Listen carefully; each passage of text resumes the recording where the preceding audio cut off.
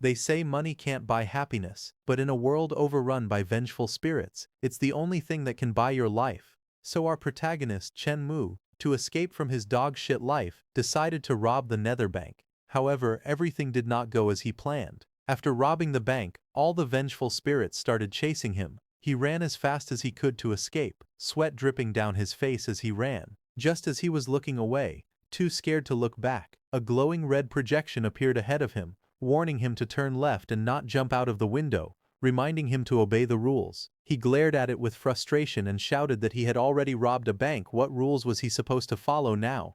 Behind him, several pursuers burst into the corridor. They shouted for him to stop as they chased him. He glanced back and saw them closing the distance. He gritted his teeth and muttered that they were catching up. The hallway ahead split into empty rooms, but he kept running, telling himself he couldn't worry about anything else anymore. A window flashed into view. Without hesitation, he leapt straight through it. Glass shattered as he dove out of the building, falling toward the ground below. He landed hard but steady. His body trembled from the impact. Then he lifted his head and breathed out in relief, saying that he made it. But just as he felt relieved, a punch smashed into him before he could react. His body twisted from the impact, and he cried out in pain as shards of glass scattered everywhere. Blood sprayed from his mouth as he was thrown backward. He crashed hard onto the ground outside, skidding across the street with a heavy thud. A cold voice echoed from behind him. It said that any human who violated the rules had only one fate: death. Chen Mu clutched his chest, struggling to breathe. His expression tightened as he forced out a frustrated whisper. He remembered that he had struggled through 5 years of the apocalypse since the weird had descended. He had always been cautious, hiding whenever he could, but in the end, even he was driven into a dead corner by the ghosts. Although ghosts were terrifying, they loved money just like humans did, specifically ghost coins. To escape this brutal life, he decided to take a risky gamble. Using an epic tier spatial ring he had obtained earlier, he chose to rob the Nether Bank. While trying to escape, he became cornered. He violated the rules, and in the end, he failed. As darkness surrounded him and he sank deeper, he whispered that he wasn't resigned to this. His body kept falling through the void. He reached out, his eyes wide with refusal, and cried out that he really couldn't accept this. Just then, a bright flash erupted from Chen Mu's spatial ring. Everything around him turned pitch black. The next moment, he opened his eyes and found himself inside a classroom, lying face down on a desk. His eyes suddenly snapped open, and he lifted his head in shock. He slowly rose from his seat, staring at his own hands and the familiar classroom around him, and wondered if he had been reborn. Meanwhile, students whispered nearby. One boy leaned forward and whispered urgently that a weird scenario had already appeared in their city. Another explained that anyone who violated the rules would face severe punishment, maybe losing an arm or a leg if they were lucky, their life if they weren't. Chen Mu froze, his eyes narrowing. A weird scenario appeared. His thoughts trembled. He wondered if he had returned to the exact moment when the weird apocalypse first began. A bead of sweat rolled down his cheek as his expression tightened. He wondered if he had to relive those terrifying days all over again. Just as he was thinking, Chen Mu suddenly jerked his head up and noticed that the spatial ring he had gotten in his previous life had also come back with him. And not just that, all the ghost coins from the Nether Bank he robbed were actually still inside. A slow smile spread across his face. Relief and excitement filled him as he realized that with this much money in this life, he could finally pull off something big. He lowered his gaze, thinking back to his past life. If he remembered correctly, around this exact time, Jiang City's first weird scenario was just about to appear at their school. Just then, a crimson light burst open in the classroom, forming a blood-red frame in the air.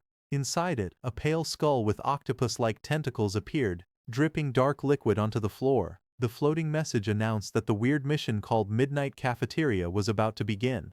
The students froze as the red glow spread across the room. A girl stepped back in terror. Her eyes widened and she screamed, asking what the strange object in front of her was. The same skull emblem hovered near her chest, releasing another glowing red panel filled with distorted text. Another announcement formed above all the students.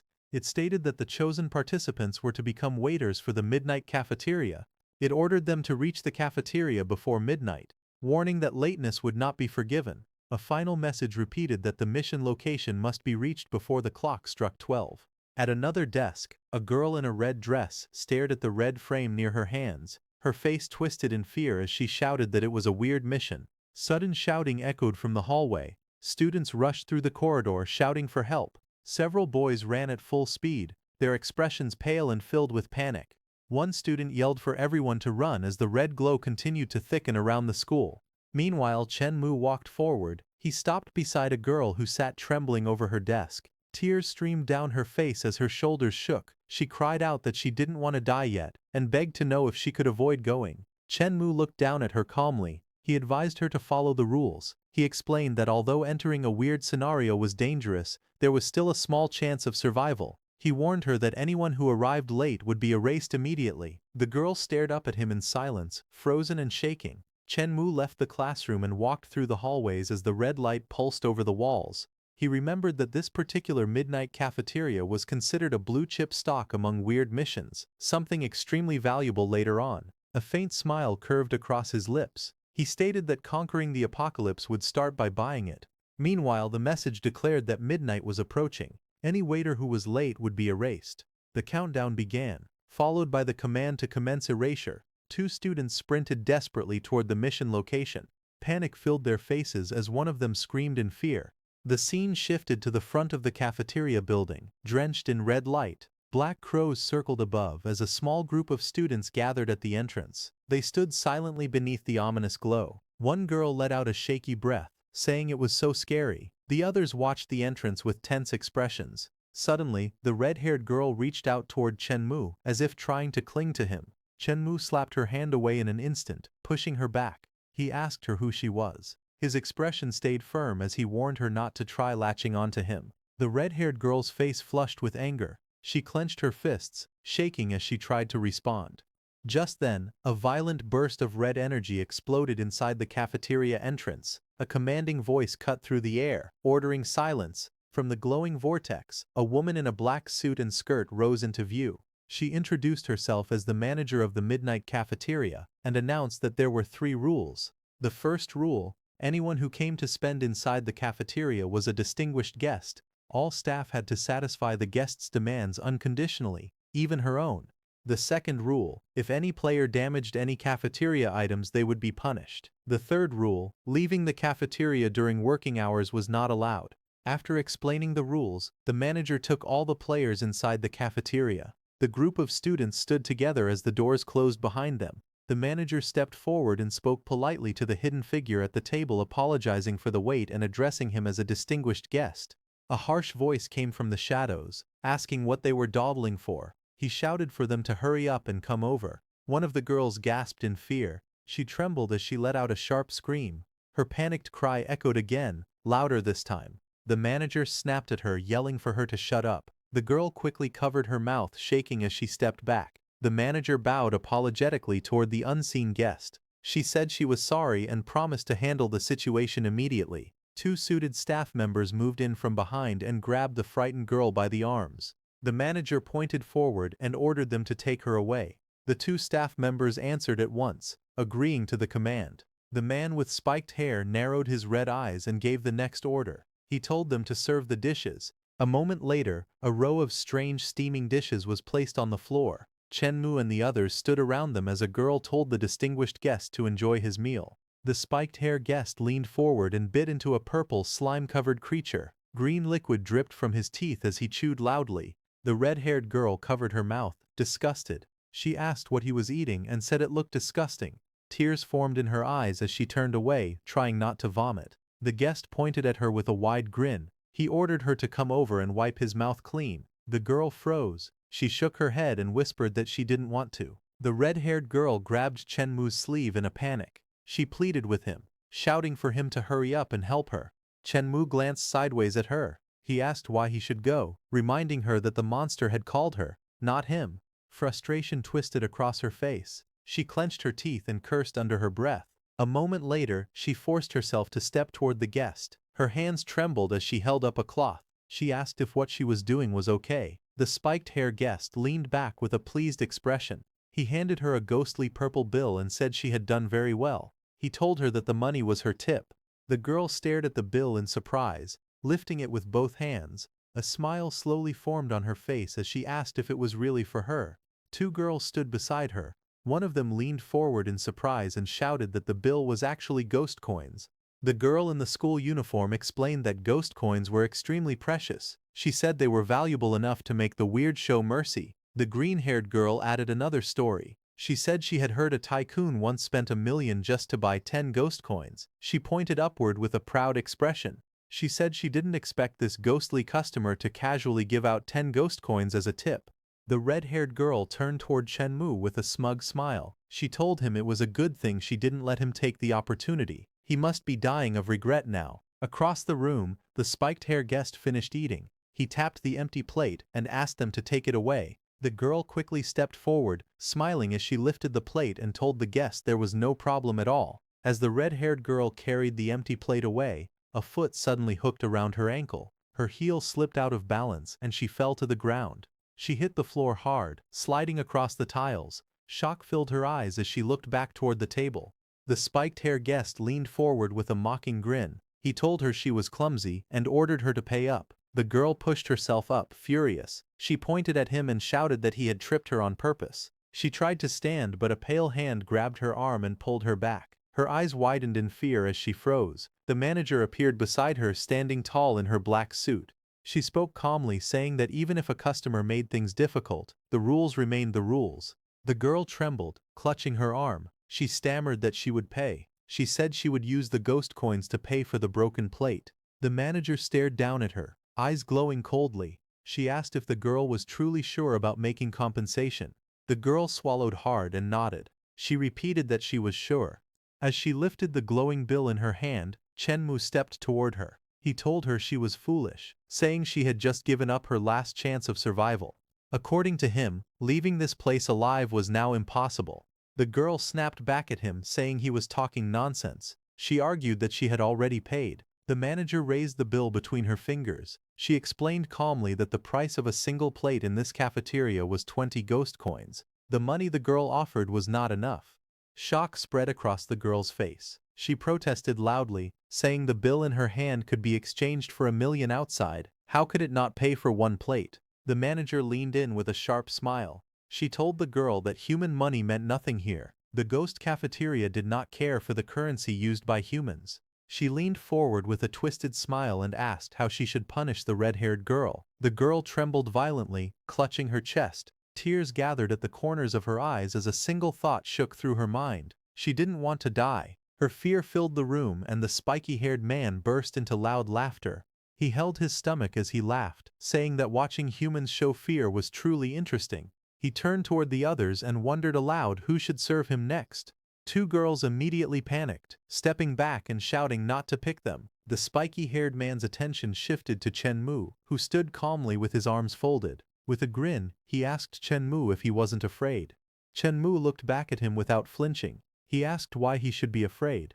The spiky-haired man slapped a bill onto the plate in front of him and told him to hurry over and take the plate away, promising that the 10 ghost coins would be his. From behind Chen Mu, one of the girls stepped forward in fear. She begged him not to go, warning that the man only wanted to harm him. Chen Mu glanced back at her calmly. He told her not to worry, saying he had his own ways of dealing with things. He then walked up to the table where the spiky-haired man waited. Chen Mu took the banknote and asked if he simply had to carry the plate. Right after he took the money from him, Chen Mu picked up the plate and smashed it into the ground. Pieces scattered across the floor. Seeing this, everyone in the room froze. The red-haired woman, the blonde manager, the two frightened girls, and the spiky-haired man all stared in shock. Chen Mu looked forward with a calm expression. He told them not to waste time and said they should move on to the next step. The red-haired woman burst into wild laughter. She told him his money wasn't enough to compensate for anything, and she ordered him to prepare to die. The blonde manager stepped forward next. She glared at Chen Mu and said he had damaged an item, so he must either pay or die. Chen Mu didn't react. Instead, he casually told her not to rush and asked her to serve him a portion of peanuts worth 10 ghost coins, adding that he would eat them right there. The blonde manager froze, confused. She stared at the ghost coin he was holding and asked what he meant. Chen Mu then explained the cafeteria rules with a confident smile. He said that as long as someone spent money, they became a customer. He reminded her that cafeteria staff were not allowed to refuse a customer's request. Finally, he pointed at himself and declared that he chose to become a customer, and he refused to make compensation. The blonde manager clasped her hands together with a delighted smile. She praised Chen Mu, calling him a truly clever customer. She stepped closer and asked politely if she could know his name. Chen Mu remained calm. He said she was flattering him and introduced himself as Chen Mu. Before she could continue, the red-haired woman rushed forward angrily. She pointed at Chen Mu and shouted, demanding to know why they weren't killing him too. She argued loudly that he had also smashed a plate. The blonde manager turned toward her with a firm expression. She explained that the woman still didn't understand the situation.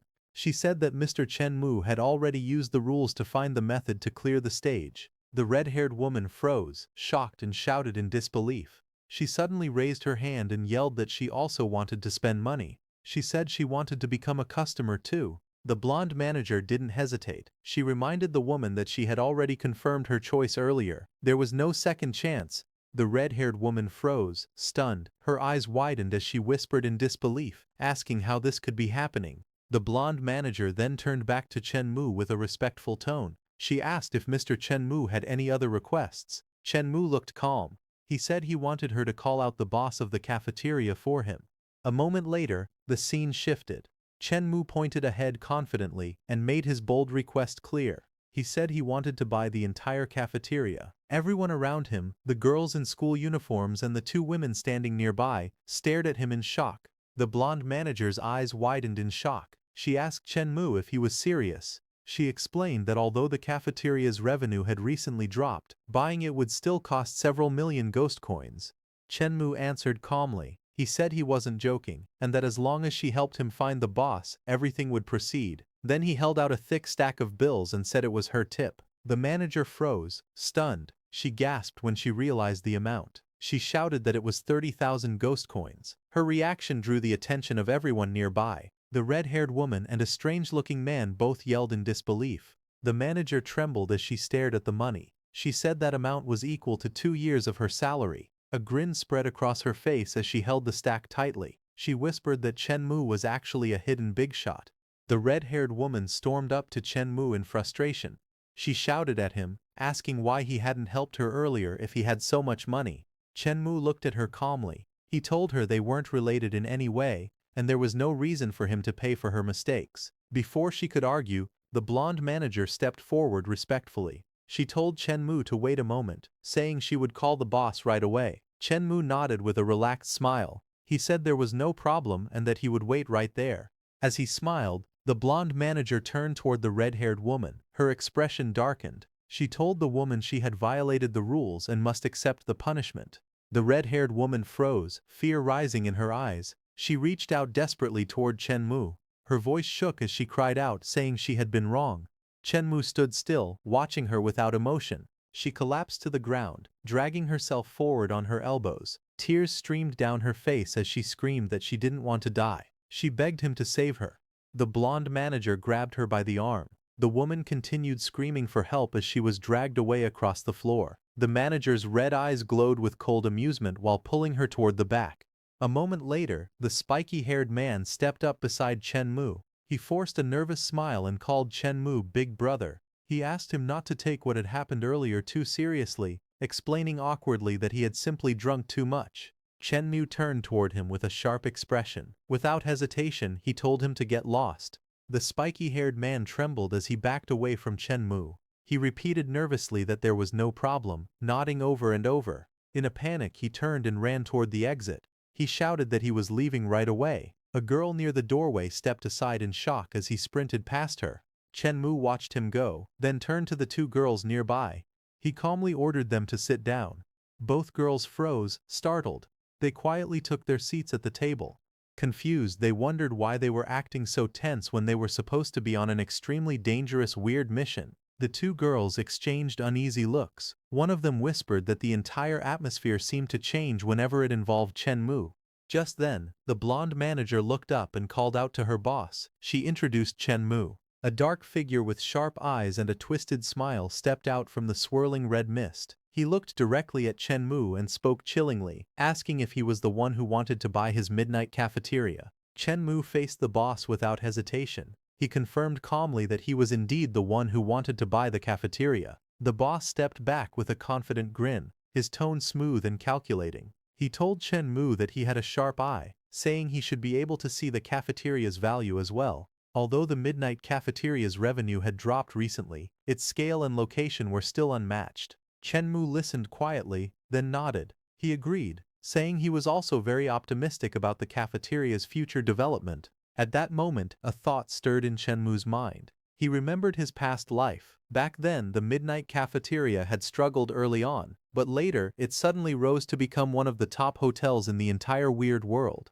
Chen Mu's expression hardened with determination. He understood the opportunity standing in front of him. This time he planned to seize it early, before anyone else could. The boss smirked to himself, thinking how fortunate he was that someone was finally willing to take over the troublesome cafeteria. He told himself he shouldn't let this opportunity slip away. Facing Chen Mu, the boss raised his voice and pretended to be serious. He said the selling price was quite expensive and wondered if Chen Mu could handle it. Chen Mu didn't hesitate. With a calm smile, he told the boss to name his price. Hearing that, the boss lifted one finger. He announced boldly that for 7 million ghost coins, the entire cafeteria would belong to Chen Mu. The blonde assistant leaned in nervously. She whispered that the boss was being a bit shady and questioned whether their cafeteria was really worth 7 million, telling him to look at Mr. Chen Mu's expression. Seeing Chen Mu's expression, the boss suddenly panicked. Cold sweat formed on his forehead as he wondered if he had asked for too much. Worried, the boss quickly tried to fix the situation. He told Chen Mu that if the price wasn't suitable, they could continue discussing it. Chen Mu opened his eyes and answered calmly. He said there was no need. Then, with a confident smile, he announced that he was offering 8 million and wanted to seal the deal immediately. The boss and the blonde assistant froze in shock. Both of them leaned forward with wide eyes. The boss stared at Chen Mu in disbelief and asked if he was joking. Chen Mu shook his head lightly. He said he was serious and that he had one condition for adding more money. The boss leaned forward eagerly, his eyes shining. He urged Chen Mu to speak, almost begging him to explain the condition. Chen Mu raised his hand and pointed toward the blonde manager. He stated firmly that all the staff members in the cafeteria must remain with him. He said the boss was not allowed to take any of them away. The blonde manager blinked in surprise. She asked if Chen Mu actually wanted to keep them. Before she could say more, the boss cut in with a careless attitude. He admitted openly that after selling the cafeteria, he had planned to run away. He laughed as he said he didn't care about these lonely souls and wandering ghosts, and this way, he wouldn't have to pay the wages he still owed them. Hearing this, the boss quickly changed his expression to a cheerful one. He promised there was no problem and agreed to leave all the employees to Chen Mu. With a greedy smile, he leaned forward again. He asked Chen Mu how long it would take to prepare the payment so they could sign the contract soon. His eyes sparkled with excitement as he waited for Chen Mu's answer. Chen Mu smiled confidently and raised his hand. He said they should complete the deal today because he preferred paying in cash. A moment later, Chen Mu revealed a massive pile of glowing ghost coins. Stacks of money filled the room, sparkling under the lights. The boss fell backward in shock as he stared at the mountain of cash. He looked around in disbelief, stunned that Chen Mu had just taken out 8 million so casually. Money fluttered in the air as the boss's eyes lit up greedily. He muttered to himself, amazed that Chen Mu could produce such a fortune without hesitation. The boss quickly placed a contract and pen on the table. He praised Chen Mu for being so straightforward in business and told him that once he signed, the cafeteria would officially be his. Chen Mu leaned over the document and began signing it. As he wrote his name and finished signing, a sudden purple glow surged from the contract. Energy wrapped around his hands, rising like flames. The boss waved happily, completely unfazed. He told Chen Mu not to worry. He explained that this was the power of the rules, and once the contract was signed, Chen Mu would become the official boss of the cafeteria. He added that no one including himself could forcibly take the cafeteria away after this. Chen Mu looked down at his hand as the light pulsed warmly. A smile formed on his face, and he said he could feel it. In the next moment, Chen Mu's mind connected with something deeper. He realized the cafeteria had formed a bond with him, just like the spatial ring, and from that day onward, the rules of the cafeteria would be set by him. Meanwhile, the former boss watched with a greedy grin. In his thoughts, he rejoiced that 8 million ghost coins had not only allowed him to sell off his failing cafeteria, but also freed him from worrying about the troublesome staff. Chen Mu's eyes shone with confidence. He thought to himself that spending 8 million now would secure a weird scenario worth tens of billions in the future. Chen Mu and the former boss shook hands with bright smiles. Together they declared that they had made a huge profit. Right after shaking hands, the former boss hurried toward the exit with a large sack slung over his shoulder. He waved his hands energetically and said there was no need to escort him out. He wished Chen Mu prosperous business and shouted that he was leaving now. Chen Mu watched him run away and then turned to the blonde manager. He said that now that he was the boss of the cafeteria, he wanted to modify the rules. The blonde manager smiled warmly. She told him there was no problem and that since he was the boss he could change the rules however he liked. Chen Mu looked at the clock on the wall and made a decision. He stated that the weird mission would end at 12:30. The blonde manager nodded with a smile, saying there was no problem. Chen Mu then turned to the two girls who had been trapped in the cafeteria earlier. He told them they could go back safely now. The girls stepped forward with relief. One of them thanked Chen Mu sincerely. She said that if it weren't for him they definitely wouldn't have been able to leave alive. Chen Mu then looked back at the blonde manager. He instructed her to gather all the staff because he wanted to hold a meeting in 10 minutes. The manager smiled brightly and nodded. 10 minutes later, all the cafeteria staff gathered together, chefs, servers and even a creature in a pink apron, standing in a line as Chen Mu faced them. Chen Mu introduced himself. He told them that their previous boss had sold both the cafeteria and all of them to him. The staff listened quietly as Chen Mu continued speaking. He announced that from that day onward he was the new person in charge. The group lowered their heads with dull expressions. One of them muttered that it didn't matter who the boss was. Another added that they were just beasts of burden anyway. Chen Mu looked at them and spoke firmly. He said he knew their former boss owed them half a year's wages, but he was different. Chen Mu stepped forward and placed his hand over the glowing stack of ghost coins. He announced that he would pay all the back wages and said Manager Lee would hand them out shortly. The bright purple light shimmered across the room, drawing every worker's attention. The staff crowded together, their eyes shining. One of them shouted excitedly that there were so many ghost coins. Another told him to stop yelling, saying he wasn't blind. Someone else whispered that it had to be at least hundreds of thousands. Chen Mu looked at the group and continued. He told them that as long as they kept working for him, he guaranteed their wages would always be paid on time every month. The staff burst into cheers. Some threw their fists into the air. One shouted how great it was. Another said he could finally save money to get a wife. Someone even shouted that Chen Mu was his god. Watching their reactions, Chen Mu smiled quietly. He thought to himself that such a small amount of money had earned him such deep gratitude. In his mind he noted that he should really thank the previous boss for leaving things in this state.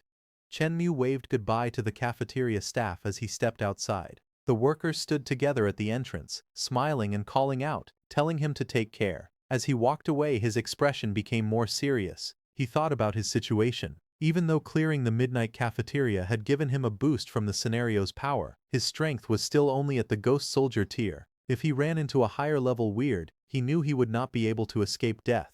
Standing alone under the red-tinted sky, Chen Mu looked around the empty street. He told himself he needed to get some kind of life-saving equipment as soon as possible. Just then, a purple taxi suddenly pulled up beside him. He stared at it in surprise and wondered aloud how there could still be a taxi at such a late hour. The car door clicked as he reached out and pulled it open. Chen Mu leaned inside and spoke to the driver, telling him to go to Wangjiang Community. Chen Mu sat quietly in the back seat of the taxi as the car moved through the night. The interior was silent, but something about the atmosphere felt strange. The taxi suddenly accelerated. The speedometer needle shot upward, and the car rushed forward at an unusually fast pace. Chen Mu looked out the window, watching the scenery blur past. He wondered why the driver was going so fast when there were hardly any cars on the road at this hour. To him the speed felt excessive. As he sat there, he noticed another detail. It was the smell of blood. Chen Mu's expression sharpened. He looked toward the car door and spotted a red shape smeared across the window. It was a bloody handprint. Seeing it confirmed his suspicion that something was definitely wrong with this taxi. A cold thought crossed his mind. He realized he had unknowingly stepped into another mobile weird scenario. This time, it was the Nether Taxi, a mobile weird scenario known for dragging passengers into deadly situations.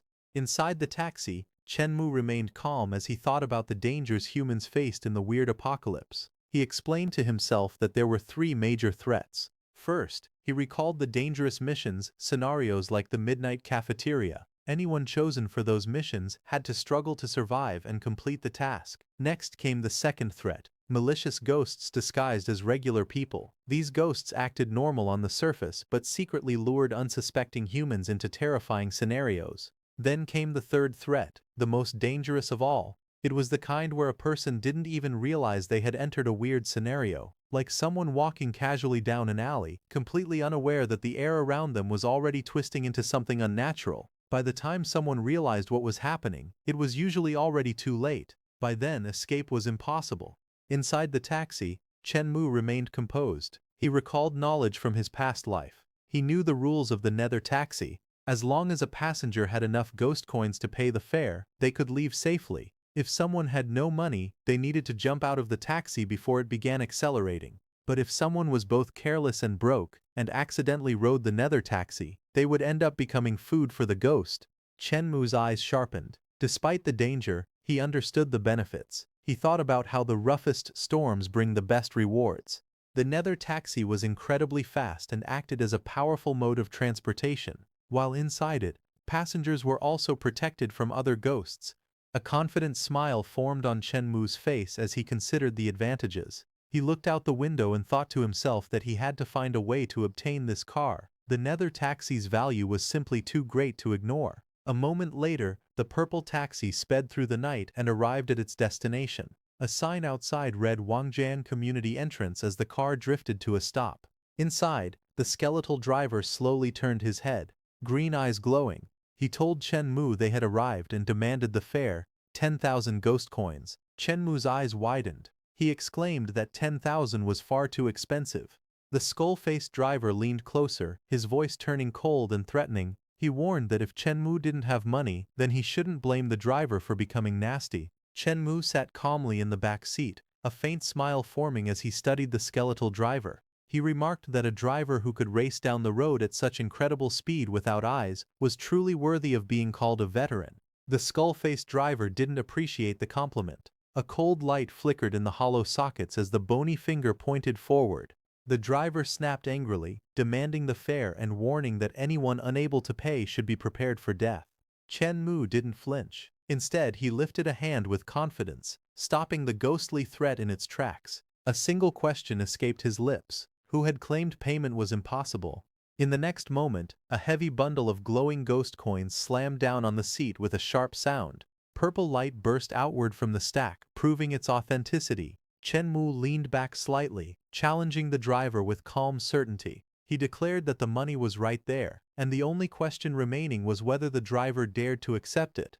The ghost driver stiffened. Beads of ghostly sweat traced down the cracked skull as disbelief spread across the bony face. The driver was stunned that this young passenger actually possessed 10,000 ghost coins. Finally, the skeletal driver spoke again, repeating the rules that governed the nether taxi. As long as the fare was paid in full, the passenger was guaranteed the right to leave safely. The skeletal driver sat stiffly as Chen Mu's voice continued. Chen Mu pointed out that the driver had deliberately shifted his body to block the taximeter, hiding the real fare. Because of that, the true price couldn't be seen, allowing the driver to quote a sky-high number meant to scare the passenger into panic. Chen Mu leaned back with a calm, confident smile. He explained that the driver had been certain no passenger would carry 10,000 ghost coins. If the passenger failed to pay, the driver could then justify devouring the victim without breaking the scenario's rules. Across the seat, the skeleton's expression turned uneasy. A silent thought echoed within the hollow skull. The apocalypse had only begun a month ago, yet this young human seemed to know every rule of the scenario as if memorized long ago. Chen Mu remarked that the driver truly had a black heart. The cost was obviously 10 ghost coins, yet the driver had tried to demand 10,000. The skeleton clicked his teeth together in annoyance. With a huff, he told the passenger to pay and leave, insisting there was no need for further chatter. Chen Mu held the glowing stack of ghost coins between his fingers, lifting it lightly as purple light shimmered across the taxi interior. He told the skeletal driver not to rush and asked if the ghost coins were tempting, if they were wanted. The skeleton's eyes locked onto the shining bills. A faint tremble ran through the bony jaw as the driver asked whether those coins would actually be given away if desired. Chen Mu responded with a bright, confident smile. He even offered to add another 10,000 on top. The skeleton froze in confusion, unable to understand the intention behind such generosity. Chen Mu leaned forward slightly, still smiling. He explained that the full 20,000 ghost coins would belong to the driver as long as a certain condition was agreed upon. He added that even more coins would arrive every month in the future. The skeletal driver's jaw moved slowly as he stared at the offer. A single question emerged from deep within the hollow skull: what condition? Chenmu sat comfortably in the back seat, his expression calm and confident. With a light smile he stated his condition. The skeletal driver was to become his exclusive driver, available anytime on call whenever needed. He added that good performance would even earn an extra bonus. The skeleton stared at him in stunned silence. A troubled thought rose inside the ghostly mind. Working non-stop as a taxi driver normally earned only 3,000 a month, yet this young man casually offered 20,000 with a wave of his hand. The difference felt unbelievable. Chenmu then snapped his fingers. A sharp sound echoed through the taxi, and several glowing stacks of ghost coins materialized, piling up one after another. Purple light filled the space as the money shimmered like treasure. The skeleton's eyes lit up, literally turning into glowing dollar signs. Ghostly excitement spread across the bony face as floating bills drifted through the air. Overwhelmed by the offer, the driver shouted his acceptance on the spot. Chenmu spoke with a relaxed smile and told the skeletal driver to sign the contract. Starting tomorrow, the ghost would officially become his exclusive driver. In the next moment, the skeleton respectfully presented a phone on top of the signed contract. With great sincerity, he explained that the phone should be kept close. He promised that the moment a call was made, he would appear within 5 minutes without fail. Inside the taxi, the skeleton's thoughts were brimming with determination. Such lavish spending from Chenmu made the ghost feel that this employer must be treated with the utmost care, and under no circumstances could he be allowed to slip away. Chenmu reviewed the contract, nodded with satisfaction, and issued one more instruction. He told the driver to return the next morning at 10 o'clock to pick him up at the same location. The skeletal driver straightened his back, glowing with enthusiasm. With a hand pressed over his chest, he assured his new boss that reliability was his strongest trait. His voice rang with confidence and loyalty, eager to prove his worth. The next morning, sunlight spilled across the quiet street, warming the buildings and casting soft shadows under the trees. Inside a small apartment, Chenmu stepped out with a slice of bread in his mouth, preparing for the day ahead. He reflected on the world's condition. The weird apocalypse had only recently begun, yet strange scenarios were increasing everywhere. Ordinary people feared even approaching those places. Entering them voluntarily was something most wouldn't dare to think about.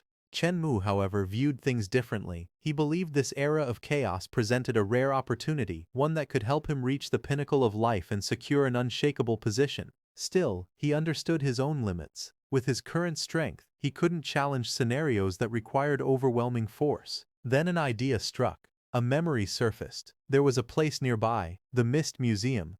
The museum owner, Duke William, stood at the Ghost General tier, a level few could match. Beneath him, countless powerful subordinates served at the Ghost Soldier tier. And Duke William possessed his greatest treasure, the Death-Heavy Armor, a Ghost General tier artifact. Rumor stated that anyone who wore that armor became nearly immune to most damage caused by the weird. However, the armor could not be obtained through missions or combat. The only way to gain it was through Duke William's voluntary goodwill. But according to memories from his previous life, Duke William had been struggling financially for a very long time. Though he looked glorious on the outside, he was actually short on money. Realization dawned on Chenmu, and his expression shifted into excitement. Out of everything in the world, ghost coins were the one thing he had in abundance.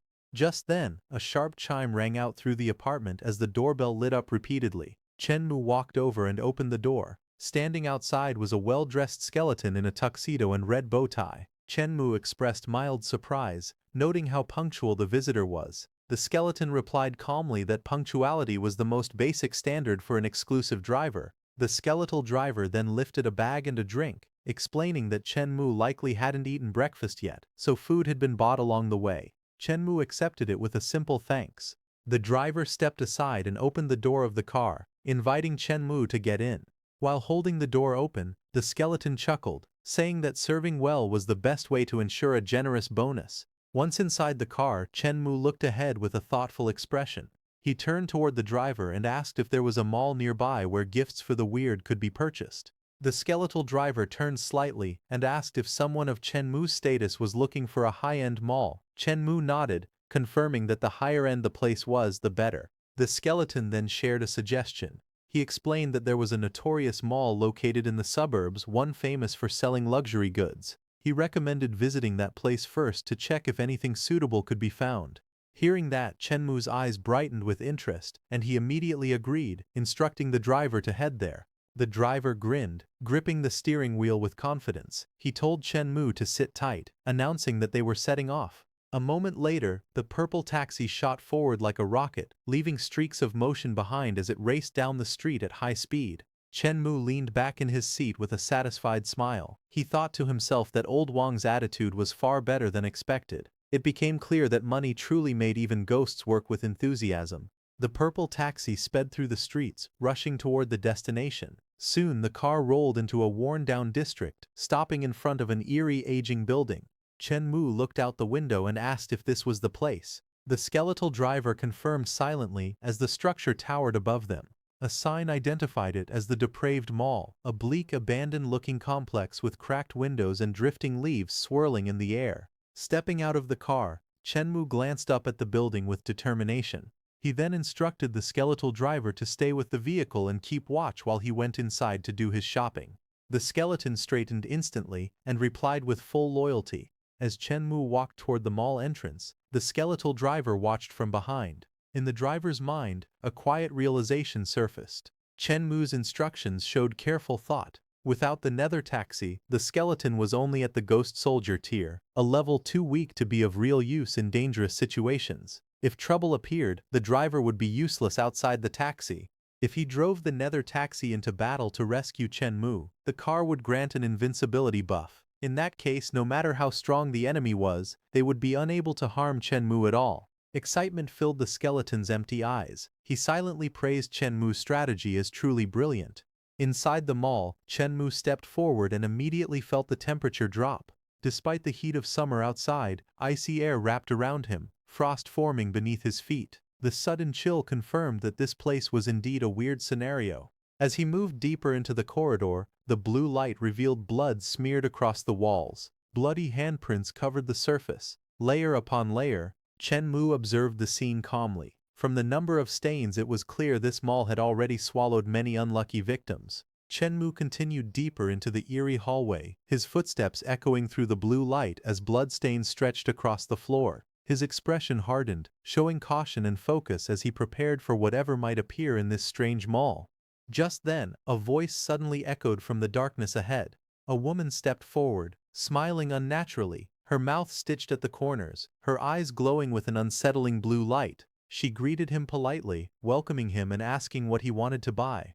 Chenmu looked at her calmly and asked if this place was truly the Depraved Mall. The woman confirmed it with a grin, her smile widening unnaturally. She stepped closer and warned him not to think about escaping. According to her, anyone who spent money inside the mall would be allowed to leave safely. As she spoke, her long sharp nails reached out and grabbed his shoulder, her expression shifting into a twisted, predatory smile. Chenmu looked at her calmly, a faint smile forming on his face. In a relaxed tone, he pointed out that those seemed to be the mall's rules. The blonde girl, slightly impatient, urged him to hurry up and spend. Chenmu's expression turned serious as he leaned forward. He told her to stop playing tricks, saying that if he wasn't mistaken, even if he didn't buy anything, he could still leave safely. Her expression changed instantly. Shock flashed across her face and a bead of sweat slid down her cheek as she asked how he knew. Chenmu's smile deepened, his eyes steady and confident. He calmly replied that he had seen this kind of situation many times before. Chenmu leaned slightly closer, his eyes calm as he explained that the rules stating one could leave the mall after buying something were actually a misdirection. People who entered the mall for the first time would panic. Wanting to escape as quickly as possible, they would choose a product without thinking too much. However, in the end, those people would violate the rules because they didn't have enough ghost coins to pay.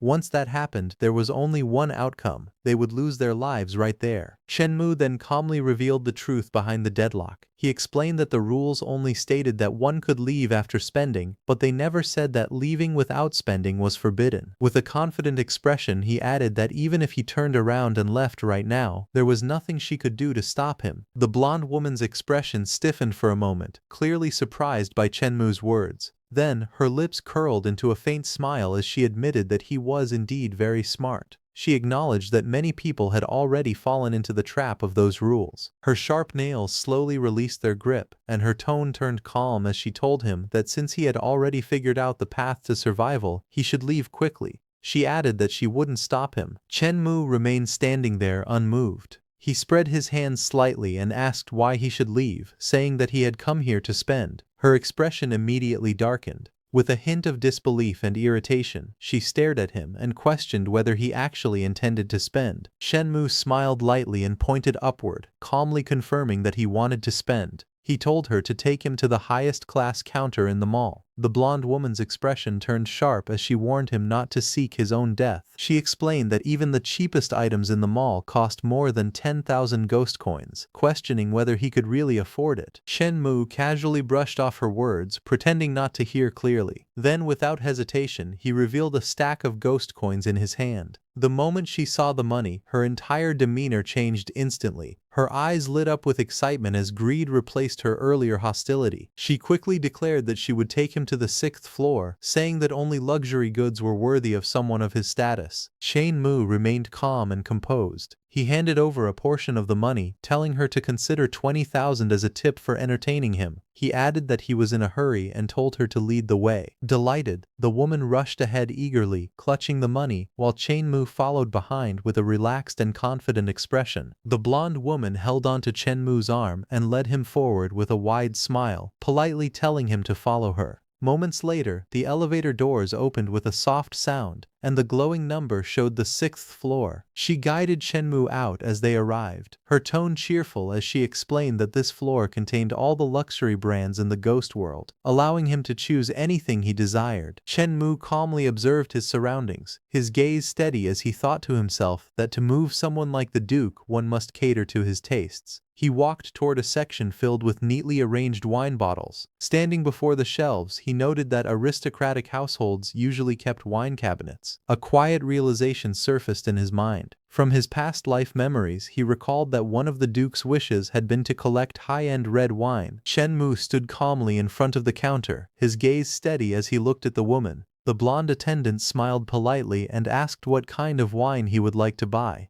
She explained that all the products in the store were custom-made according to the tastes that ghosts preferred the most. However, beneath that pleasant smile, a sinister thought surfaced. She quietly mocked him in her mind, thinking that if he couldn't afford it, he would end up just like the reckless youths before, becoming her next meal. Chen Mu remained unfazed. Without hesitation, he picked up a bottle and calmly gave his order. He asked for 100 bottles of their most expensive red wine, and added that the packaging must be the most luxurious available. The woman's expression didn't change outwardly, but her eyes flickered with cold amusement. In her mind, she sneered at him, thinking that he was an idiot. She believed he was trying to pay with normal currency in a place like this, and decided to watch how long he could keep up the act. The blonde attendant leaned slightly forward with a polite smile and informed Chen Mu that everything was ready. She stated that the total cost came to 23 million. Chen Mu sat calmly, his expression unchanged as he looked at her. The woman's smile turned cold and mocking. She told him that if he didn't have the money to pay, he could simply leave his head behind to offset the debt. Chen Mu remained completely unfazed. With a relaxed tone, he told her there was no need to try to scare him, as he could easily afford such a small amount. At that moment, he casually extended his hand and revealed a massive pile of ghost coins, their glow filling the space. The woman's expression paused for a brief moment before she spoke again, reminding him that the payment required ghost coins, 23 million of them. Chen Mu's lips curved into a faint smile. Holding the stack of ghost coins in his hand, he looked at her calmly and asked what she thought he had been giving her all this time. The blonde woman stared at the pile of ghost coins in her hands, her eyes trembling with disbelief. Her voice shook as she exclaimed that it was impossible. The apocalypse had only descended for a month, yet Chen Mu somehow possessed such an overwhelming amount of ghost coins. She quickly began checking the money again, her movements hurried and nervous, making sure everything was real. Chen Mu sat calmly on the sofa across from her, his expression indifferent. He looked at her and asked if she had confirmed it. The woman swallowed and forced herself to remain composed. With a respectful tone, she told him to wait for a moment, explaining that for such a massive transaction, the manager needed to be present. Shenmue closed his eyes slightly, clearly impatient, and told her to hurry up, saying he had things to do. Without wasting another second, the woman turned and rushed away. As she pushed open the door, she quickly reported the situation, calling out to the manager that there was a customer downstairs who had just bought 100 bottles of high-end red wine in a single purchase. Inside the office, a red-haired woman wearing glasses sat calmly in her chair. Her sharp eyes glanced forward as she questioned whether the attendant had mistaken another foolish human carrying ordinary currency for an actual customer. The blonde woman quickly stepped forward and respectfully explained that she had already verified it. She said that 20 million ghost coins were sitting downstairs and urged the manager to come and see it for herself. Hearing this, the manager's expression shifted slightly. Curious, she moved toward the door. Peeking from the side, she caught sight of the glowing pile of ghost coins beside Shenmue. A moment of shock flashed across her face as she realized it was real ghost currency. However, in the very next second, her demeanor completely changed. She adjusted her clothes neatly, her expression turning elegant and composed, a confident smile forming on her lips. Without hesitation, she walked out to meet him. Standing before Shenmue, she bowed slightly with a polite and respectful attitude. In a calm and refined tone, she apologized for making him wait and asked how she should address him. Shenmue looked at the manager calmly and introduced himself, saying that his surname was Chen. The manager maintained her polite smile and respectfully addressed him as Mr. Chen. She informed him that he had already spent over 20 million and congratulated him on becoming the depraved mall's very first gold client. As she spoke, she presented a golden card in front of him. Before she could continue, Shenmue raised his hand slightly and stopped her. In a calm tone, he told her not to be anxious, explaining that he had not finished buying yet. The manager was momentarily stunned. A hint of confusion appeared on her face as she repeated his words in disbelief, wondering if she had heard correctly. Shenmue simply smiled, his expression relaxed and confident. He confirmed it casually, saying of course. Then, with a faint grin, he added that the 100 bottles of wine were only just the beginning. The manager maintained her polite smile and told Shenmue that if he had any other needs, she could introduce them to him one by one. Shenmue waved his hand casually, his expression calm. He told her there was no need for that trouble and instructed her to bring the most expensive jewelry in the shop. Hearing this, the manager froze for a moment. Then, in a sudden exaggerated reaction, her mind spun in shock. She stammered and quickly agreed, addressing him respectfully as Mr. Chen, while inwardly thinking that he was simply inhumanly rich. Moments later, she presented a dazzling crystal necklace. She explained that the necklace was worth 1 million ghost coins and that it was one of the most expensive pieces of jewelry in the entire mall. Shenmue glanced at it briefly, his expression unchanged. Without hesitation, he calmly told her to wrap it up. The attendant carefully held the box, still slightly stunned as the luxurious item was prepared. Shenmue looked at the crystal necklace with a faint smile, imagining it in his mind. He thought that such a beautiful crystal necklace would be perfect for the Duchess. Without hesitation, he shifted his gaze to the nearby display and calmly added that he would take those watches as well. The attendant quickly responded with a bright smile, telling him that the total came to 5 million ghost coins. She politely asked him to rest for a moment while they packaged everything for him. Shenmue sat there calmly, observing his surroundings. In his mind, he noted that the goods here were indeed impressive. He realized that in the future, this place would definitely become a major consumption venue for more and more strange beings. A thought surfaced in his mind. Since the mall had such potential, why not simply buy it outright? With that idea, Shenmue looked toward the attendant and asked if there was someone in charge. He said he wanted to speak with them. Then, with a calm and steady tone, he instructed her to ask the person in charge how much it would cost to sell the entire mall to him. The manager's eyes widened in shock as she stared at Shenmue. In disbelief, she exclaimed that she had been treating him as a customer, yet he actually wanted to become her boss by buying the entire mall. Trying to regain her composure, she apologized respectfully and explained that the leader leader was currently away on a business trip. She admitted that she did not have the authority to make such a decision, but assured him that once the leader returned she would notify him immediately and asked if that would be acceptable. Chen Mu listened calmly and gave a slight nod. With a relaxed expression, he said that was the only way for now. The manager's attitude quickly softened again. With a polite smile, she told him that if he had any needs she could open a supreme black gold card for him. Chen Mu glanced at her and asked calmly whether that card came with any privileges. The manager smiled gracefully as she explained the privileges of the supreme black gold card. She told Chen Mu that with this card he could modify the mission rules of the depraved mall at will. It was an authority equivalent to that of a scenario boss. She then added that if he wished to stroll through the mall, they would clear the entire venue in advance to ensure he enjoyed the highest level of service and a supreme consumption experience. Chen Mu listened calmly, then casually asked her to open one for him. At the same time, he added another request. He wanted 50 additional shopping cards, each with a limit of 5,000 ghost coins. The manager's smile widened as she quickly agreed. A moment later, she respectfully presented the card with both hands, telling him that this was his supreme black gold card.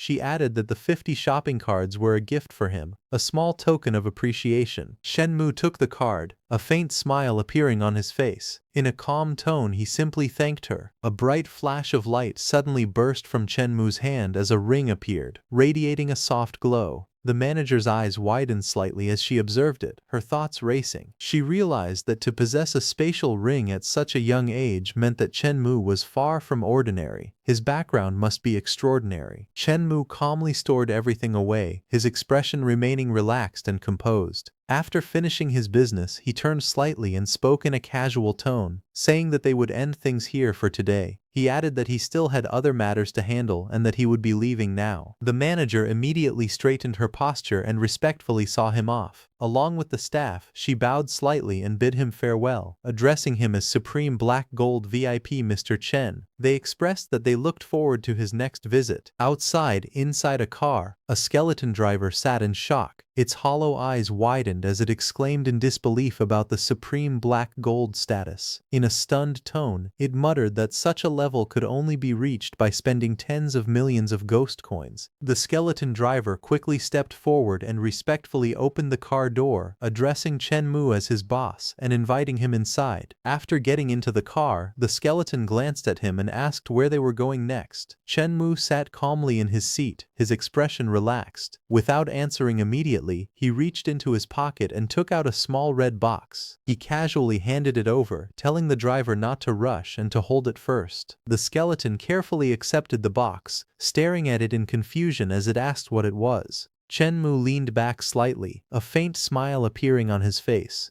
In a calm tone, he told the driver that it was a gift and asked him to open it and see if he liked it. The skeleton froze for a moment, clearly surprised, as shock and excitement began to rise within it. The skeleton carefully opened the red box, and the moment the lid lifted, a radiant glow burst out. Its hollow eyes widened as shock filled its expression. A stunned voice escaped from it, overwhelmed by what it saw. Inside the box lay a luxurious watch, shining brilliantly under the light. The skeleton trembled slightly as it stared at the item. In disbelief, it muttered that it was a zombie Constantin watch. Its hands shook as it held the box, clearly overwhelmed by the value of the gift. Tears began to gather in its empty eye sockets as emotion surged within it. In a trembling voice, it told Chen Mu that the gift was too valuable and that it could not accept it. Chen Mu simply smiled, his expression relaxed and gentle. He told the skeleton to keep it, saying that as long as it followed him and worked hard, there would be plenty of benefits in the future. The skeleton was stunned, deeply moved by his words. In its mind, memories surfaced of its previous employers, people who had only exploited its labor and treated it like nothing more than a beast of burden.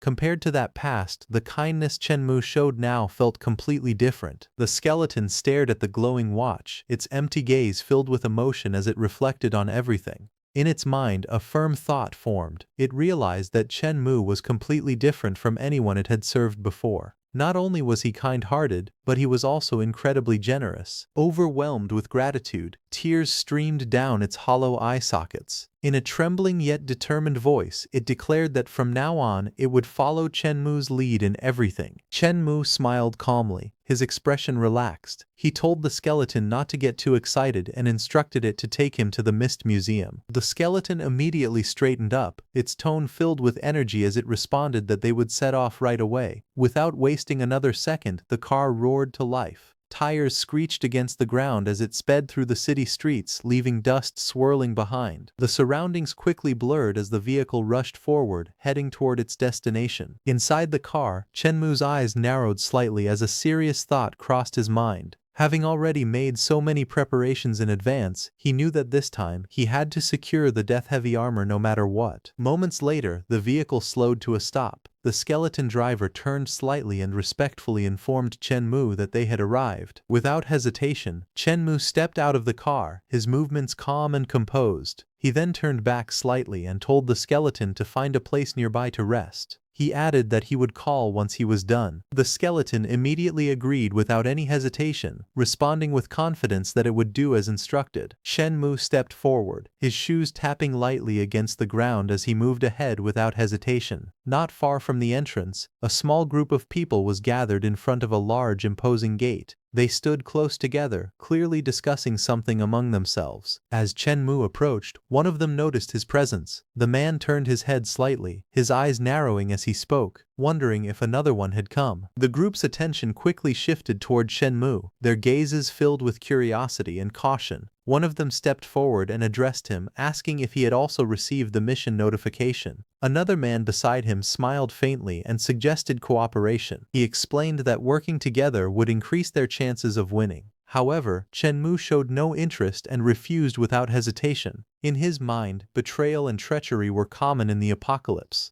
He believed that teaming up with random people would only lead to an unknown death. Seeing his response, one of the others grew irritated and called him arrogant. He mocked Chenmu, saying that acting cool in such a situation was foolish, and that without allies to help, the only outcome would be a dead end. Meanwhile, elsewhere, a frightened woman clung to a man, expressing her fear about the strange and dangerous mission. The man tried to reassure her, confidently saying that he had managed to obtain extremely rare ghost coins this time, and that they would definitely be able to clear the mission.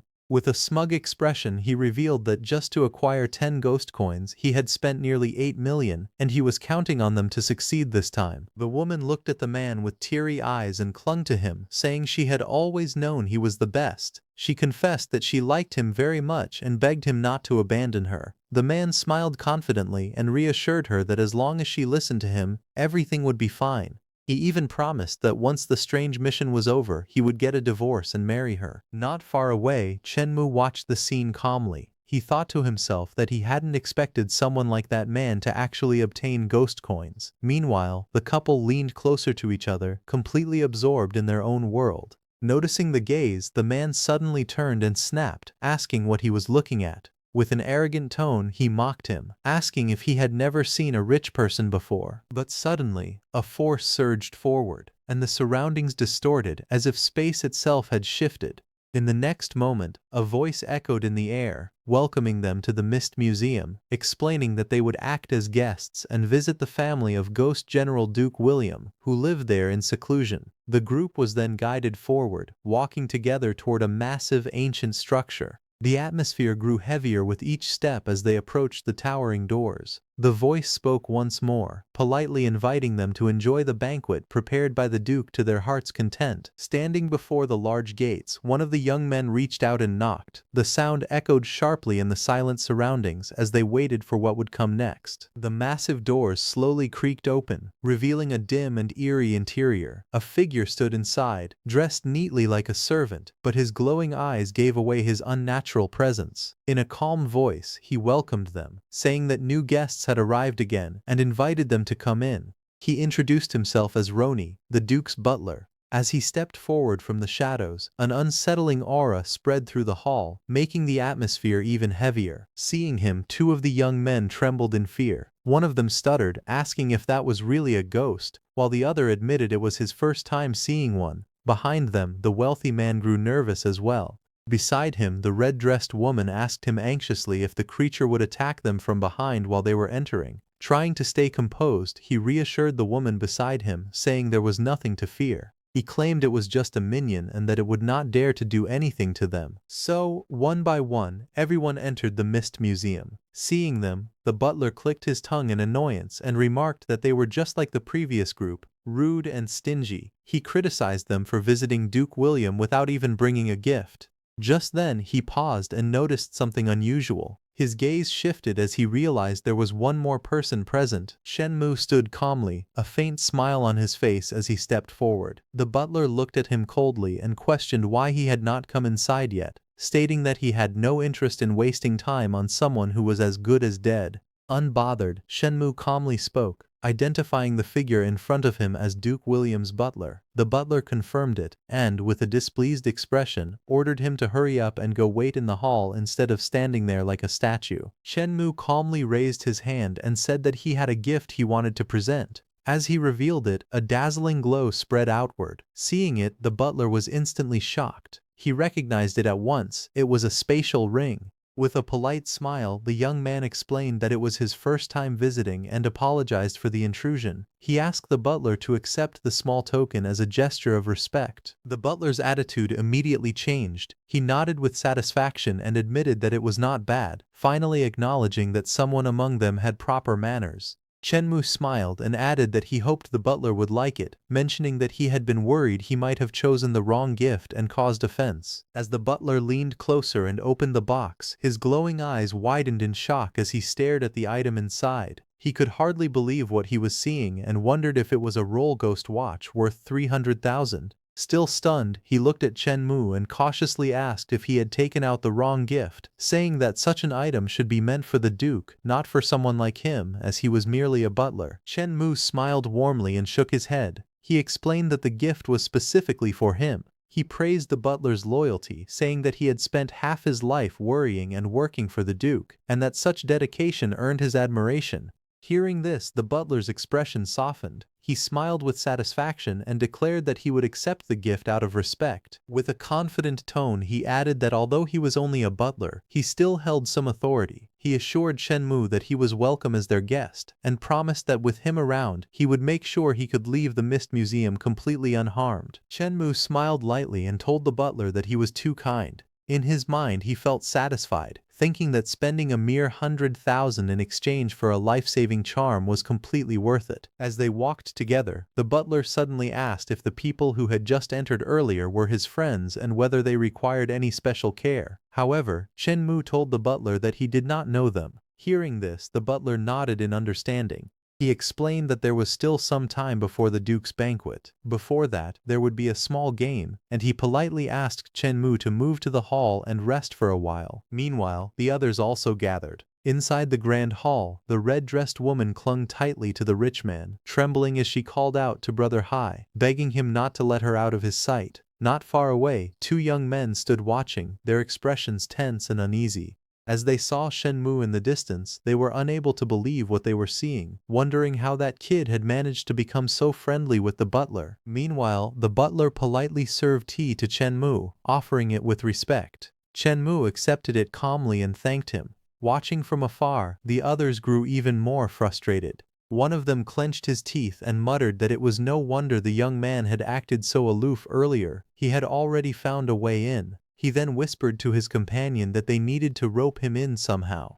Even if the young man had no real skills, he could still be useful, at the very least acting as a shield for them in danger. At that moment, the butler addressed the guests, informing them that the banquet was still being prepared. To help pass the time, he announced that Lord Duke had specially arranged a small game of hide-and-seek. Holding the glass in his hand, Shenmue's lips curled into a faint smile as he quietly remarked that it was finally coming. Soon after, the rules of the game were announced. The first rule declared that the game would last for 2 hours. During this time, no one was allowed to leave the first floor area, and anyone who violated this rule would be immediately obliterated. The second rule followed closely.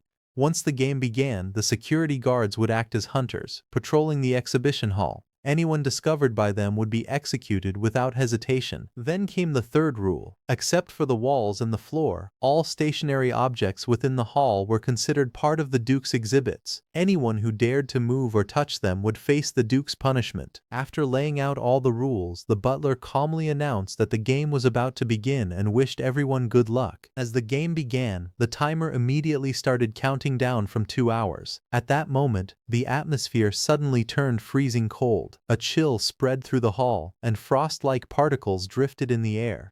The red-dressed woman looked around in fear, wondering why it had suddenly become so cold and whether a ghost was about to appear. Panicking, Brother Hai urged the woman beside him not to be afraid and suggested that they find a place to hide first. Nearby, another participant quickly realized a limitation within the rules. He noted that since they were not allowed to touch the exhibits, it meant they could not hide inside any furniture either. The realization made his expression turn grim. As fear spread, someone shouted in frustration, cursing that the situation was clearly designed to kill them. Panic began to take hold of the crowd. Amid the chaos, however, Chen Mu remained calm. He quietly analyzed the situation, concluding that the path to survival must be hidden within the rules themselves.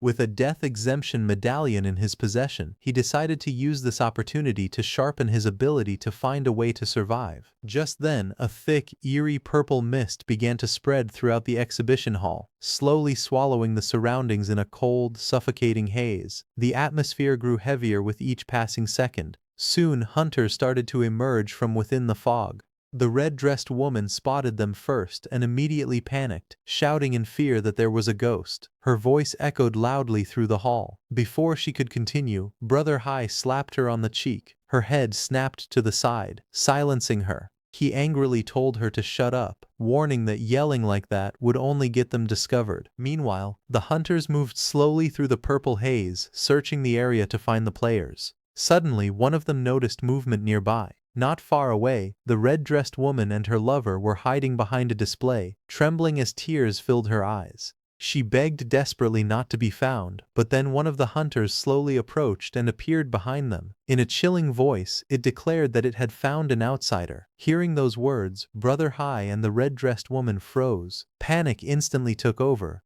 Brother Hai's face turned pale as he let out a terrified scream, his body shaking uncontrollably as the danger closed in. As the ghost closed in, the man shouted for help. Without hesitation, he pushed the woman away and turned to flee on his own. The red-dressed woman stumbled forward, reaching out toward him as tears streamed down her face. She begged him not to leave her behind, her voice filled with desperation as he ran farther away without looking back. Left alone, she trembled in fear, unable to understand why the ghost had not attacked her yet. Her heart pounded as confusion mixed with terror. Not far away, two survivors faced another ghost directly. One of them realized the situation instantly and declared that it was over. They had already been spotted. Thinking quickly, one of them came up with a plan.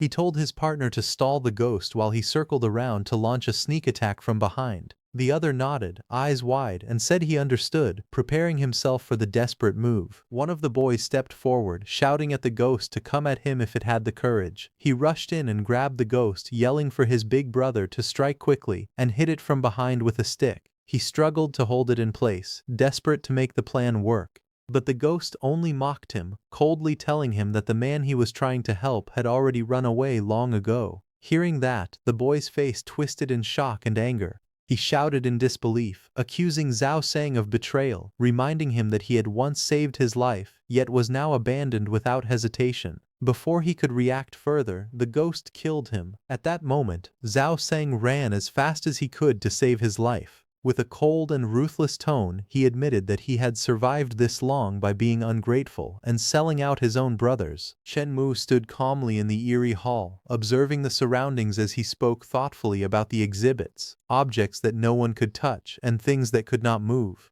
As he examined the situation further, a realization struck him. He understood that the path to survival was hidden within these strange rules. With a faint smile, he decided to test his theory. Glancing toward the nearby ghost, he thought to test it on him. Moments later, the ghost approached him and declared that it had found him, ordering him to stop struggling and die quietly. Unfazed, Chen Mu simply looked at it and responded calmly, inviting the ghost to come closer if it wanted to act. The ghost glared at him with glowing eyes and threatened that if he did not run it would kill him. However, Chen Mu remained completely calm. With a faint smile, he warned that if the ghost dared to touch him, it would be the one to die instead. Hearing this, the ghost was taken aback and questioned how such a thing could even be possible. Chen Mu then explained the rule clearly. According to the rules, anyone who touched an exhibit would be executed. Since all unmoving objects were considered exhibits, as long as he remained still, he himself would count as one. Standing there confidently without moving, he looked straight at the ghost and challenged it, asking if it still dared to touch him. The ghost was stunned, its expression twisting in disbelief as it realized that the young man had already figured out the rules in such a short time. Understanding that it could no longer use him to increase its performance quota, the ghost decided not to waste any more time. It turned away, thinking it was better to hurry and find other targets. As the ghost walked off, Chen Mu quietly watched from behind. Once it was gone, he let out a small breath of relief and admitted to himself that his guess had been correct. But just as he relaxed, a sudden touch landed on his shoulder. Startled, he froze for a moment before reacting in shock, wondering who it was. Behind him stood a calm attendant, holding a tray with a glass of tea. The man politely informed him that his tea was ready. Hearing this, Chen Mu let out a breath and covered his face, admitting that he had been startled. For a moment, he had even thought that his judgment about the path to survival had been wrong. The attendant then explained that the place was cold and damp. The Lord Butler had been worried that he might feel cold, so he had specifically sent a cup of hot tea to warm him up. Chen Mu accepted the glass with a faint smile and calmly replied that he understood, asking the attendant to thank the butler on his behalf. The attendant raised a hand and calmly conveyed another message, stating that the Lord Butler had also instructed that if he ever felt bored, he could quit the game at any time. Chen Mu remained relaxed, hands in his pockets, completely unfazed by the disturbance. With a calm expression, he replied that there was no need, as he had already found the path to survival. Meanwhile, the red-dressed woman, watching from the shadows, observed the scene with a serious expression. She admitted to herself that she had not expected the young man to be so formidable. A thought quickly formed in her mind. If she could latch onto him, she was certain she would be able to get out of this place alive. Without hesitation, she rushed toward him, her movements swift and deliberate. As she approached, her demeanor suddenly changed. With a trembling voice and teary eyes, she called out to him, saying he looked handsome and that she was afraid. Reaching him, she looked up pitifully and pleaded, asking if he could protect her. Chen Mu looked at the woman with a cold expression and told her that instead of trying to please him, she should go and find that fat guy. The blonde woman stepped closer, placing her hand on Chen Mu's chest. She looked at him with pleading eyes and softly said that he should not be so heartless, insisting that she could do anything. Chen Mu remained unmoved. With a calm but sharp tone, he told her to hurry and find a safe corner to hide, adding that he did not want his clothes to be splattered with her blood. From a distance, Zhao Xiang watched the scene. His expression turned dark as anger rose within him. He cursed bitterly in his heart, questioning why he had to risk his life and even sell out his own brother just to barely survive. While he struggled so desperately, Chen Mu was living so calmly, with a woman throwing herself at him. Zhao Xiang stepped forward with a friendly smile and said that Chen Mu seemed quite capable, suggesting that the two of them should team up. He quickly added that there was no need to worry, as he was someone who valued loyalty the most.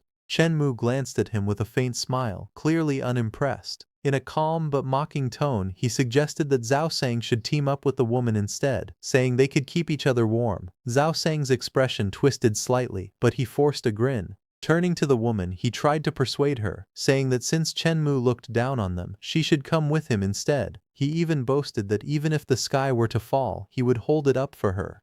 Meanwhile, Chen Mu casually lifted a glass and took a sip, showing no interest in the situation. In his mind, he noted that Zhao Xiang was clearly determined not to help him. Hearing Zhao Xiang's words, the woman hesitated for a moment. After thinking it over, she finally decided to trust him this once. Just then, a faint sound echoed through the hall as footsteps approached, breaking the quiet atmosphere. Zhao Xiang suddenly reacted, his expression changing as he realized the situation. He turned to the woman and shouted that things were bad. The security guards were coming. Without wasting another second, he grabbed her hand and urged her to follow him quickly. Startled, the woman nodded and agreed without hesitation. The two of them immediately ran off together, disappearing deeper into the hall. From behind, Chen-mu watched them leave with a calm and indifferent gaze. In his mind, he coldly remarked that the woman was truly foolish. She had already been betrayed once, yet she still trusted others so easily. Meanwhile, the butler examined the watch on his wrist with great interest, admiring its fine craftsmanship and material. He remarked with satisfaction that it was truly a luxury item.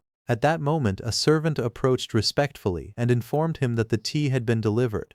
The butler nodded slightly before asking if the security guards had been informed. He reminded the servant that Mr. Chen wanted things to go smoothly in the game, and they could not allow those fools to harm him. The servant bowed his head and reported that Mr.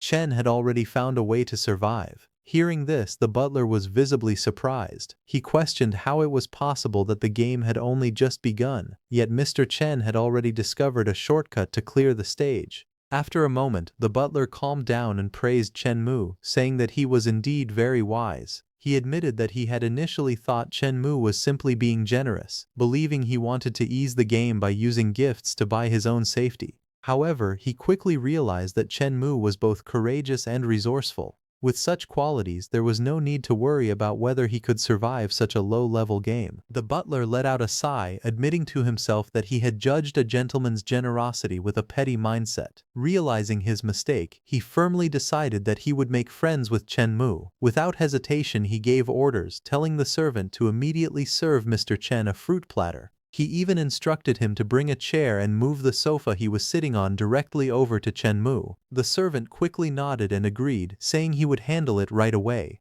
Soon, inside the first-floor exhibition hall, the servant approached Chen-mu respectfully and presented the fruit platter while Chen-mu sat calmly, observing everything around him. After a moment, Chen-mu asked how long it would take for the game to end. From nearby, the servant responded that there were only 10 minutes left. Chen-mu's expression remained calm as he thought to himself that the most dangerous moment had finally arrived. He understood that the ghosts would take advantage of the moment when players were most relaxed, striking down those who believed they had already escaped death. Not far away, a group of ghost-like figures moved. One of them warned another, asking if he had a death wish. He reminded him that Chen-mu was a distinguished guest personally designated by the butler, and if Chen-mu got hurt, they would all be in trouble. The other ghost nodded and suggested that they should hurry and find the remaining targets, mentioning that his performance quota had not yet been met. They quickly agreed and prepared to move. At that moment, a voice echoed through the hall like a broadcast, announcing to all players that 10 minutes remained until the game ended. Hearing this, Zhao Shang leaned closer to the woman and reminded her that he had protected her for so long. Now that only 10 minutes remained, he suggested that it was finally time for him to have some fun.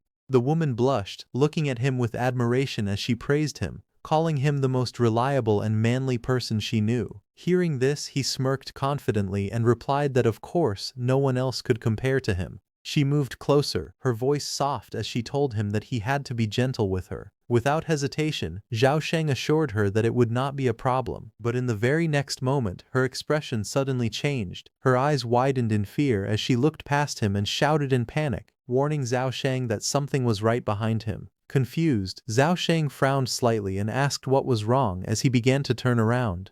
But before he could react, a horrifying figure appeared. A blood-stained skeleton loomed behind him, its hollow eyes fixed on them as it declared that it had finally found its target. In an instant, panic erupted. Zhao Sheng's expression twisted in shock as both of them screamed. Without hesitation, he shouted for the woman to help him hold the creature back. But instead of staying, he suddenly grabbed her and used her as a shield, pushing her forward toward the skeleton while he tried to escape. Realizing what he had done, the woman's eyes widened in disbelief and rage. She screamed at him, calling him a bastard and accusing him of abandoning her. Terror consumed her as she begged desperately for her life, pleading with the monster not to kill her, promising that she would do anything if she could just survive. The skeleton slowly approached her, its blood-stained body looming closer. In a cold and emotionless tone, it apologized, saying that all it needed was her life.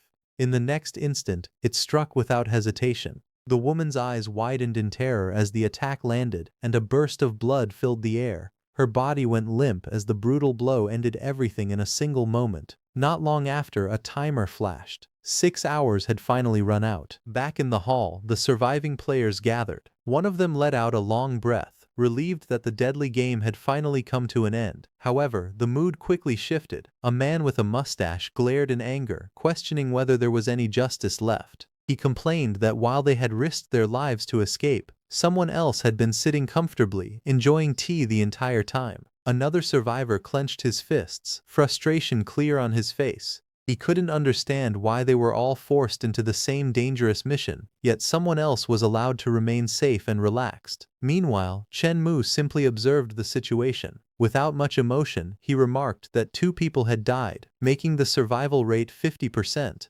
To him, that outcome was completely normal. Just then, the butler approached them and announced that the hide-and-seek game had come to an end. With a faint smile, he wondered aloud if everyone had enjoyed themselves. Hearing this, the mustached man could not hide his dissatisfaction and let out a cold snort, his expression filled with anger. The tension in the room remained heavy, but the butler continued as if nothing had happened. In a composed tone, he informed them that Lord Duke had prepared a dinner banquet for everyone and instructed them to follow him to the 2nd floor. As they moved up the grand staircase, Chen Mu thought that he had finally reached a crucial step. As long as he could win the Duke's favor, he believed there would be no need to worry about failing to obtain the death-heavy armor. Soon they arrived at a magnificent dining hall. A long table stretched across the room, perfectly arranged with plates, glasses, and utensils, everything prepared with unsettling precision. The butler then stopped and turned toward them, raising 2 fingers as he began to explain the rules. He stated that there were only 2 rules for the dinner party. First, they must absolutely not behave rudely toward Duke William and the madam. Second, they must finish all the food assigned to them by Duke William, otherwise there would be punishment. Then the butler calmly informed them that Mr. Chen's seat was to the right of Duke William. Chen acknowledged it politely, thanking him for the arrangement. Once everyone had taken their seats, the butler announced that the dinner would now formally begin. At that moment, Duke William and the madam appeared together, welcoming everyone with calm smiles. Their presence instantly filled the room with an eerie pressure, their glowing red eyes making the atmosphere even more unsettling. The guests sat stiffly at the long dining table, none of them daring to relax. The Duke then raised his hand slightly and gave an order for the servants to serve food to the distinguished guests. A servant soon stepped forward, carrying a plate and carefully placing it in front of them. However, the moment the dish was revealed, one of the men couldn't hold back his reaction. He stared at the strange, unnatural food and exclaimed in shock that it wasn't something humans could eat at all. The chubby man stared at the plate in front of him, his face turning pale as a strange green vapor rose from the food. Covering his mouth in disgust, he blurted out in shock, questioning what kind of thing it even was. Sitting calmly at the head of the table, Duke William simply smiled. With a composed tone, he said that to show his sincerity, he would personally distribute the food to everyone. Before the situation could escalate further, Chen spoke up politely. He apologized for the interruption and said that he had prepared a small gift which he wished to present before the dinner began. Hearing this, the Duke's expression shifted slightly. A hint of interest appeared on his face. Then a pleased smile spread across his lips. He remarked that among so many people, it seemed there was finally someone sensible. Duke William's gaze sharpened as he noticed the item being presented. With clear interest, he questioned whether it was a spatial ring. In the next moment, a wooden box suddenly appeared on the table, landing with a heavy thud. The Duke and the woman beside him both looked at it, their attention fully drawn to the unexpected gift. Chen calmly gestured toward them, politely addressing Duke William and Madame Emily, inviting them to take a closer look. However, as the box sat there, Duke William quietly remarked that it looked completely ordinary, likely not something valuable at all. With a faint hint of disdain, he thought to himself that humans truly had no tact. However, when he opened the box, Duke William's expression changed instantly. His eyes widened in shock, unable to hide his disbelief. In a stunned voice, he questioned whether what he was seeing was the limited edition zombie Danton. At the same time, Madame Emily's eyes sparkled brightly as she looked inside the box. She gasped in excitement, recognizing it as the crystal necklace from the depraved mall, the very one she had wanted but could never bring herself to buy. Standing calmly before them, Chen spoke politely, saying that he hoped the Duke and Madame would do him the honor of accepting these small gifts. Hearing this, Duke William's attitude shifted completely. With a satisfied smile, he remarked that Mr. Chen was truly too polite. Turning to Emily, he instructed her to personally serve food to Mr. Chen as a gesture of respect. Chen responded with a light smile, accepting the arrangement without hesitation. In a calm and courteous tone, he said that he would trouble Madame Emily with the task. Madame Emily smiled gracefully and clapped her hands, instructing the servants to serve fruitcake to Mr. Chen. Hearing this, the mustached man was stunned. His eyes widened in disbelief as he watched the scene unfold, unable to believe that things could be handled in such a way. Soon, a servant stepped forward and placed the dessert in front of Chen. Chen accepted it calmly and politely thanked them for their hospitality. In response, the Duke simply stated that it was all as long as Mr. Chen was satisfied. Watching this, the mustached man suddenly had a realization. His eyes lit up as a thought struck him. If Chen could use gifts to win favor with these beings, then he could do the same. He excitedly thought that he could offer his ghost coins to the Duke as well. A confident smile spread across his face as he convinced himself that whatever Chen had brought could not possibly be more valuable than his ghost coins. In his mind, once he presented them, the Duke and Madame would surely treat him as the most distinguished guest. The mustached man suddenly stepped forward, declaring that he had also prepared gifts for Duke William and Madame Emily. His voice carried confidence as he tried to seize the moment. Hearing this, the Duke showed interest and told him to bring the gift forward so he could take a look. The man quickly took out his offering and respectfully presented it, urging the Duke to accept it. However, as the item was revealed, an unpleasant aura surrounded it, making the atmosphere instantly uncomfortable. The Duke's expression darkened. His eyes turned cold with anger as he felt insulted. In a furious tone, he shouted that the man was humiliating him and immediately ordered someone to drag him away. Panic spread across the man's face as he desperately tried to defend himself.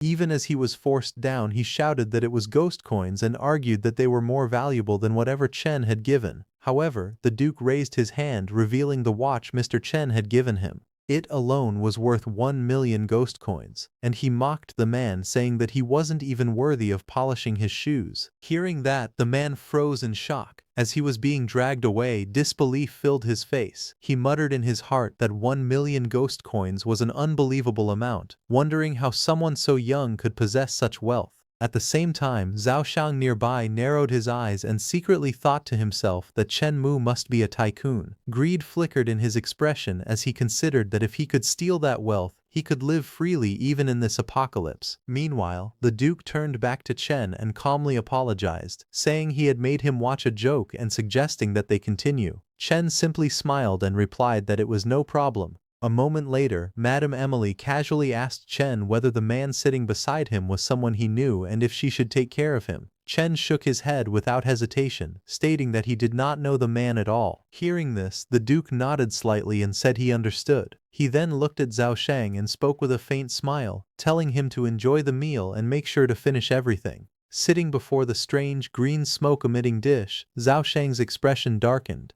Anger surged within him as he glared ahead, cursing Chen in his heart for refusing to help him when a single word could have changed everything. He clenched his teeth and silently vowed that once they left this place, he would make him pay. Despite his fury, he lowered his head and picked up a forkful of the disgusting food. His eyes burned with resentment as he forced himself to eat, silently telling them to laugh while they still could. Moments later, the atmosphere shifted. After Zhao Shang finished eating the disgusting food, the butler announced that the mission had ended. He thanked them for being guests and stated that they were now free to leave. Zhao Shang immediately reacted, covering his mouth as nausea hit him, struggling to hold back the urge to vomit after swallowing the foul meal. Standing before Duke William, Chen Mu politely thanked Duke William and Madame Emily for their warm hospitality. Behind him, Zhao Shang clutched his stomach, his face pale and covered in cold sweat, still struggling from the aftermath of the meal. He shot a resentful glance back, his expression tense and filled with discomfort. At that moment, the Duke turned slightly toward Chen and told him that the man from earlier had shown clear hostility. He asked whether it was necessary to arrange for someone to dispose of him. Hearing this, Chen remained composed.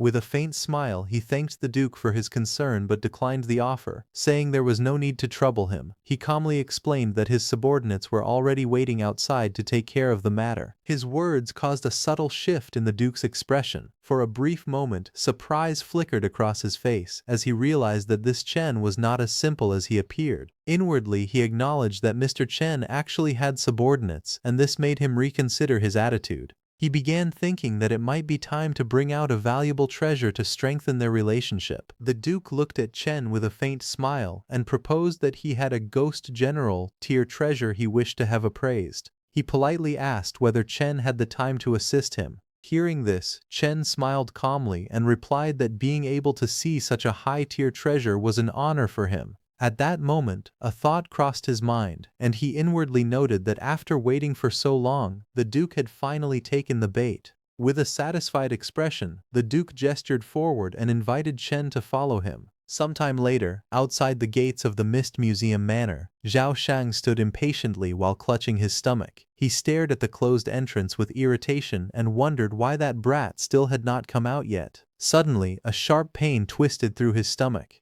His body trembled violently as he grabbed his abdomen in agony. Sweat rolled down his face while he cursed under his breath, saying his stomach hurt badly. Realizing he could barely endure the pain any longer, he decided to leave first and buy some medicine. As he staggered away from the manor, he suddenly spotted a taxi waiting nearby on the empty road. His expression immediately brightened with relief. Laughing to himself, he declared that luck was truly on his side. He could not believe there was actually a taxi in such a deserted place. Without wasting another second, he climbed into the back seat and urgently ordered the driver to take him to the nearest hospital as fast as possible. The driver calmly replied with a simple acknowledgement and started driving. Leaning back against the seat while clutching his stomach, Zhao Sheng muttered angrily that once he took his medicine, he would return and slaughter that Chen Mu. But the moment those words left his mouth, the driver suddenly spoke in a cold voice, asking if the person he wanted to kill was Mr. Chen. Zhao Sheng froze in shock. His eyes widened as the driver slowly turned around, revealing a horrifying skull instead of a human face. Terror instantly filled Zhao Sheng's expression as he pointed forward with a trembling hand and screamed that the driver was a ghost. The skull-faced driver slowly turned his head back toward Zhao Sheng. Purple flames burned inside his hollow eye sockets as a cold and terrifying aura filled the inside of the taxi. In a threatening voice, the ghost demanded that Zhao Sheng answer his question.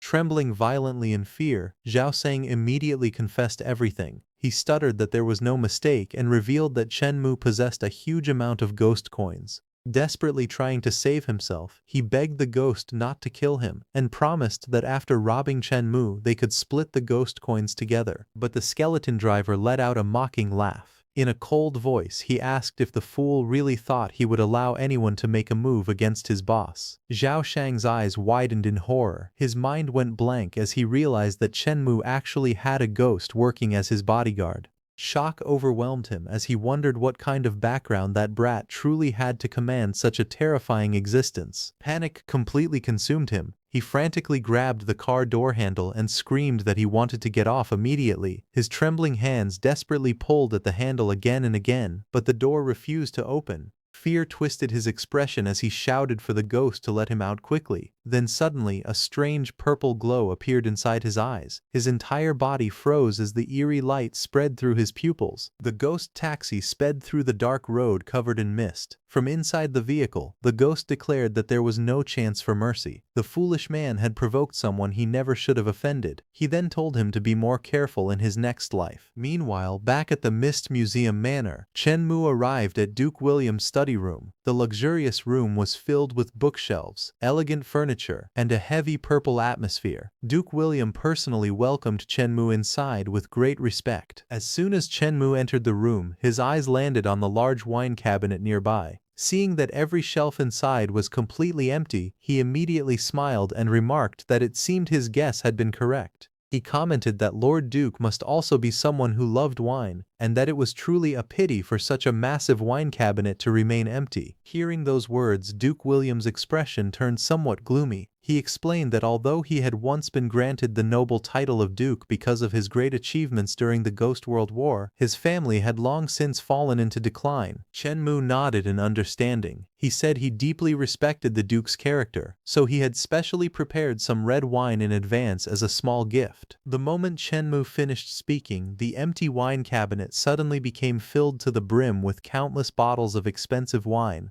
Fine red wine, premium liquor, and rare spirits instantly lined every shelf, shining brilliantly under the purple lights of the study. Duke William stared at the fully stocked cabinet in complete shock. His eyes widened as he looked at the countless bottles before him. Trembling slightly with excitement, he muttered that it was good wine, truly great wine. As he examined the collection more carefully, his breathing became heavier. These were famous wines worth millions of ghost coins, yet Chen Mu had casually gifted them to him simply out of respect for his character. Hearts practically appeared in Duke William's eyes as his opinion of Chen Mu skyrocketed instantly. Unable to contain his excitement, Duke William grabbed Chen Mu by the shoulders and declared that he was determined to become friends with him today. He revealed that he also happened to have a gift prepared for Chen Mu and asked him to wait a moment. Meanwhile, Chen Mu remained calm on the surface, but inwardly he smiled with satisfaction. He realized that the Duke's favorability had already risen high enough. It was finally time for the true objective to begin. A purple glow suddenly spread across the room as a magnificent golden suit of armor appeared before them. The armor radiated a powerful and ancient aura, making the entire study feel heavier. Duke William proudly introduced the treasure to Chen Mu. He explained that the armor was something he had collected over half his life, and that it had accompanied him through countless battles of life and death on the battlefield. And as long as the armor was worn, the user would become immune to all damage caused by anything below the Ghost King tier. Not only that, but the armor could also resist the power of rules themselves. Even the strange punishments hidden within mysterious scenarios could be blocked by its protection. However, such a terrifying ability came with a cooldown period of 1 month. Hearing this, Chen Mu's eyes narrowed slightly. He immediately realized the true value of the treasure. In disbelief, he asked if that meant he could avoid punishment even after violating the rules inside strange scenarios. Duke William nodded seriously. He explained that Chen Mu had already gifted him so many precious items, so he wished to repay him by offering the armor as a return gift. On the surface, Chen Mu quickly waved his hands and politely refused, saying he could not accept something so valuable. But the moment Duke William heard those words, his expression changed drastically. He immediately declared that if Chen Mu refused the gift, then it meant Chen Mu was looking down on him. Seeing how determined the Duke was, Chen Mu finally pretended to reluctantly give in. He smiled faintly and respectfully accepted the armor, saying that since Lord Duke showed such great affection, he could only accept the gift. The next moment, the golden armor suddenly transformed into a swirling mass of purple ghost energy and flew directly into Chen Mu's body. Chen Mu looked at the strange power entering him with surprise. Duke William quickly reassured him not to panic. He explained that the armor normally remained hidden within the user's body and would automatically appear whenever danger approached to protect its owner. As the purple energy spread through his body, Chen Mu could clearly feel an extremely powerful ghost aura surrounding and protecting him from within. Even after accepting the armor, Chen Mu still maintained a calm expression and politely told Duke William that although he appreciated his kindness, the armor was simply too precious. He said he could not take such a treasure for free. The next second, Chen Mu casually snapped his fingers. A mountain of ghost coins instantly appeared inside the room, glowing brightly as stacks upon stacks of money piled up before Duke William's eyes. Chen Mu calmly declared that the 10 million ghost coins should be considered payment for the armor. Duke William's eyes widened in complete shock. He stared at the massive pile of ghost coins in disbelief, unable to believe that Chen Mu would casually spend such an enormous amount. Soon, excitement filled Duke William's face. In his eyes, Chen Mu became even more admirable. He praised Chen Mu for not being greedy over petty gains and for refusing to let his friends suffer losses. To him, Chen Mu truly possessed noble character. Then Duke William took out a beautiful glowing token and handed it to Chen Mu. He explained that it was his personal token and represented the friendship between the two of them. And if Chen Mu ever encountered danger, he only needed to use the token to summon him and he would immediately appear by Chen Mu's side. Hearing those words, Chen Mu felt delighted inwardly. He realized that this meeting had brought him an unexpected harvest far greater than he originally expected. Now, if he ever encountered a problem that could not be solved with ghost coins alone, he could simply summon Duke William to handle it personally. With Duke William's terrifying strength and the protection of the special armor, Chen Mu's confidence immediately rose to another level. As the atmosphere relaxed, Chen Mu calmly revealed another part of his plan. He explained that he intended to purchase several more weird scenarios in order to stabilize and expand his assets. However, he admitted that he still did not know where to begin.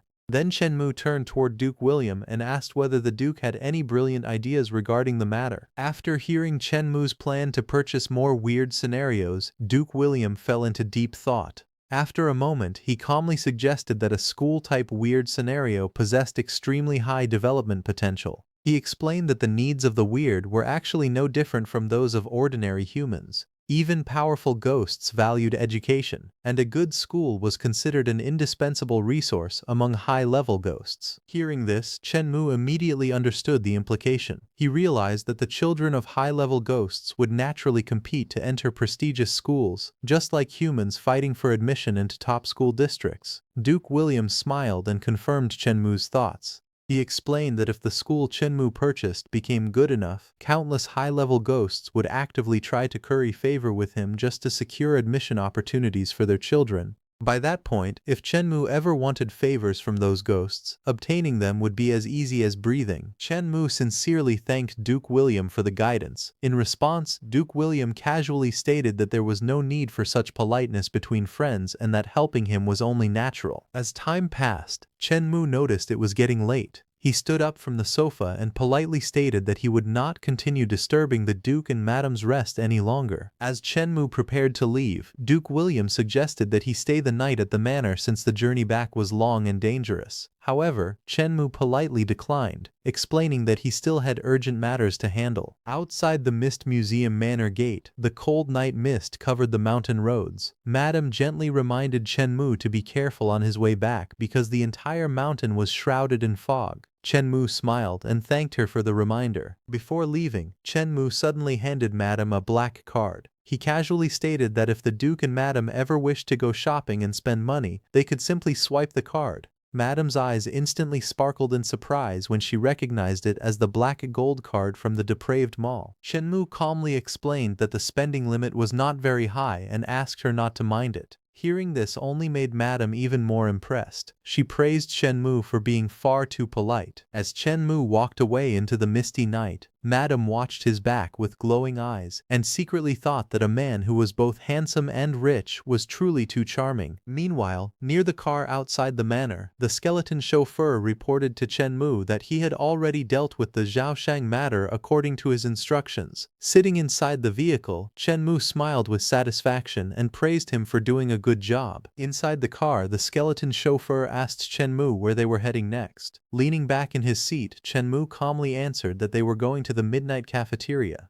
The skeleton immediately responded enthusiastically and stepped on the accelerator as the taxi sped through the misty night roads. Not long later, Shenmue arrived at the midnight cafeteria. However, the atmosphere outside the place was tense. A large and fierce-looking man coldly declared that they refused the acquisition request. In anger, he slammed his foot onto the ground hard enough to crack the floor beneath him. He arrogantly shouted that a mere broken cafeteria dared to steal business away from his five-star hotel. At that moment, Shenmue entered the scene and asked what all the noise was about.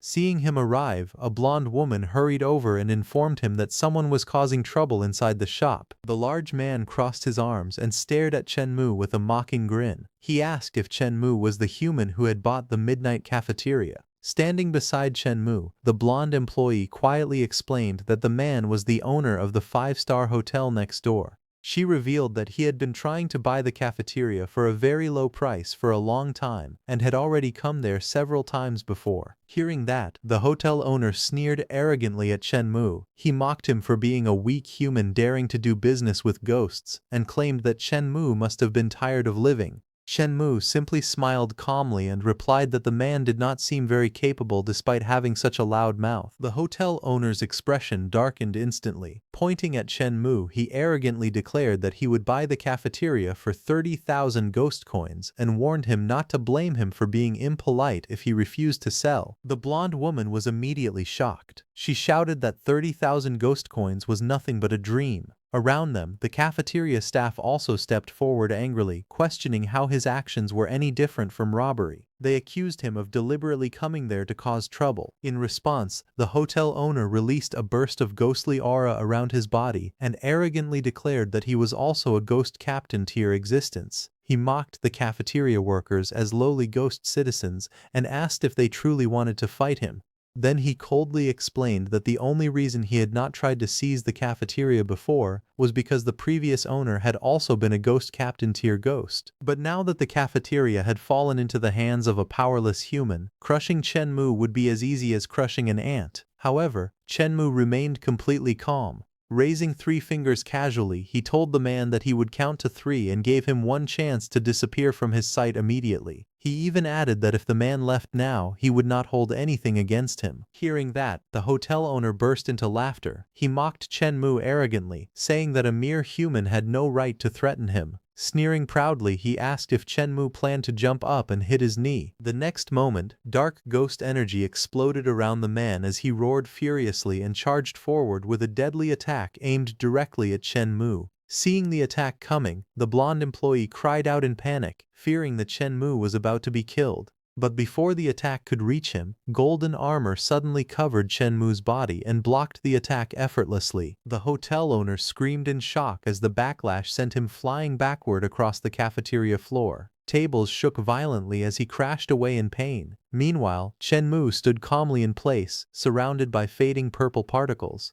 Looking completely unimpressed, he asked coldly if that weak attack was all the man had. Then Shenmue mocked him mercilessly, calling him a piece of trash who had barely reached Ghost Captain tier yet still dared to act arrogantly in front of him. The hotel owner's face instantly filled with disbelief and fear. Trembling slightly, he muttered that it was impossible. He could not understand how an ordinary human had managed to block his attack so easily. The hotel owner slowly stood back up, still refusing to believe what had just happened. Narrowing his eyes suspiciously, he claimed that Shenmue had only managed to block the attack because he was wearing some kind of defensive item. With an angry expression, he demanded that if Shenmue truly had skill, then he should stop relying on defensive gear and fight him fairly and squarely. Hearing such shameless words, Shenmue could not help but laugh. He mocked the ghost coldly, asking how a ghost could boldly challenge a human to a bare-handed fight while still having the nerve to talk about fairness. Shenmue then added that although the man had no shame, he himself still cared about saving face. As he spoke, Shenmue casually raised his hand and summoned a glowing purple token surrounded by mysterious ghost energy. Smiling faintly, he asked whether this token could really be considered defensive gear. The instant the hotel owner saw the token clearly, his expression changed completely. His eyes widened in horror as he recognized it immediately. Trembling in disbelief, he shouted that it was Ghost General William's exclusive token. Cold sweat instantly appeared on his face as panic spread through his mind. He could not understand how a mere human had managed to obtain such a terrifying item. The more he thought about it, the more frightened he became, wondering what kind of terrifying background Shenmue truly possessed. Meanwhile, Shenmue calmly held the glowing token in his hand while purple energy swirled around him. Looking at the terrified hotel owner, he smiled faintly and admitted that he still did not really know how to use the token properly. Then, with a calm but dangerous expression, he asked the ghost captain if he would be willing to teach him how to use it. The hotel owner immediately panicked and begged Shenmue not to kill him. Trembling in fear, he promised that he would disappear right away and never cause trouble again. At that moment, the terrified hotel owner instantly dropped to the floor. Without caring about his dignity, he rolled across the ground while shouting that Boss Chen's floor was dirty and that he would wipe it clean with his own body. The surrounding staff stared at Chen with admiration. One of them exclaimed in shock that Boss Chen could not only withstand a direct punch from a ghost captain, but also possessed a Ghost General tier token. To them, he was clearly no ordinary person. Another chef looked at Chen with shining eyes and declared that he was the most top-tier human he had ever seen. Meanwhile, the hotel owner slowly tried to crawl away toward the exit. A female employee asked Chen if they were really going to let him leave so easily, warning that he might secretly return to cause problems again. Just as the hotel owner thought he was finally escaping, Chen suddenly called out for him to wait. The hotel owner instantly froze in fear and nervously turned around, trembling as he asked if Boss Chen had any other orders. Chen then calmly told him that he had heard he ran a hotel and admitted that he was actually interested in it. The frightened hotel owner immediately understood what Chen wanted. Without hesitation, he quickly offered to transfer the hotel under Chen's name at a low price, begging only for his life to be spared. Chen looked at him calmly and smiled faintly. Since the hotel owner was smart enough to understand the situation, Chen said he would not take advantage of him. Paying the normal market price would be enough. The hotel owner's eyes instantly lit up with joy. He repeatedly thanked Boss Chen with an excited expression, almost treating him like a savior. Soon after, he hurriedly brought over the transfer papers and respectfully asked Chen to sign them. Chen calmly took the pen and signed the contract without hesitation. After the deal was complete, the hotel owner bowed gratefully once again. He thanked Boss Chen repeatedly before finally leaving in relief, happy that he had escaped safely. Holding the contract in his hand, Chen immediately gave a new order. He told the blonde woman to convert the entire hotel into a cafeteria branch. The woman excitedly agreed at once. Later, Chen sat inside the cafeteria and casually asked about the day's income and expenses.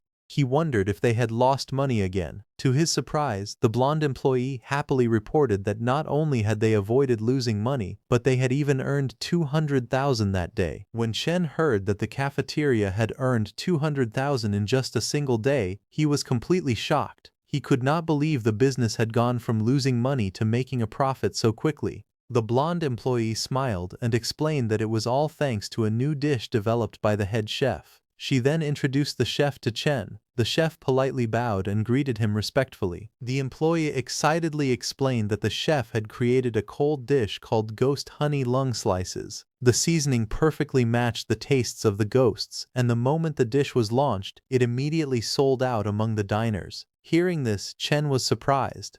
He muttered to himself, thinking that ghost honey lung slices was the same dish that would become the signature dish of the Midnight Hotel in the future. He wondered how the development speed had advanced so quickly. He looked at the chef and asked her if she had only recently created the dish. The chef quickly shook her head and explained that she had actually developed the recipe a long time ago. However, the previous owner had been a stingy miser who forced the employees to work without proper pay. Because of that, she deliberately hid the recipe until now instead of giving it to him. The chef looked at Chen with gratitude in her eyes and explained that he was completely different from the previous owner. Not only did Chen treat them fairly, but he had even paid all of her unpaid wages. Because of that, she wanted to work hard and help bring more revenue to the cafeteria. Chen scratched the back of his head awkwardly and asked what would happen if the number of customers increased too much. He wondered if the staff would end up having no time to rest. The chef and the blonde manager stared at him in confusion. To them, the idea of rest sounded strange.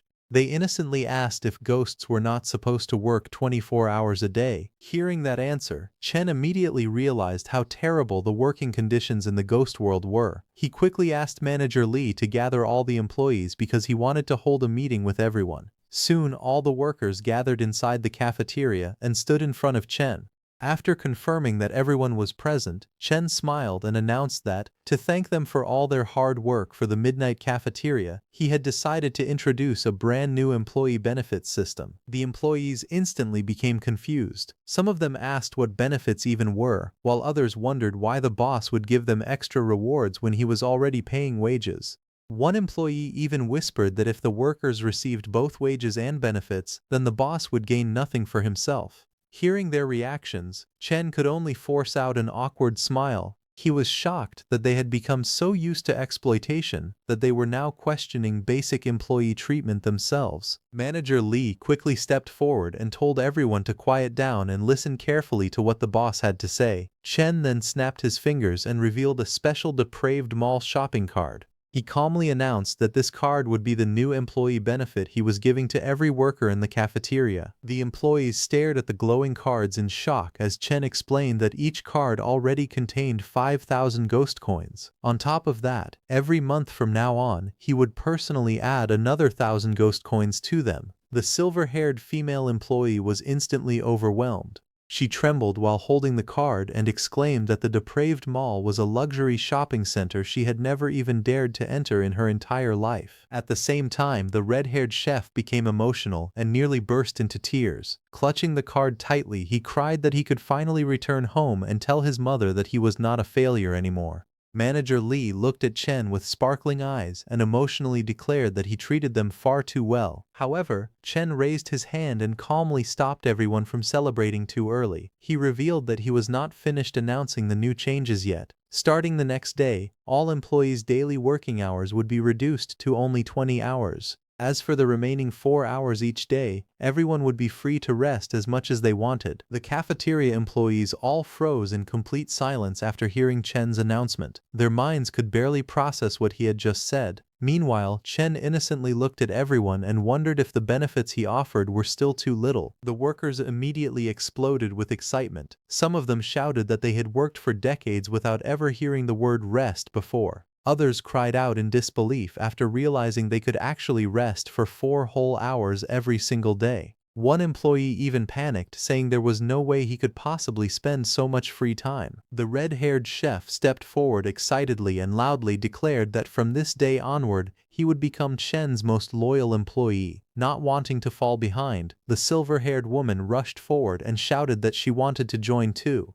Watching their reactions, Chen smiled to himself and began imagining an even bigger future. He thought that once his business expanded further, he would introduce weekends, insurance benefits, housing funds, 8-hour workdays, and absolutely no overtime. In his mind, this would allow him to build a massive ghost empire. By then, all of his workers would become rare leaks that he could nurture for the future. The surrounding employees looked at him with admiration and excitement. One of them even shouted emotionally that Chen truly seemed like the reincarnation of the living king of hell, while others joked that after his death, he would definitely descend straight into the underworld's 9 springs. The red-haired chef excitedly shouted "Boss living king of hell," along with the others. Hearing those strange compliments, Chen awkwardly smiled and waved his hand. He told everyone it would be better if they simply continued calling him boss.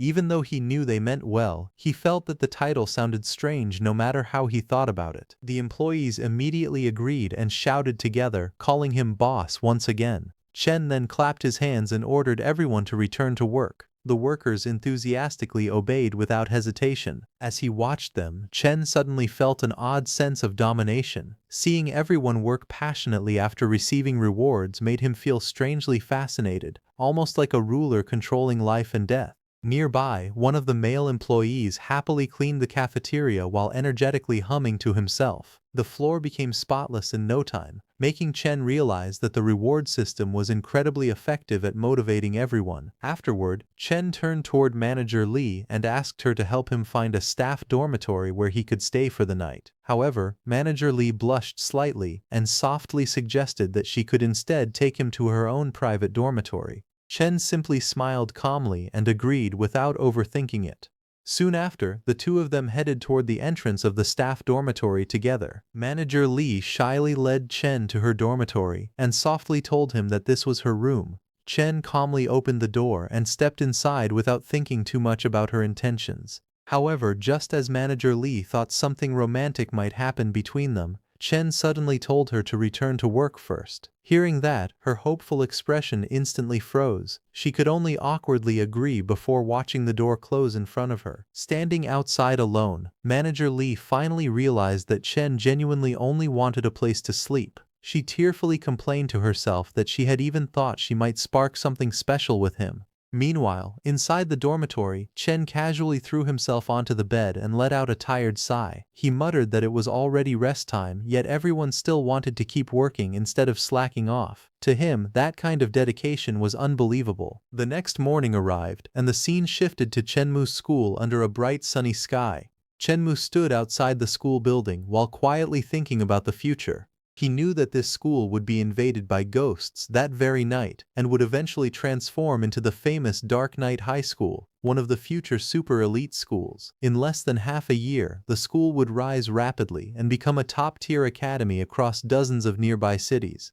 Because of that, Chenmu decided that he absolutely had to seize the opportunity to buy the school before its value skyrocketed. As he was wandering around the campus, a fat middle-aged man suddenly shouted at him from behind, asking which class he belonged to and why he was wandering around the playground instead of attending class. Chenmu slowly turned around in confusion. The moment the man saw his face clearly, his expression instantly changed in shock as he realized the young man standing before him was actually Chenmu. Chen calmly greeted him and politely asked if Director Zhang needed something from him. Director Zhang's heart immediately sank. Of all people, he had accidentally stopped the one person he absolutely did not want to offend. He nervously thought about how he had originally planned to use Chen Mu to build connections with the ghosts, but now he feared he had completely offended him instead. The more he thought about it, the more terrified he became. He regretted how he had made things difficult for Chen Mu again and again in the past, especially before Chen Mu had truly risen to power.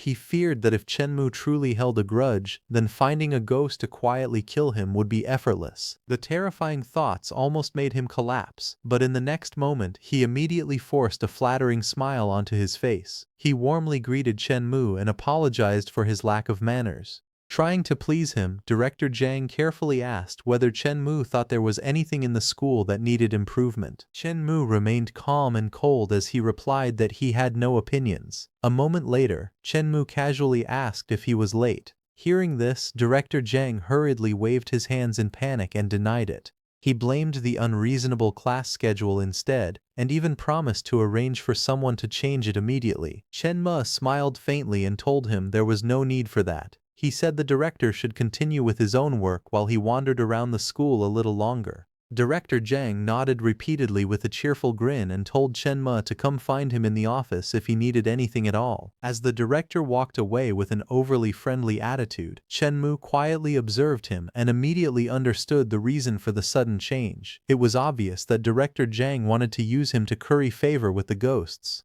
Soon after, Chen Mu arrived outside the entrance of Senior Class 1. As soon as Chen Mu stepped into Senior Class 1, he casually announced his arrival. The female teacher immediately smiled warmly when she saw him and quickly invited him inside without the slightest hint of anger. The students were instantly stunned. They could not believe that Chen Mu had been late for such a long time, yet the fierce teacher was not angry at all. Instead, she treated him with unbelievable gentleness. The students whispered among themselves, saying that Chen Mu was already a major figure capable of buying strange horror scenarios. In their eyes, even the dean of students would instantly become obedient and flattering in front of him. Chen Mu calmly told Teacher Song to continue her lecture as if nothing unusual had happened. Teacher Song nodded and instructed the students to open their textbooks to page 3. Meanwhile, the students continued gossiping in low voices. One of them wondered why someone as powerful as Chen Mu still bothered coming to class. Another student immediately scolded him, saying that ordinary people could never understand the thoughts of someone like Chen Mu.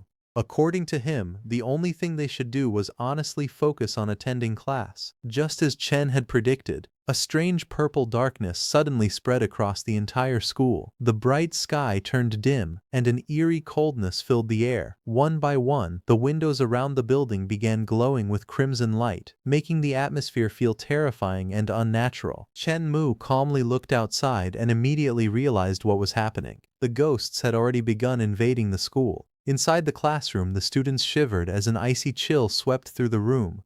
Some panicked and wondered why the sky had suddenly gone dark, while others nervously looked around trying to understand where the freezing cold was coming from. Before anyone could react further, a girl suddenly screamed in terror. In front of her, a system notification appeared decorated with a skull and writhing tentacles. A terrifying announcement soon appeared before everyone. The strange message declared that a weird mission deadly exam was about to begin. It warned that every examinee who had received the slip of paper would officially start the deadly exam in 10 minutes. As panic spread through the school, students and teachers rushed through the hallways in fear. One student shouted that he had not received a slip of paper and urged everyone to run. A teacher tried to calm the crowd, telling them not to panic and to let the teachers go first. Inside the classroom, despair quickly took over. One student cried out for God to save them, while another cursed his terrible luck. A frightened girl burst into tears, saying that she did not want to take the exam and did not want to die. Amid the chaos, Chen Mu remained completely calm. His classmate immediately pointed at him and declared that Chen Mu was a god. As long as everyone followed Chen Mu, they would definitely survive. The atmosphere around Chen Mu instantly changed. A blonde classmate eagerly stood behind him and asked if his strength was enough, or if he needed to push harder. Meanwhile, a blonde girl leaned forward and promised that as long as Chen Mu helped her clear the mission, she would do anything for him. Chen Mu only smiled faintly. In his eyes, the situation was simple. Poor people living in a busy city often had no one who cared about them, while those deep in the mountains at least had distant relatives. He quietly analyzed the circumstances while everyone else panicked. Soon, the rules of the exam appeared before everyone. The exam would last for 2 hours, and no one was allowed to leave the classroom during that time. A ghost was hiding among the examinees, and they had to find and kill it to pass.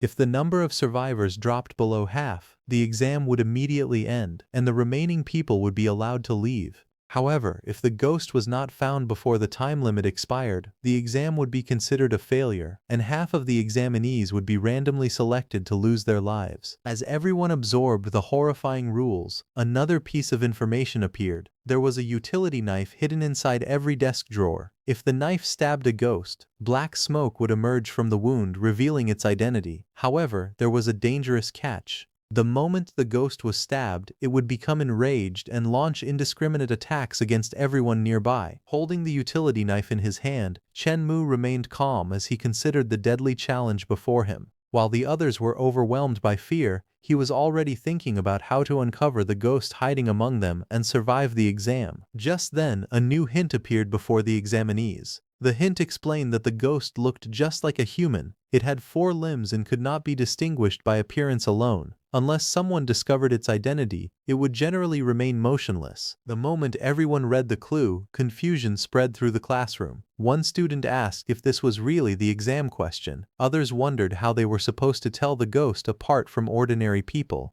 A frightened girl pointed out that if they judged incorrectly, they would end up slaughtering innocent people. Chen Mu silently observed the reactions around him. As he recalled the events of his previous life, he realized that the rules were exactly the same. This test was designed to examine human nature. In his mind, there were only 2 ways to survive. The first was to use other people as sacrifices through trial and error. The second was to accurately identify the hidden ghost and eliminate it in a single strike. While Chen Mu was thinking, a blonde student suddenly raised his utility knife and proposed a reckless idea. Since the rules said the ghost could be identified by slashing it with a knife, he suggested that everyone simply cut one another. Whoever released black smoke would be exposed as the ghost. Before anyone could agree, another student immediately objected. He reminded everyone that the rules clearly stated that once the ghost was injured, it would launch indiscriminate attacks. Acting recklessly before confirming its identity would only put everyone in danger. The blonde student grew irritated and demanded to know what they were supposed to do instead. At that moment, another student suddenly made his move. He noticed a young woman hiding quietly in a corner and immediately pointed his knife at her. He accused her of being the disguised ghost because she had been sitting there motionless the entire time. The frightened girl trembled and desperately denied the accusation. She insisted that she was not a ghost and begged them to believe her. However, the student showed no mercy. Holding the knife tightly, he coldly declared that whether she was a ghost or not, they would know once they butchered her. However, Chen Mu stepped forward just as the student was about to attack the frightened girl. Grabbing his wrist, he coldly ordered him to return to his seat. The student glared at him angrily and mocked him. He claimed that Chen Mu had only cleared the cafeteria mission through luck, and asked whether he really thought of himself as some kind of savior. Ignoring the insult, Chen Mu calmly explained that the ghost would not take the initiative to attack. As long as nobody acted rashly, everyone was temporarily safe. The student reluctantly backed down, grumbling in frustration. Inside his mind, Chen Mu recalled the future he had experienced before. In his previous life, this mission had eventually descended into mutual slaughter. The hidden ghost was never discovered, even when the exam ended. Because of that, countless innocent people had died.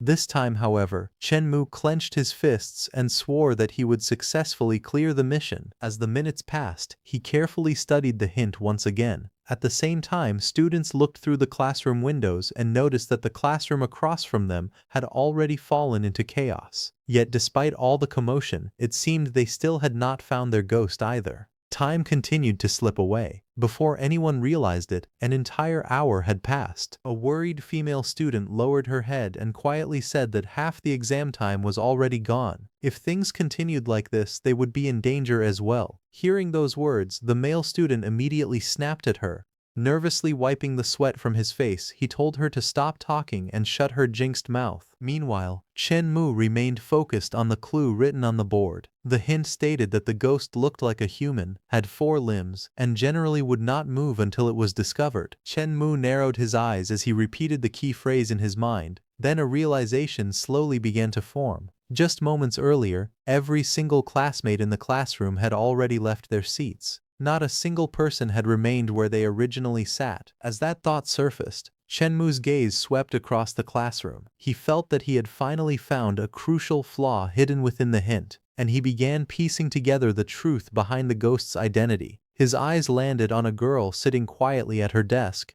A sudden thought flashed through his mind. Could it be her? The more he thought about it, the more everything began to make sense. His eyes widened as realization struck him. He understood now. Just then, a broadcast echoed from the speaker system. Class 3 had failed the exam. As punishment, half of the surviving students had been eliminated. The announcement sent a wave of panic through the classroom. Several students immediately turned pale. One shouted that it was over, while another cried that they were all going to be trapped there until they died. The student who had been causing trouble earlier quickly pointed at Shenmu and demanded an answer. He wanted to know what Shenmu had to say now that another class had already failed. However, Shenmu remained calm. Walking toward the girl sitting at her desk, he told everyone not to panic because he had already found the ghost. The girl slowly raised her head in shock. Her eyes widened as she stared at him, unable to believe what she had just heard. The surrounding students were equally stunned. One of them immediately asked whether Wang Fang was really the ghost.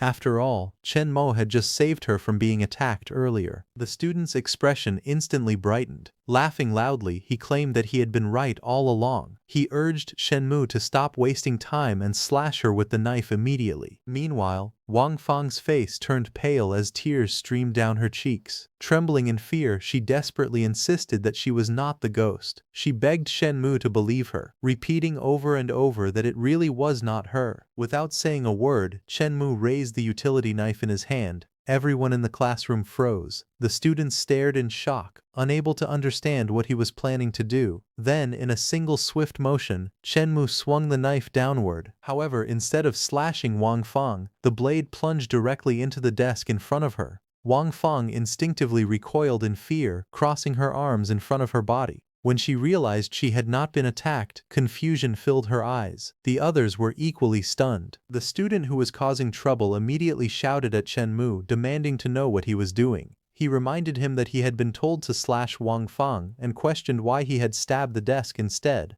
A faint smile appeared on Shenmu's face. He calmly told everyone not to panic. Then he pointed at the knife and told them to look carefully. At first, nobody understood what he meant, but a moment later, black smoke suddenly began pouring out from the desk where the utility knife had been embedded. Dark tendrils twisted and spread through the air like living shadows. The entire classroom fell silent. Everyone stared at the horrifying sight in disbelief. As the black smoke dissipated, a grotesque, ghostly form emerged from the shattered desk before rapidly breaking apart and vanishing into nothingness. Wang Fang collapsed onto the floor in shock. Her eyes were wide with fear as she stared at the remains of the creature. Trembling, she shouted that it really was a ghost. The other students were equally stunned. The student stared at the scene in disbelief and finally realized the truth. In a shocked voice, he exclaimed that the desk had actually been the ghost all along. At that moment, a mechanical voice echoed through the classroom. It announced that Class 1's Chen Mu had successfully found the target. The exam was officially passed and all members had survived. For a moment, the room fell silent. Then the entire class erupted into celebration. The students cheered excitedly. Some hugged each other, while others jumped around in relief. After spending so long trapped in fear, they could finally breathe again. Everyone knew they had survived because of Chen Mu. Soon, several students gathered around him. They excitedly asked how he had figured out that the ghost was actually the desk. One student admitted that everyone had assumed the ghost had disguised itself as a human from the very beginning. Chen Mu calmly explained that the answer was actually simple. According to him, there had been a word trap hidden inside the rules. The students looked at him in confusion and asked what he meant by a word trap. Chen Mu pointed toward the hint displayed on the board and explained that the rules only stated that the ghost had 4 limbs like a human. However, nowhere did it say that the ghost had to be human. Chen Mu explained that everyone had subconsciously assumed the ghost had transformed into a human. That mistaken assumption had completely led them astray, and in his previous life, had even caused people to turn on one another and kill each other. He then pointed out the most important clue. The hint had clearly stated that the ghost would not move on its own before being discovered. Throughout the entire ordeal, every person in the classroom had changed positions at some point.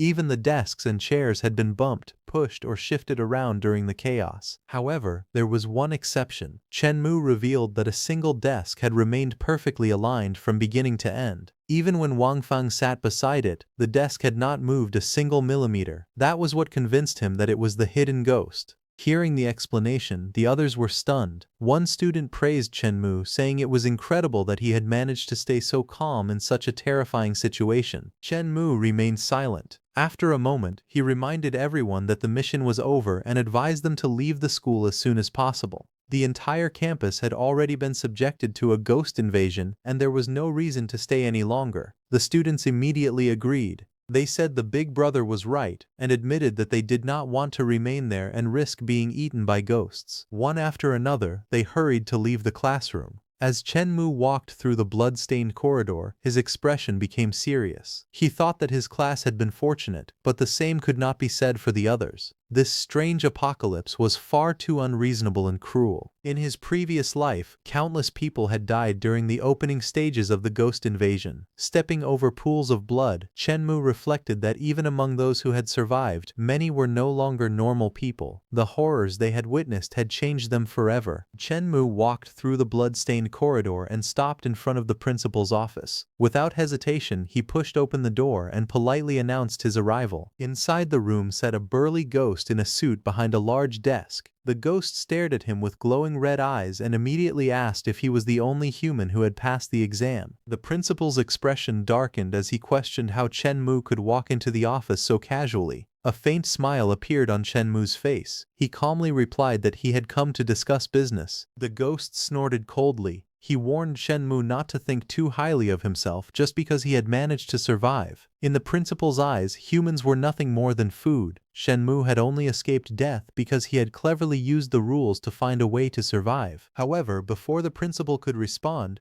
Chen Mu told him not to refuse too quickly because he had prepared a meeting gift for him. With a wave of his hand, a large stack of ghost coins appeared on the desk. The pile was so enormous that it contained at least tens of thousands of ghost coins. The sight immediately caught the principal's attention. The principal suddenly changed his tone. After a brief pause, the principal looked at Chen Mu more carefully and asked if he was student Chen Mu. Then the principal introduced himself. He revealed that he was the principal of Dark Knight School. While eating at the midnight cafeteria, he had heard many other ghosts mention Chen Mu's name. A faint smile appeared on Chen Mu's face as he calmly admitted that he was indeed the person the principal was talking about. The principal immediately became much more enthusiastic. He praised Chen Mu, saying he had not expected him to be not only intelligent but also so wealthy. In his eyes, Chen Mu was truly a remarkable young man. With a friendly expression, the principal pushed a cup toward him and proudly introduced it as a fine tea he had treasured for decades. He warmly invited Chen Mu to have a taste. Chen Mu smiled and said that since the principal was being so polite, he should also show some sincerity in return. With a casual wave of his hand, several expensive bottles of collectible red wine appeared on the table. The principal's eyes instantly lit up as he rushed toward them like a man who had discovered a priceless treasure. He carefully picked up one of the bottles and examined it with excitement. To his surprise, it was a collectible red wine from the depraved mall. However, his attention was soon drawn to another item lying among the bottles. The principal's expression changed dramatically when he spotted it. His eyes widened in disbelief as he recognized it as a Ghost General's token. He could hardly believe that Chen Mu possessed a keepsake belonging to a Ghost General. Chen Mu calmly picked up the token and apologized, saying that he had accidentally dropped one of his personal belongings. The principal swallowed nervously as he watched him retrieve the token. At that moment, everything suddenly became clear to him. He realized that the item was indeed a Ghost General's token. No wonder Chen Mu had been so fearless from the beginning. It turned out that he had a powerful Ghost General backing him. The principal held his teacup and looked at Chen Mu with curiosity. After everything that had happened, he finally asked what kind of business Chen Mu wanted to discuss with him. Chen Mu smiled calmly and dropped a shocking proposal. He said that he wanted to buy Dark Knight School for 100 million. The principal had just taken a sip of tea when he heard those words. He instantly sprayed the tea out in shock, nearly choking on it. After recovering, the principal stared at him suspiciously and asked if he was joking. Chen Mu shook his head and replied that he was completely serious. He genuinely wanted to purchase the school. The principal frowned and explained that the school's market value was less than 50 million. He could not understand why Chen Mu was willing to pay twice its worth. Chen Mu simply smiled and pointed out that if the school was worth less than 50 million, then the principal had even less reason to refuse his offer. Hearing that, the principal fell silent and began thinking deeply. Chen Mu, however, was already looking far into the future. He knew that once the weird apocalypse fully descended, noble ghosts would fight desperately for enrollment quotas for their children. Dark Night School would become an extremely valuable asset. If he could buy it now for 100 million, the returns in the future would be unimaginable. To Chen Mu, this was not a loss at all. Instead, it was an investment that would bring endless opportunities once the ghost world truly expanded. Principal Qian looked at Chen Mu with a serious expression. Although he was tempted by the offer, he still had one concern. He admitted that he did not doubt Chen Mu's intentions, but 100 million ghost coins was an enormous amount.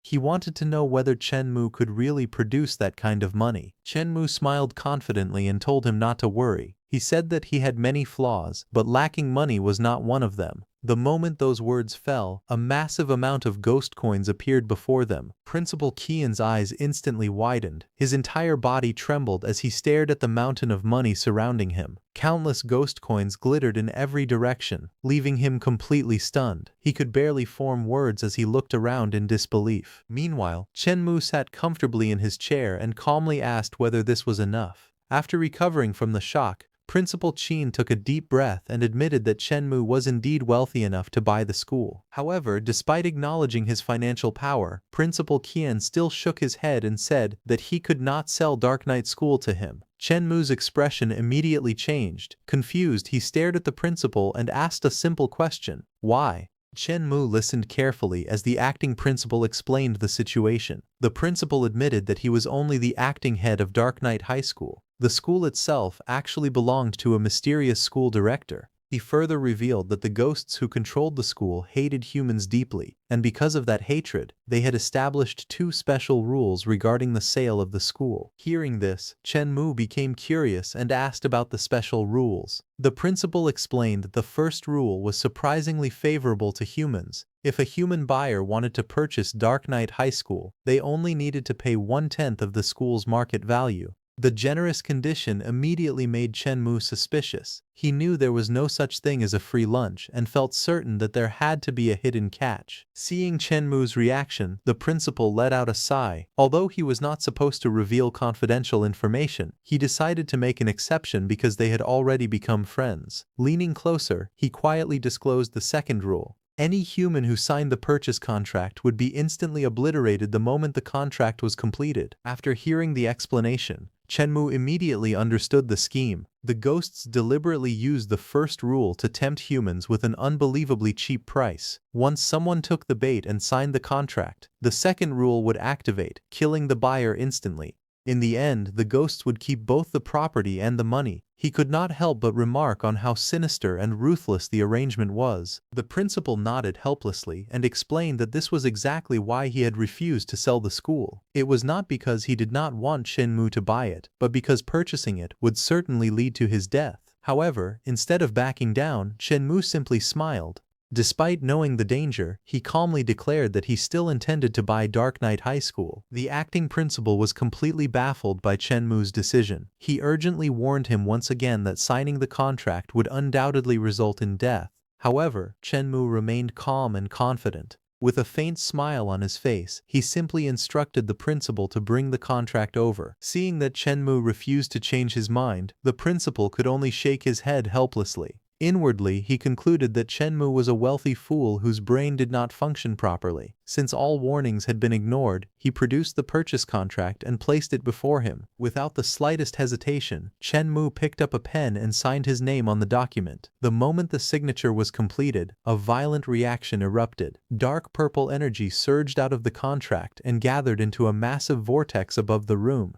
The sinister power twisted through the air, radiating an aura capable of destroying everything in its path. The principal looked at the terrifying phenomenon and sighed with regret. He felt that it was a pity for someone as young and promising as Chen Mu to throw away his future so recklessly. In his eyes, Chen Mu's fate had already been decided. Yet Chen Mu showed no fear at all. Sitting calmly in his chair, he told the principal not to speak too soon. As soon as the deadly force descended toward him, a brilliant golden light suddenly burst forth from his body. The golden radiance collided head-on with the dark energy, filling the entire room with dazzling light. To the principal's shock, Chen Mu remained completely unharmed. Bathed in golden brilliance, he stood there with a confident smile, as if he had expected this outcome from the very beginning. The supposedly unavoidable death sentence had failed to claim him. The acting principal stared at Chen Mu in complete shock. He could not believe that Chen Mu had actually survived the power of the rules. In all his years, he had never seen anyone resist such an absolute force. Unable to contain his astonishment, he demanded to know how Chen Mu had managed to do it. Chen Mu simply smiled and casually explained that he possessed a special item capable of countering the power of the rules. Hearing that explanation, the principal immediately recalled a legendary treasure from the ghost world. According to rumors, only Duke William possessed a unique piece of defensive equipment powerful enough to resist the authority of the rules. The principal instantly connected the dots and concluded that the Ghost General token Chen Mu had obtained earlier must actually belong to Duke William. Ignoring the principal's shock, Chen Mu looked at the signed contract in his hand and asked whether the purchase had been successfully completed. He wanted to know if that meant he had officially become the new director of Dark Knight High School. The principal quickly recovered from his surprise and immediately confirmed it. With a respectful attitude, he addressed Chen Mu as Director Chen and even invited him to take the director's seat of honor. However, Chen Mu waved his hand and politely declined. He admitted that he was not good at management and had no interest in handling the school's daily affairs. Instead, he ordered the principal to continue serving as the acting principal and manage the school as before. The principal was overjoyed by the decision. Feeling both grateful and honored, he vowed that he would never disappoint Director Chen's expectations. In his eyes, Chen Mu had not only become the owner of the school but also a superior worthy of his loyalty. After settling the matter, Chen Mu immediately gave his first order as the new director. He instructed the principal to notify all teachers and staff members and have them gather at the playground within 10 minutes. The principal respectfully accepted the command without hesitation and bowed deeply before hurrying off to carry out the order. 10 minutes later, the playground of Dark Knight High School was filled with teachers, staff members, and students. The sudden order to gather had left everyone confused. As they stood beneath the crimson sky, whispers spread through the crowd.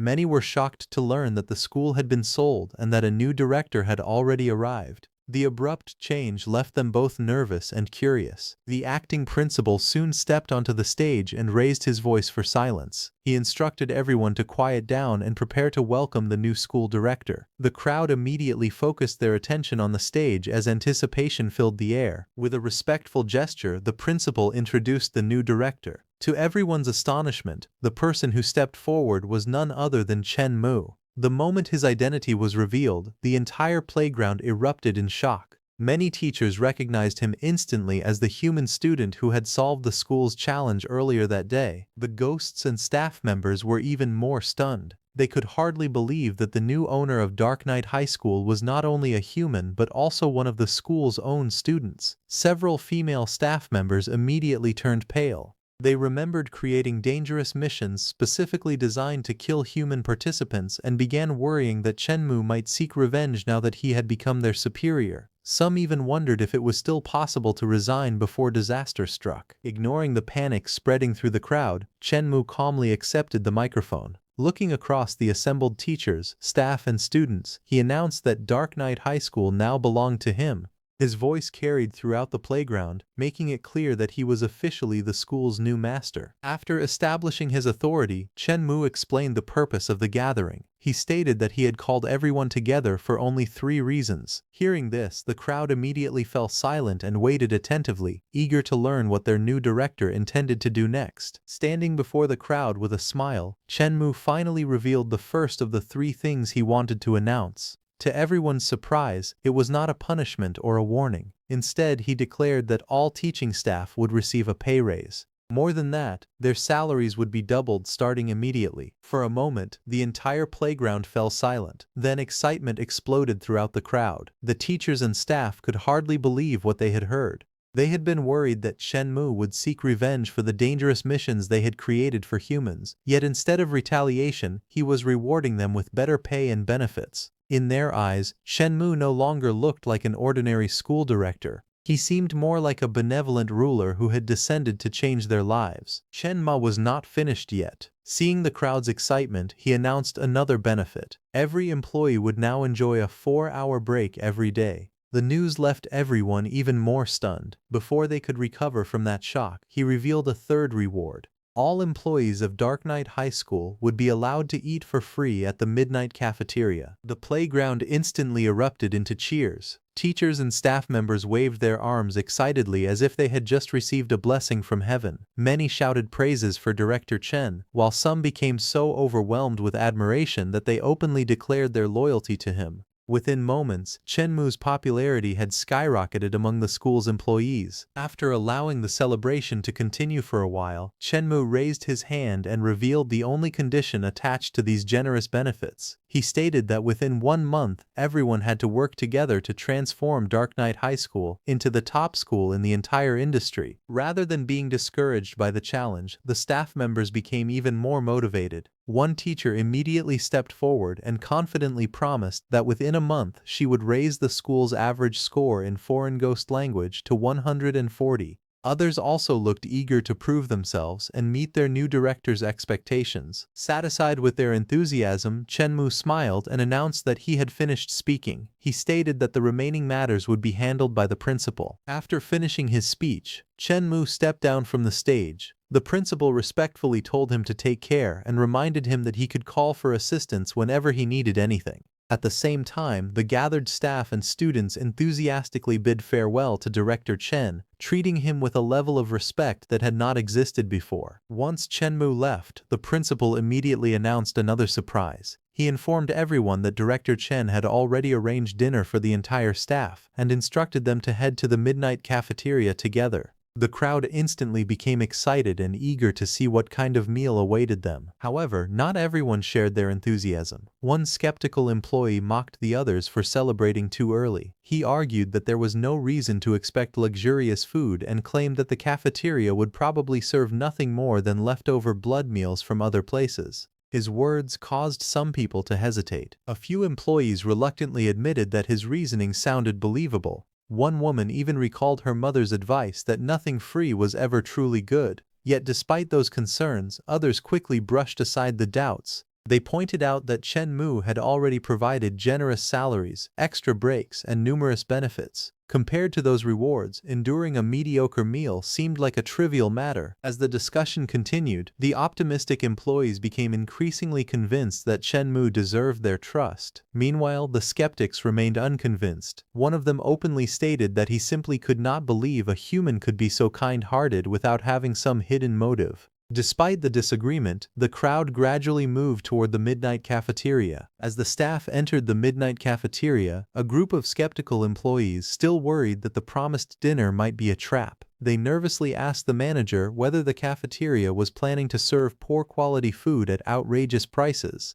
However, their doubts vanished the moment they saw the dining table. It was covered with luxurious dishes that sparkled under the lights, looking far beyond anything they had expected. The manager calmly explained that they had misunderstood the situation. She revealed that the feast in front of them was simply the standard meal prepared by the boss for the teaching staff. Hearing this left the skeptics speechless. Some employees immediately mocked the doubters, pointing out that the food was already laid out before their eyes, yet they still questioned Director Chen's sincerity. The staff eagerly examined the dishes and quickly recognized them as expensive delicacies. There were ghost honey lung slices, sweet and sour ghost fish, soul-returning meat, and several other famous dishes that were normally difficult to obtain.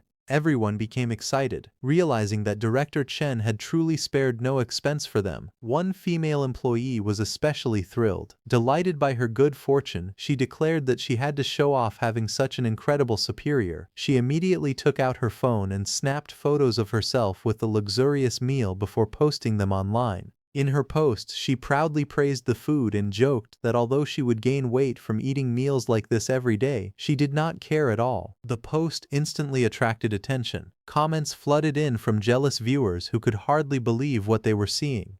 Some questioned whether her boss had gone crazy, while others jokingly asked if the school was still hiring because they were willing to work endlessly for benefits like these. The discussion quickly became lively as more and more people reacted with envy. Outside, several ghosts stared at the photos in disbelief. One of them repeatedly complained that he could not even finish reading the comments because the jealousy was overwhelming. Meanwhile, the employee's livestream continued attracting viewers as she happily showed off the magnificent feast prepared by director Chen. As the employee's post continued spreading across the internet, even more ghosts became jealous after seeing the luxurious treatment offered by Dark Night School. One muscular ghost stared at the photos on his phone and admitted that the benefits were so good that he wanted to join as well. However, before he could continue dreaming, his boss immediately scolded him. The boss pointed out that with conditions that generous, there was no chance a place like that would hire ghosts who had not even finished basic ghost education. The boss continued lecturing his subordinates. He reminded them that they could barely afford enough food to survive, so they should stop fantasizing and focus on doing their current jobs properly. The two ghosts lowered their heads in disappointment after being reprimanded. At that moment, the boss suddenly noticed a young human walking alone in the distance. One of the ghosts immediately pointed at him and remarked that the human looked extremely easy to fool. Hearing that, the boss's eyes lit up.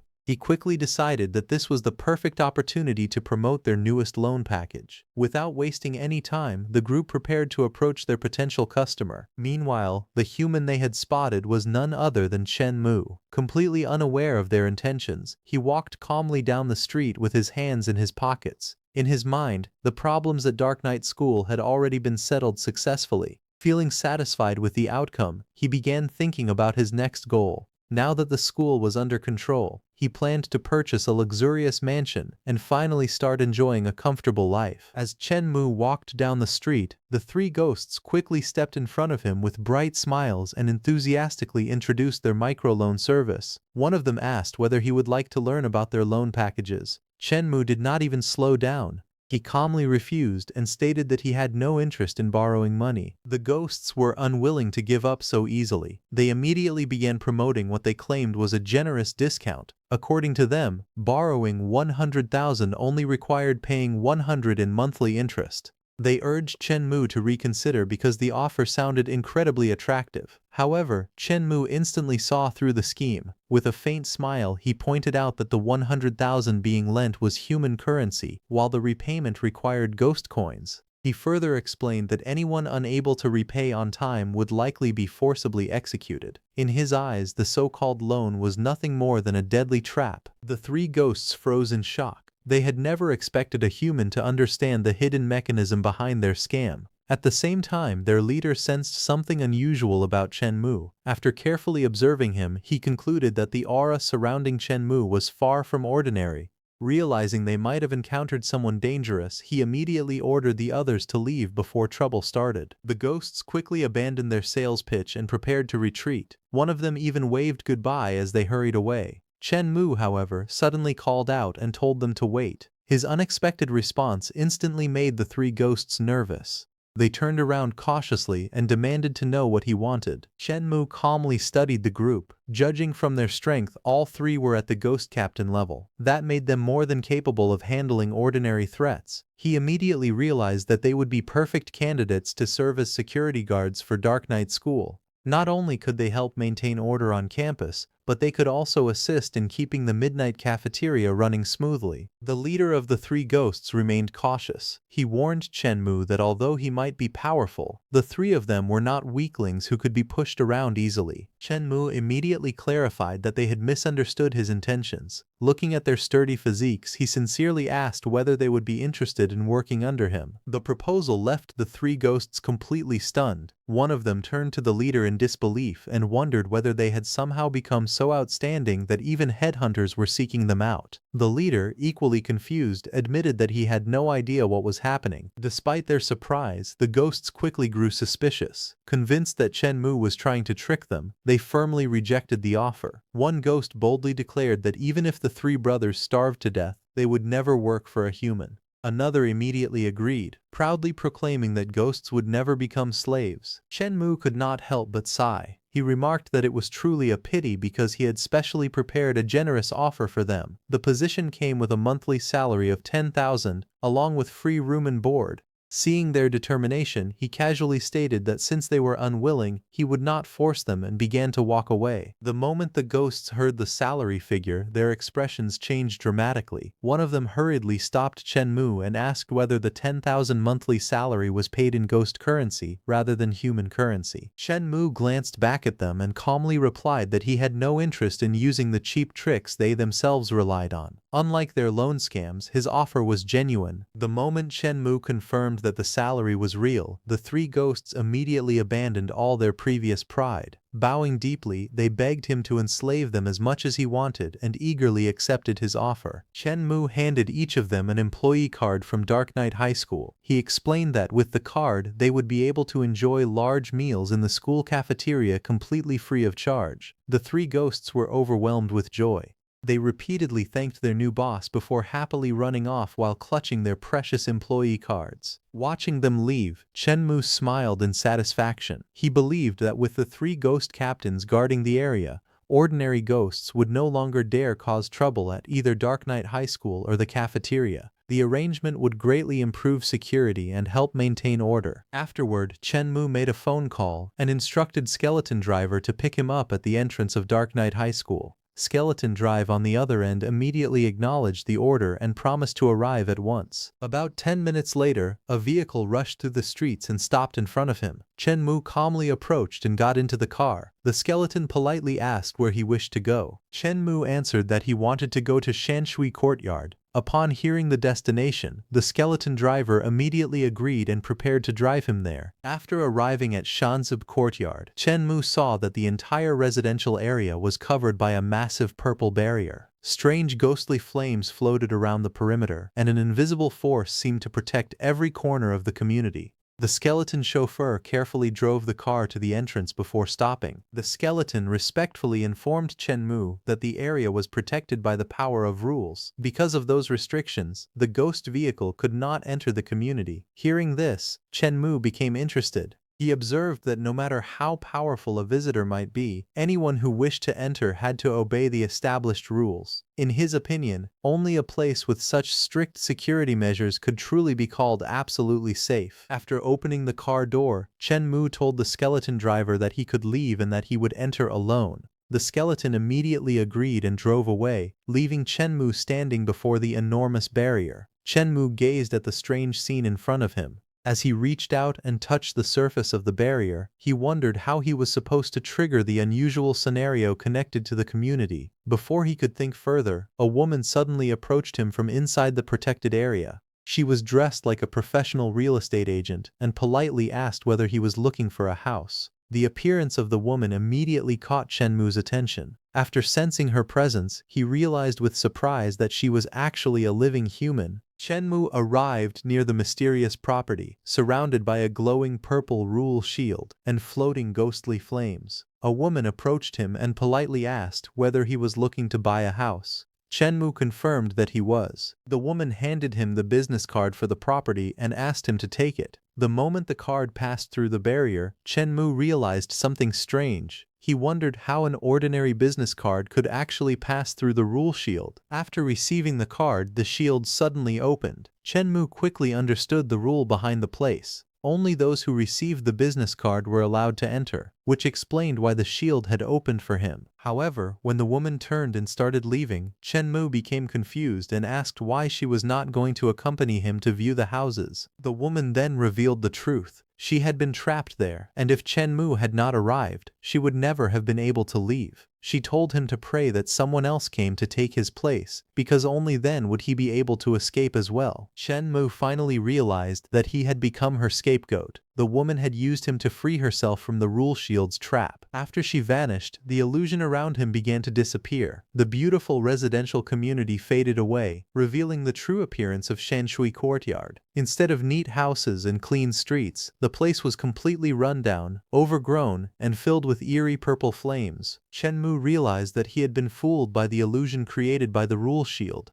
Looking around the ruined courtyard, he grew frustrated. Everything was so broken and abandoned that he could not even figure out where the sales office was. As Chen Mu stood alone in the haunted courtyard, a strange voice suddenly called him a stupid human. A mustached man appeared before Chen Mu and told him that he would not be able to find the exit, advising him to simply stay there honestly. However, Chen Mu calmly explained that the man had misunderstood him. He had not been worrying about escaping. Instead, he had been thinking about how rundown the villa area was and wondering how long it would take to restore everything after buying the entire place. Hearing this, the mustached man became suspicious. He thought Chen Mu was strange for wandering into such a weird scenario without showing any fear. Instead of being nervous, Chen Mu was actually thinking about buying a villa. The man even wondered whether Chen Mu was deliberately playing with him. The mustached man then asked Chen Mu whether he knew how much money it would cost to buy the estate. Without hesitation, he declared that the price was 50 million ghost coins and told Chen Mu to stop daydreaming. Chen Mu remained completely calm. Rather than being shocked by the price, he smiled and asked if it was only 50 million. The mustached man was stunned by his reaction. Chen Mu then casually announced that he would take the entire estate.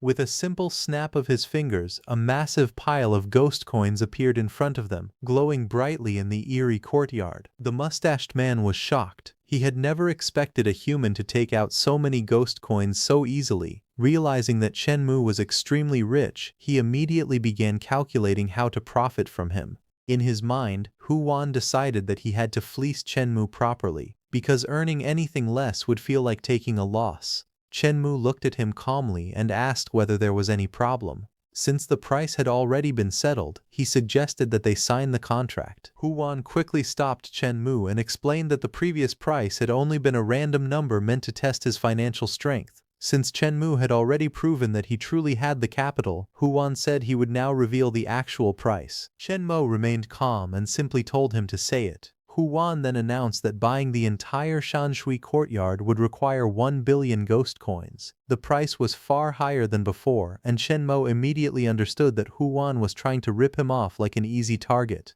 Since Hu Wan was being dishonest first, Chen Mu decided that there was no need to treat him fairly either. Instead of arguing, Chen Mu smiled and said that money was not a problem. However, he asked whether he could invite 2 friends to his new home as guests. Hu Wan agreed without hesitation. He then handed Chen Mu 2 invitation cards and explained how they worked. As long as Chen Mu spoke the invitation words, the cards would automatically fly into the hands of the people he had in mind. Chen Mu accepted the cards and activated them. He introduced himself as Chen Mu, then declared through the invitation that the boss of Shanshui Courtyard was giving the entire estate to him for free. After that, he invited his friends to visit his new home immediately. The 2 invitation cards glowed with purple light and shot into the sky. Hearing Chen Mu's words, Hu Wan was instantly stunned. He angrily questioned when he had ever agreed to give the entire estate away for free, wondering if he had been kicked in the head by a donkey to make such a ridiculous decision. Chen Mu calmly told Hu Wan that his friends would arrive shortly. Seeing the pile of ghost coins, Hu Wan quickly pointed at it and said that they could treat the 50 million ghost coins as the deposit for the full 1 billion ghost coin price. However, Chen Mu stopped him and told him not to be so hasty. According to the proper procedure, Hu Wan should first show him around the estate before discussing payment. Hu Wan hesitated for a moment, but in the end he agreed. As they walked through the eerie Shanshui courtyard surrounded by purple ghost flames, Hu Wan casually asked Chen Mu who the friends he had invited were. He also wanted to know whether they were as wealthy as Chen Mu. Chen Mu replied indifferently, saying that they were all right and were merely some rich idlers. He told Hu Wan that he would understand once they arrived. Hearing this, Hu Wan secretly became excited. In his mind, he thought that this was a perfect opportunity.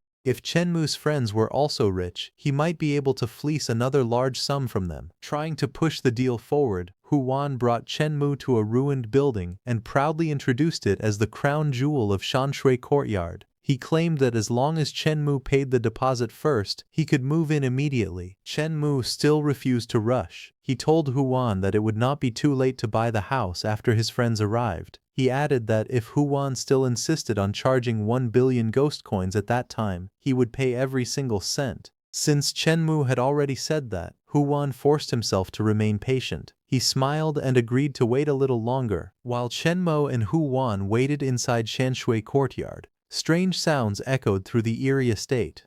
Soon after, Hu Wan realized that Chen Mo's invited guests had arrived. He immediately told Chen Mo that they should go to the entrance to greet them. Chen Mu calmly agreed and said that he would have to trouble Boss Hu to lead the way. Hu Wan led Chen Mu toward the Shen Shui Courtyard sales office. The place was still surrounded by purple ghost flames, and the atmosphere remained gloomy and unsettling. When they entered the sales office, Hu Wan suddenly saw a woman standing inside. The moment he recognized her, he was shocked. She was Manager Sun of the Depraved Mall. Hu Wan immediately became confused. The Depraved Mall was a top-tier ghost faction in the city, so he could not understand why someone like Manager Sun would personally come to Shanshui Courtyard. Manager Sun respectfully greeted Chen Mu and revealed his identity. She said that Chen Mu was the supreme black gold client of the Depraved Mall. To congratulate him on moving into his new home, the mall had specially prepared a 1,000-year ghost jade as a gift for him. Hu Wan was completely stunned. He could not believe that Chen Mu was actually a black gold client of the Depraved Mall. Even Hu Wan himself could not obtain an ordinary membership card, yet Chen Mu had the highest level status. Realizing this, Hu Wan instantly became nervous. He began to panic, wondering if he had offended someone far more powerful than he had imagined. He felt as though he had kicked an iron plate and decided that it would be wiser to back down before things became worse. Changing his attitude, Hu Wan forced a polite smile and said that since Chen Mu and Manager Sun were friends, he could offer Chen Mu a discount. He then suggested reducing the original price by 50%. Chen Mu smiled at Hu Wan and reminded him not to be so hasty again. His second friend had not arrived yet. At that moment, strange cries echoed outside the sales office. A flock of black birds flew across the blood-red sky, and the eerie purple flames around Shanshui Courtyard burned even brighter. Suddenly, a powerful purple aura erupted inside the sales office. Hu Wan turned toward the overwhelming energy in shock. Feeling the pressure from the aura, he wondered whether the newcomer could actually be a ghost general. A tall blonde man then walked out from the glowing light and casually asked whether he was late. The newcomer approached Chen Mu with a smile and congratulated him on moving into his new home. Chen Mu's second friend had finally arrived. When Hu Wan recognized him, he was completely stunned. The man was Duke William. Hu Wan could hardly believe that even Duke William was Chen Mu's friend.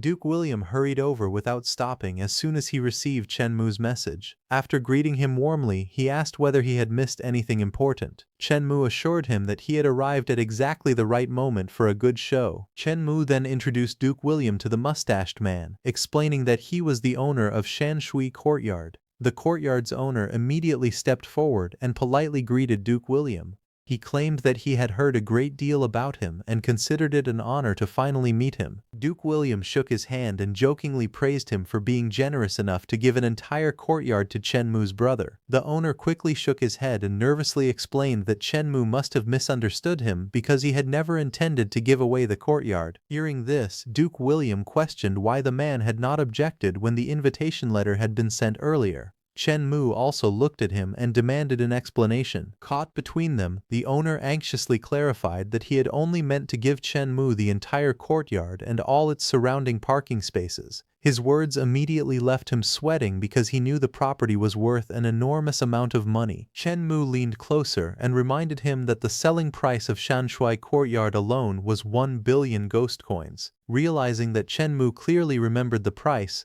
the owner hurriedly claimed that he had only been joking because Chen Mu possessed such a wonderful sense of humor. However, Chen Mu soon produced the official ownership contract. He calmly revealed that he had already completely won over Shanshui Courtyard. As a token of respect, he declared that he would voluntarily offer Duke William all 47 villas and their parking spaces. The courtyard's owner immediately dropped to his knees and held out the contract with trembling hands. Faced with Chen Mu and Duke William together, he knew he could not afford to offend either of them. If he refused to cooperate, he feared that he might lose his wealth, and possibly even his life, right then and there. Chen Mu accepted the courtyard owner's offer without hesitation. With a faint smile, he thanked Boss Hu for his generosity and respectfully accepted Shanshui Courtyard. He then took a pen and signed the ownership contract. The moment the agreement was completed, the power contained within the contract entered Chen Mu's body. With the Midnight Hotel, Dark Knight High School, and now the blessing of Shanshui Courtyard under his control, his strength rose to the level of a mid-tier ghost captain. Boss Hu forced himself to remain polite and informed Chen Mu that Shanshui Courtyard now officially belonged to him.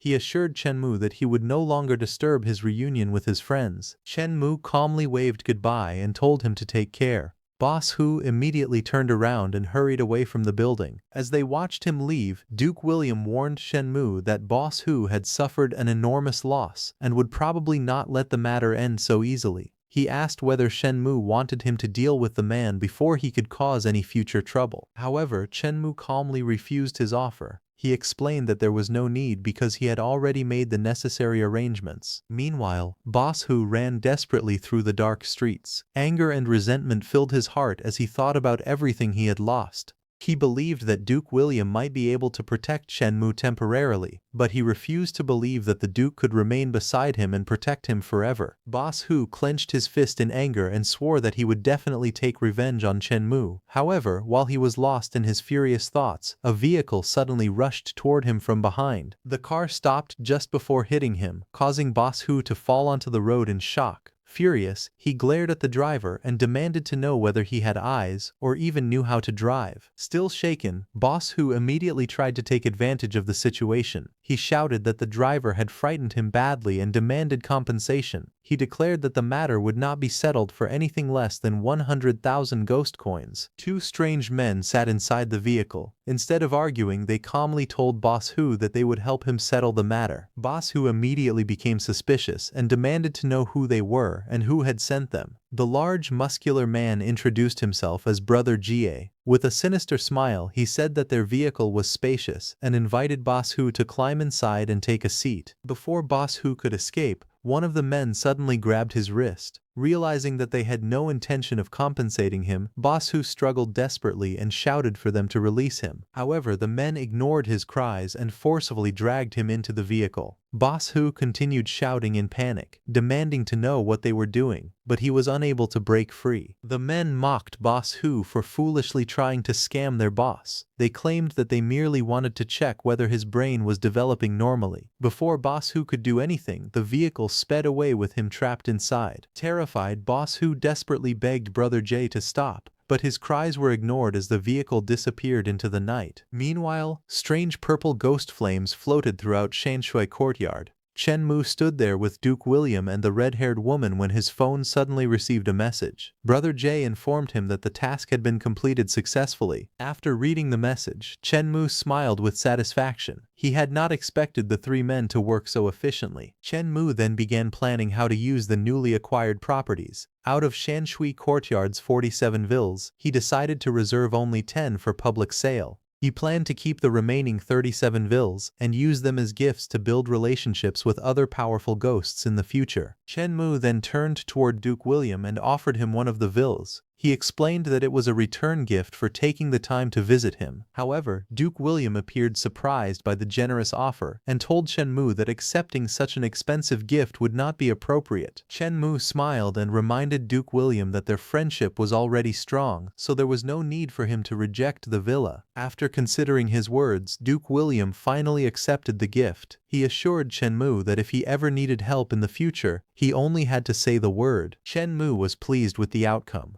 With Duke William, a powerful ghost general, supporting and protecting the community, any ghosts who intended to cause trouble would have to carefully reconsider their actions. Chen Mu then turned toward Manager Sun and thanked her for coming as well. Manager Sun politely replied that he was being far too courteous. Since Chen Mu was their most important client, it was only natural for them to show him proper respect. Shen Mu explained that most of the villas in Shanshui Courtyard were still empty shells and needed complete renovation. He instructed Manager Sun to purchase all the necessary construction materials from the depraved mall and prepare a detailed proposal for him in advance. Hearing this, Manager Sun became extremely excited. Renovating all the villas would cost at least several hundred million ghost coins. She could hardly believe that another enormous business opportunity had fallen directly into her hands. Manager Sun assured Chen Mu that he was being far too polite. She promised to prepare a perfect renovation proposal that would guarantee both high quality and affordability. However, Chen Mu calmly told her that money was not an issue.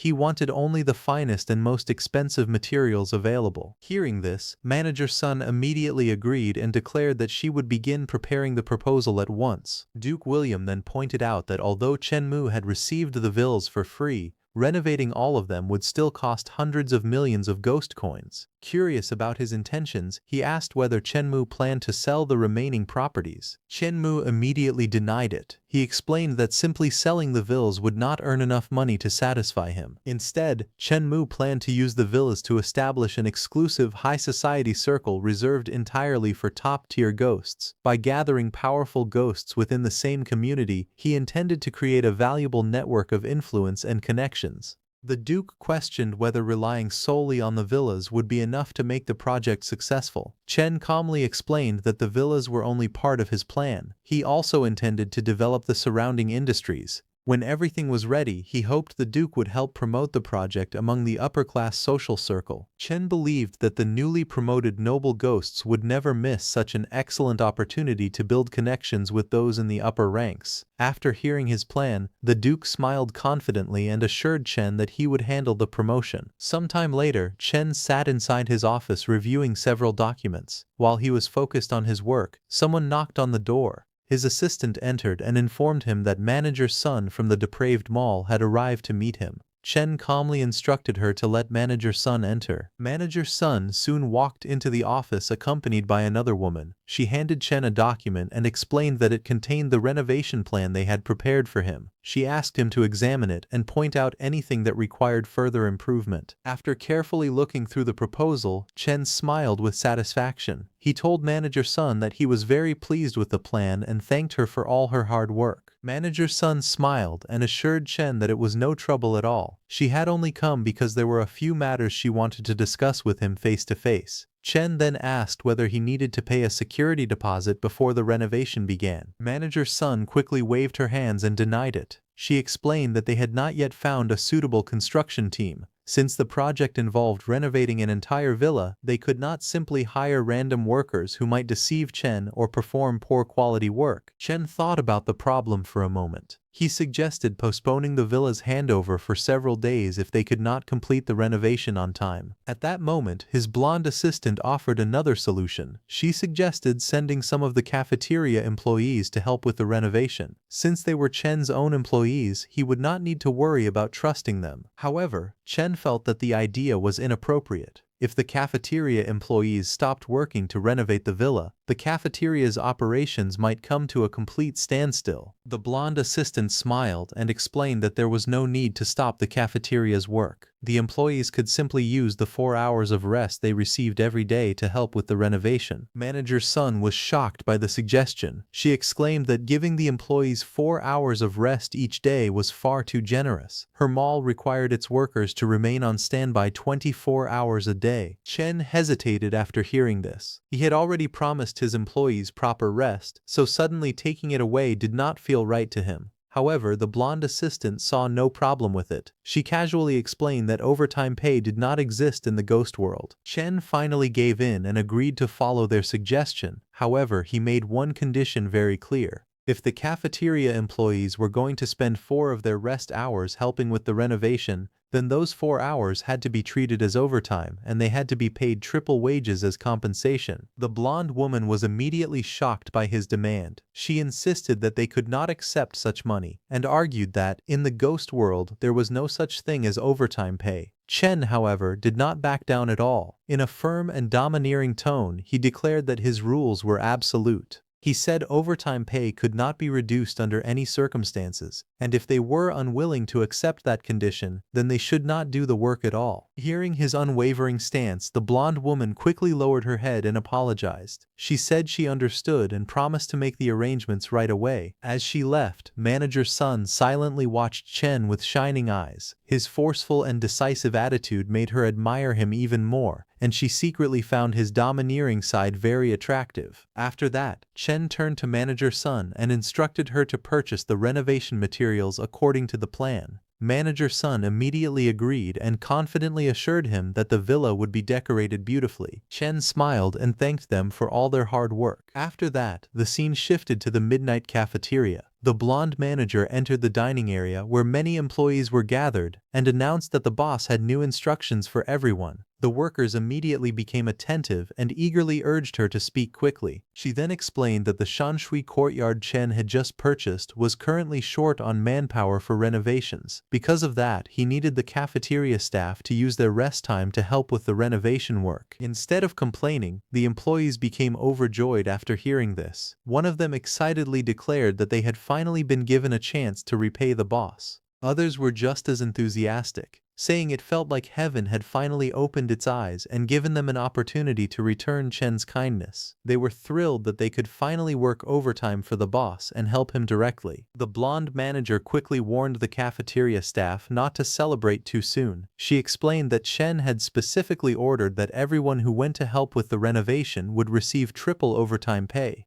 The moment the workers heard this, their excitement vanished and they were left in shock. One employee cried out in despair, saying he had only wanted a chance to work overtime for the boss, so being forced to accept overtime pay felt more like a punishment than a reward. The others also became uneasy. Some worried that by accepting such generous treatment, they would simply be freeloading off Chen. Others feared that if he kept giving them so many benefits, he might eventually go bankrupt. Seeing everyone's reaction, the red-haired chef stood up and asked them all to think carefully about one question. How had the boss treated them all this time? Another worker immediately answered that Chen had treated them so well that words could not even describe it. The others quickly agreed. One of them pointed out that Chen was still in the most difficult stage of starting up his business, yet he was still willing to improve their benefits. Another worker became so emotional that he said if he truly accepted such overtime pay, he would no longer be able to face the elders and the people of the ghost world with a clear conscience. Finally, the red-haired chef raised his voice and asked what they should do. In response, the entire group shouted in unison that they should work unpaid overtime. Before leaving to work overtime, one of the chefs said they needed to make sure everyone followed the same story. The others looked at him in confusion and asked what he meant. The chef then revealed his plan. Everyone who went to the Shanshui courtyard had to avoid registering their names on the overtime timesheet. That way there would be no official record of their extra work, and Chen would not be able to pay them overtime wages. The employees immediately praised the idea. They believed it was the perfect way to help Chen without receiving the additional payment he had insisted on giving them. Seeing their determination, the blonde manager became deeply moved. She could hardly believe that the employees possessed such a strong sense of responsibility and awareness. She then ordered everyone to leave for the Shanshui courtyard immediately and help reduce their boss's burden. The workers rushed out of the cafeteria with great excitement, happily singing about how much they loved working overtime. When Chen Mu arrived at the Shanshui courtyard, he was surprised to see how much progress the workers had made. They had completed several days' worth of work in only a few hours. Looking at the busy employees, he silently admitted that this was truly the power of money. The workers continued renovating the villa with great enthusiasm. Some repaired the floor, while others carried materials and installed decorations. Chen Mu smiled and thanked everyone for their hard work. One of the workers immediately assured him that the work was not difficult at all. Another confidently promised that even though they were working overtime for free, they would still guarantee both the quality and quantity of their work. The moment those words left his mouth, the other workers froze. One of them angrily grabbed Ao Bin and reminded him that they had agreed to hide the truth from their boss. He even threatened that if Ao Bin could not control his mouth, he should give it to someone who needed it more. Ao Bin became nervous and admitted that he had accidentally spoken without thinking. Chen Mu's expression immediately darkened after hearing that they had been working overtime for free. He demanded a reasonable explanation. In his mind, he firmly believed that he could not allow employees to secretly disobey his orders in his own business. The frightened workers gathered together and begged him for mercy, insisting that they had not done it intentionally. Chen Mu sternly told them that although they had volunteered to work without payment, rules were still rules and had to be followed strictly. He immediately called Manager Li and instructed her to carefully check every employee's attendance record from then on. No one working overtime would be allowed to miss or skip punching their attendance card. He then informed the workers that Manager Li would compensate them for all their overtime wages. He decided not to pursue the matter any further this time, but warned them that if it happened again they would be punished. The workers lowered their heads in disappointment. One of them quickly tried to calm Chen Mu and informed him that his bedroom had already been renovated. He suggested that Chen Mu take a look at it. Chen Mu agreed and entered the bedroom. After observing the elegant furniture, decorations, and spotless interior, his anger gradually faded. He looked around the beautifully renovated room and admitted that it was not bad. The muscular worker informed Chen Mu that, according to their planned schedule, they would completely finish decorating the villa within 2 days. Chen Mu acknowledged their enthusiasm but firmly warned them that although they could remain passionate about their work, they were not allowed to break his rules. The worker confidently assured Chen Mu that he would personally supervise everyone, so there would be no further problems with attendance. Since it was already late, he then suggested that Chen Mu return home and rest early. Chen Mu smiled and remarked that he had not expected the worker to be so clever. The worker laughed and explained that, in their eyes, their boss's health was far more important than their wages. Later, inside the midnight cafeteria's office, Manager Lee reported that she had already distributed the overtime pay to all the employees who had secretly worked overtime the previous day. Chen Mu examined the attendance list and saw that A.G., A.Wei, and A.Bin had each worked 16 hours of overtime, while another employee had worked 14 hours. Chen Mu examined the attendance sheet and immediately noticed something suspicious. He turned to Manager Lee and asked whether she was certain there was no hidden trick in the records. Li Xiaoxiao became nervous and struggled to answer. Chen Mu slammed his hand on the desk and angrily called her by name. He warned that if she, as the manager, dared to hide things from him, the other employees in the midnight cafeteria would no longer respect or obey his rules. Li Xiaoxiao quickly bowed and apologized. However, Chen Mu told her that an apology was not the answer he wanted. Under the pressure, she finally admitted that everyone was now clocking in properly according to his instructions. The real problem was that the employees had started arriving earlier than required and leaving much later than they were supposed to. They were still finding ways to work additional hours without officially breaking the attendance rules. Hearing this, Chen Mu became even more frustrated. He considered their actions a form of rebellion. In his opinion, an unhealthy competition had already begun spreading through his business, with every employee trying to work harder and longer than the others. Chen Mu then became worried about their health. He wondered what would happen if someone collapsed because of the intense workload, especially since he had not yet arranged medical insurance for them. Li Xiaoxiao looked confused and asked what medical insurance was. Her question reminded Chen Mu that hospitals capable of treating ghosts were extremely rare. A new idea immediately formed in his mind. If he could purchase a hospital specially designed to treat ghosts, then he would practically hold the lifeline of every ghost living in the city. Chen Mu asked Manager Lee where injured ghosts usually went for treatment.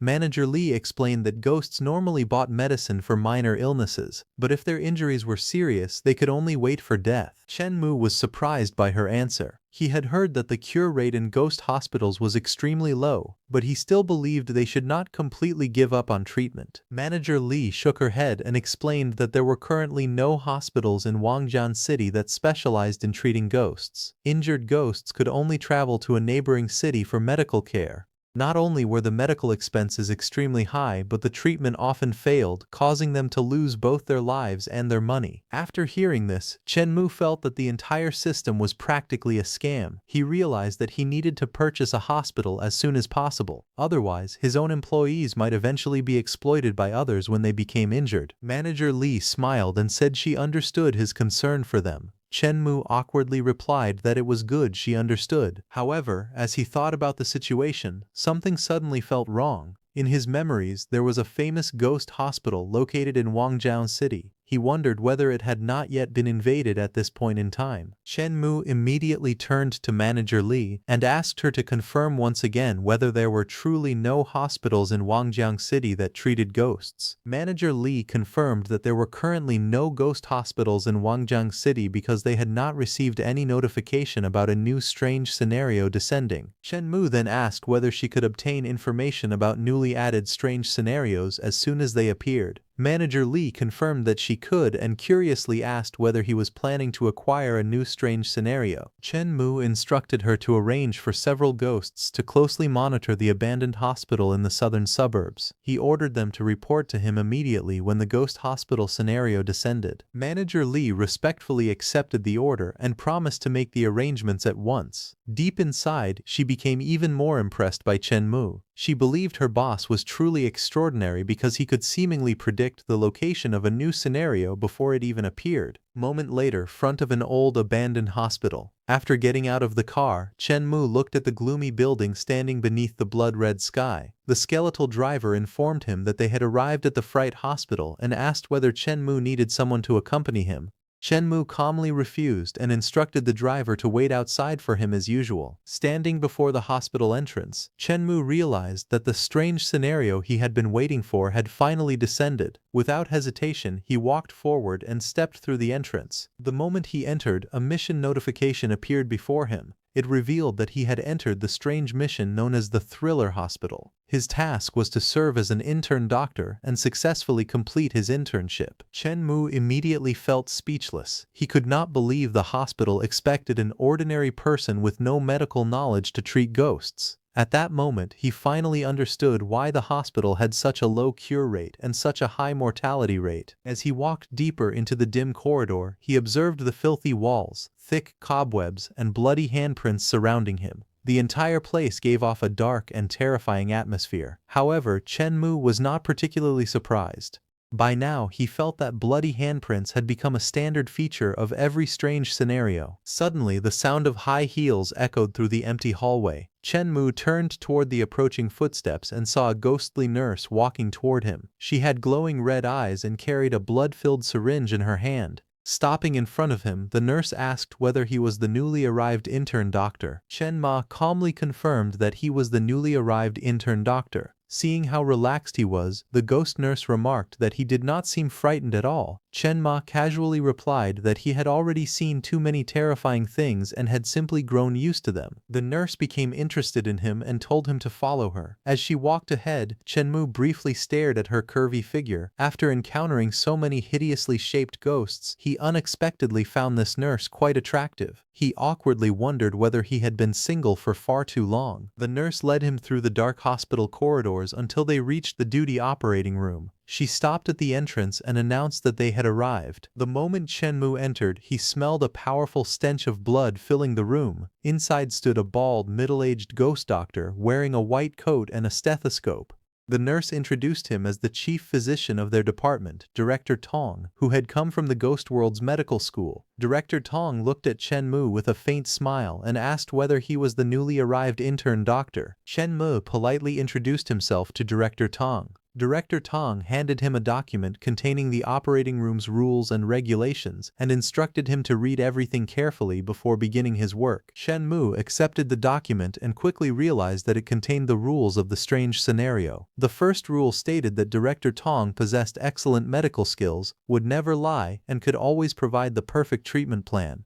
Therefore, Chen Mu had to obey every instruction he gave. The second rule strictly forbade him from leaving the operating room while he was on duty. The third rule required Chen Mu to treat 5 patients and receive at least 3 positive reviews from them. If he failed to collect enough positive reviews, his mission would be considered a failure. The fourth rule warned that some patients had difficult and unstable personalities, so he had to patiently satisfy their demands and avoid receiving negative reviews. After reading everything, Chen Mu calculated that he only needed 3 positive reviews from 5 patients, meaning he could afford to fail twice. However, dealing with unreasonable ghost patients without angering them would still be difficult. The ghost nurse then showed him to a seat and told him to wait there. Chen Mu thanked her before looking around the empty operating room. Confused by the silence, he asked why there were no patients. Director Tong calmly told him not to be impatient. Since it was nighttime, there were naturally fewer patients visiting the hospital. Just then, an injured ghost rushed into the operating room while clutching his bleeding arm. With pain written across his face, he desperately begged the doctors to save him. Director Tong immediately instructed Chen Mu to help the patient onto the bed. Chen Mu quickly stepped forward, supported the injured ghost, and carefully laid him down.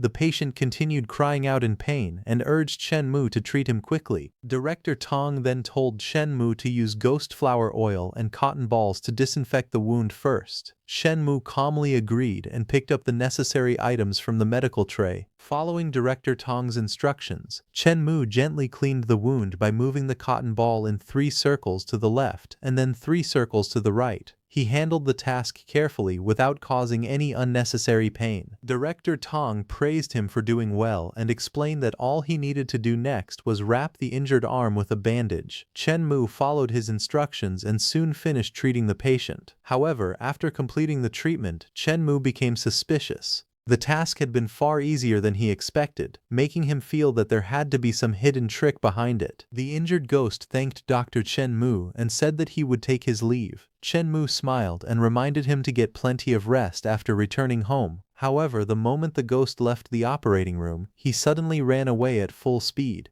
Watching him disappear down the corridor, Chen Mu jokingly wondered why he was in such a hurry and whether he was rushing to reincarnate. At that moment, a red system notification appeared before Chen Mu. It announced that his first surgery had received a score of only 50 points. The treatment had been judged a failure and the patient had given him a negative review. Chen Mu's eyes widened in confusion. He could not understand why the treatment had failed when he had followed Director Tong's instructions perfectly. Director Tong calmly reassured Chen Mu that there was still a chance. However, Chen Mu soon realized that there seemed to be a problem with the mission's rules. Since Director Tong was supposedly unable to lie, Chen Mu decided to question him directly. Noticing that Chen Mu kept staring at him, Director Tong asked why he was looking at him so strangely. Chen Mu then turned serious and asked Director Tong whether he would only tell the truth, just as the rules stated. Director Tong assured Chen Mu that he would never deceive any intern doctor participating in the mission. Hearing this, Chen Mu immediately asked whether Director Tong was truly highly skilled and masterful in his medical techniques as the rules claimed.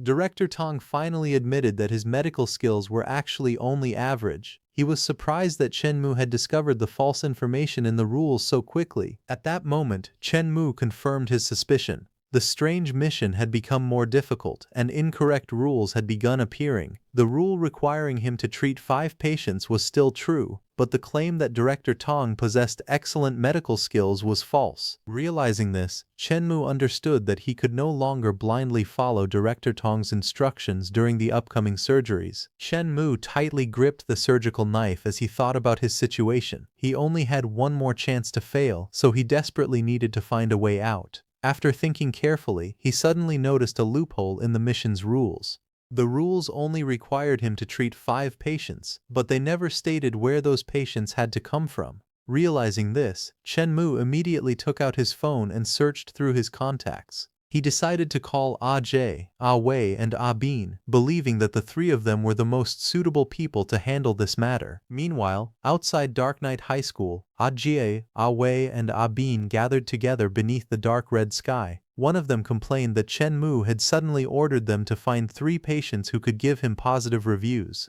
He wondered where they could possibly find suitable patients in the middle of the night. Another man agreed, pointing out that there were not many sick ghosts wandering around at such a late hour. However, the third man angrily called them foolish. He explained that if they could not find any patients, they could simply create some themselves. At that moment, a beautiful schoolgirl walked past them. The muscular man with orange hair stared at her with a foolish smile and remarked that she was extremely attractive. His companion immediately became furious and struck him on the back of the head. He scolded him for admiring a beautiful girl while they were supposed to be completing their boss's mission. He then threatened to break the man's arm and send him to Chen Mu as a patient instead. The orange-haired man immediately apologized to his big brother and admitted that he had been wrong. Fearing that his arm would truly be broken, he desperately begged him not to do it. Just then, they noticed an orange-haired man approaching the young ghost girl and blocking her path. With a strange smile, he warned her that it was extremely dangerous for a young ghost like her to wander outside so late at night. Seeing his actions, Ah Jie, Ah Wei and Ah Bin were initially surprised, but they soon understood what he was planning.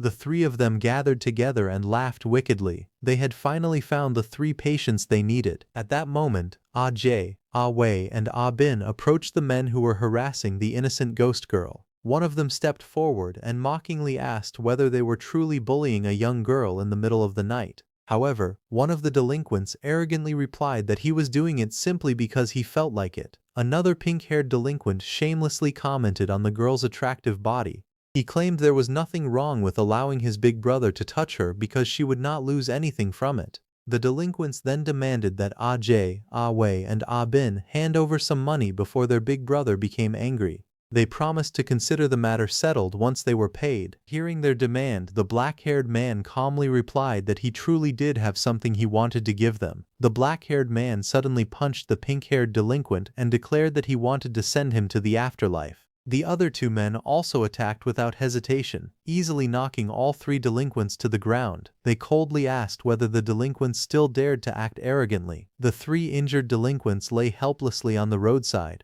One cried that his face had been ruined, another complained that his leg was broken, while the third groaned that his ribs had been fractured. After seeing the delinquents defeated, the young ghost girl bowed gratefully and praised the three men as the great heroes of Dark Knight High School. Her words made them extremely happy, especially because such a beautiful ghost had personally praised them. One of the men proudly remarked that she had truly called them heroes. The black-haired man then grabbed one of the injured delinquents and threw him into a van. However, he decided that sending all three patients to Chen Mu at the same time would look too suspicious. He ordered the others to deliver the first patient before bringing the remaining two later. His companions agreed, saying that they would follow their big brother's plan and make sure not to delay their boss's mission. The van quickly drove through the dark city and soon arrived outside the hospital where Chen Mu was completing his mission. After arriving at the hospital, the black-haired man opened the van door and looked at the three injured delinquents sitting inside. He pointed toward one of them and ordered him to come along. The chosen delinquent immediately panicked and refused to enter the hospital. He claimed that 9.5 out of every 10 patients who received treatment there died, so he desperately did not want to go inside. The black-haired man grabbed him and warned him to carefully remember everything he was about to say. Otherwise, even if the delinquent survived the treatment, he would personally make him disappear afterward. He ordered the terrified delinquent to find a doctor named Chen Mu after entering the hospital and receive treatment from him. Once the treatment was finished,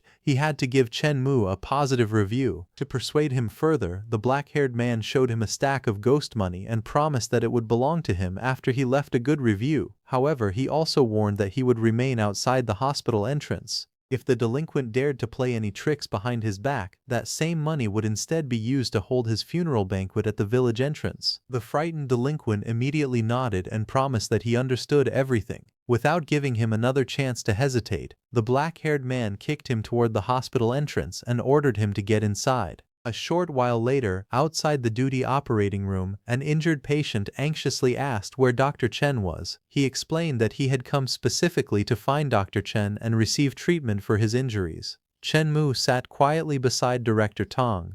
After seeing the patient, he was impressed by Ah Jae's efficiency. Ah Jae had managed to find a patient for him in less than an hour. Meanwhile, Director Tong was surprised that someone had actually come to the hospital and specifically requested treatment from Chen Mu. Seeing the shocked expression on Director Tong's face, Chen Mu smiled and thought that it was all possible because of his cash ability. Chen Mu then stepped forward and politely introduced himself as the intern doctor, Chen Mu. The patient was stunned when he learned Chen Mu's identity. He had assumed that someone capable of commanding a ghost captain-level subordinate would at least be a powerful ghost general. He could not believe that Chen Mu was merely an ordinary human. The patient immediately changed his attitude and claimed that he had accidentally slipped and fallen face first. Chen Mu calmly told him to lie down on the hospital bed first. Chen Mu explained that he would disinfect the patient's wounds before prescribing some red medicine for him to take home to help with his recovery. The patient quickly nodded and admitted that he should not have been wandering around for no reason. He claimed that he deserved to fall like that and gratefully thanked Chen Mu for personally treating him. Hearing the patient's overly respectful words, Director Tong became speechless and wondered why even doctors had such devoted admirers nowadays. Chen Mo carefully used a pair of forceps to clean the wound on the patient's face. He asked whether it hurt, but the patient immediately assured him that it did not. He even told Chen Mo that the amount of force he was using was perfect. As long as Chen Mo did not damage his brain, he was willing to endure anything. After removing the damaged flesh and completely cleaning the wound, Chen Mu told the patient that he was free to leave. The patient sat up and thanked Chenmu sincerely, claiming that Chenmu was like a second parent to him. At that moment, Chenmu received a perfect score of 100 points for his second surgery, along with another 5-star positive review. Chenmu was pleased by how cooperative the patient had been. He thought that as long as he received 2 more positive reviews, he would be able to clear the mission. Just then, 2 more injured men rushed into the room. They desperately called out to Chenmu and claimed that they had both been struck by a car. They begged him to save them. Director Tong stared at them in disbelief.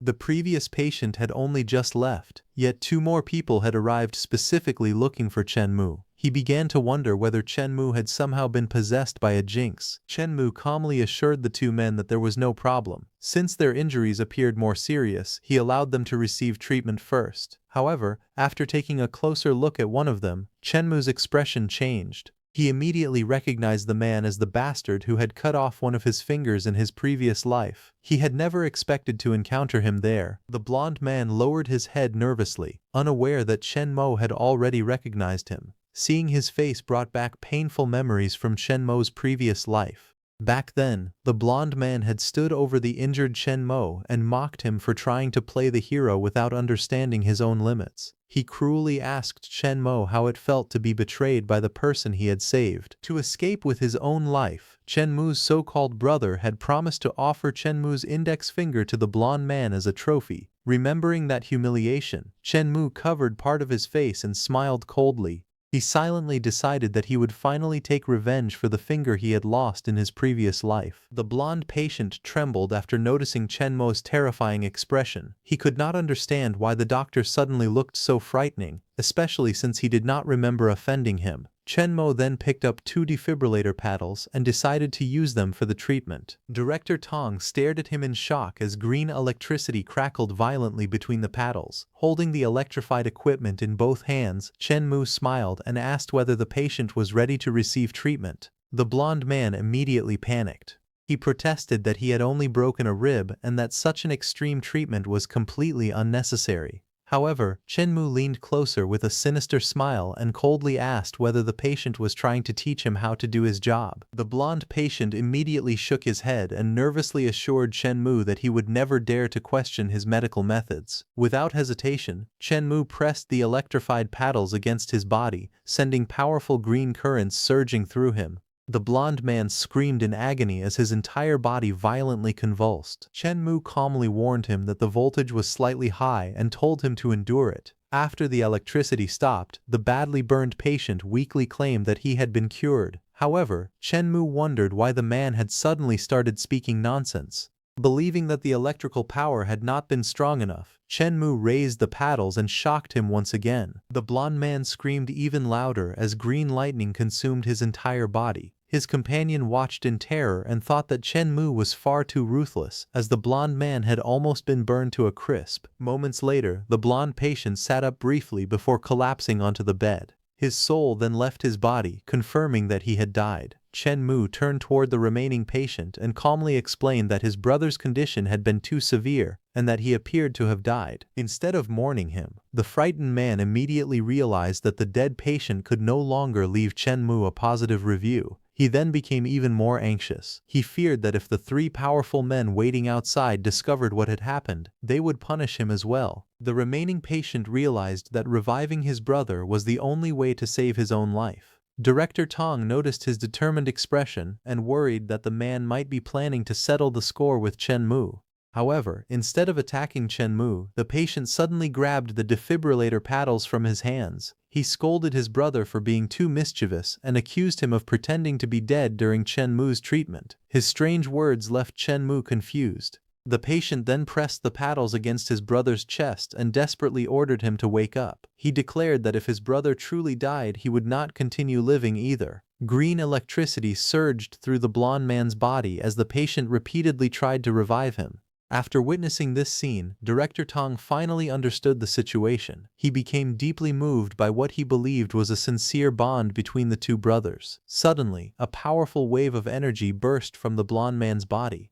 A moment later, he cried out in pain and unexpectedly opened his eyes. Although it appeared to be nothing more than a final moment of lucidity, the blonde man suddenly sat up and anxiously asked whether he was still alive. Everyone in the operating room stared at him in disbelief. Seeing that his brother had truly awakened, the other patient burst into tears and happily called out to him. Director Tong stared at the revived patient in disbelief and declared that his survival was nothing short of a medical miracle. However, the younger brother cared more about completing the mission. He rushed toward the blonde man and urgently told him to give Dr. Chen a positive review. Grabbing his brother by the shoulders, he warned him that he could breathe his last only after submitting the review. Still dizzy and barely conscious, the blonde man weakly agreed. A moment later, Chen Mu received confirmation that his third surgery had earned 100 points and another 5-star positive review. Chen Mu smiled and informed the younger brother that his brother's positive review had been successfully received. Hearing this, the younger brother cheered excitedly and immediately let go of the blonde man, causing him to collapse onto the bed once again. Director Tong watched the entire scene in complete confusion.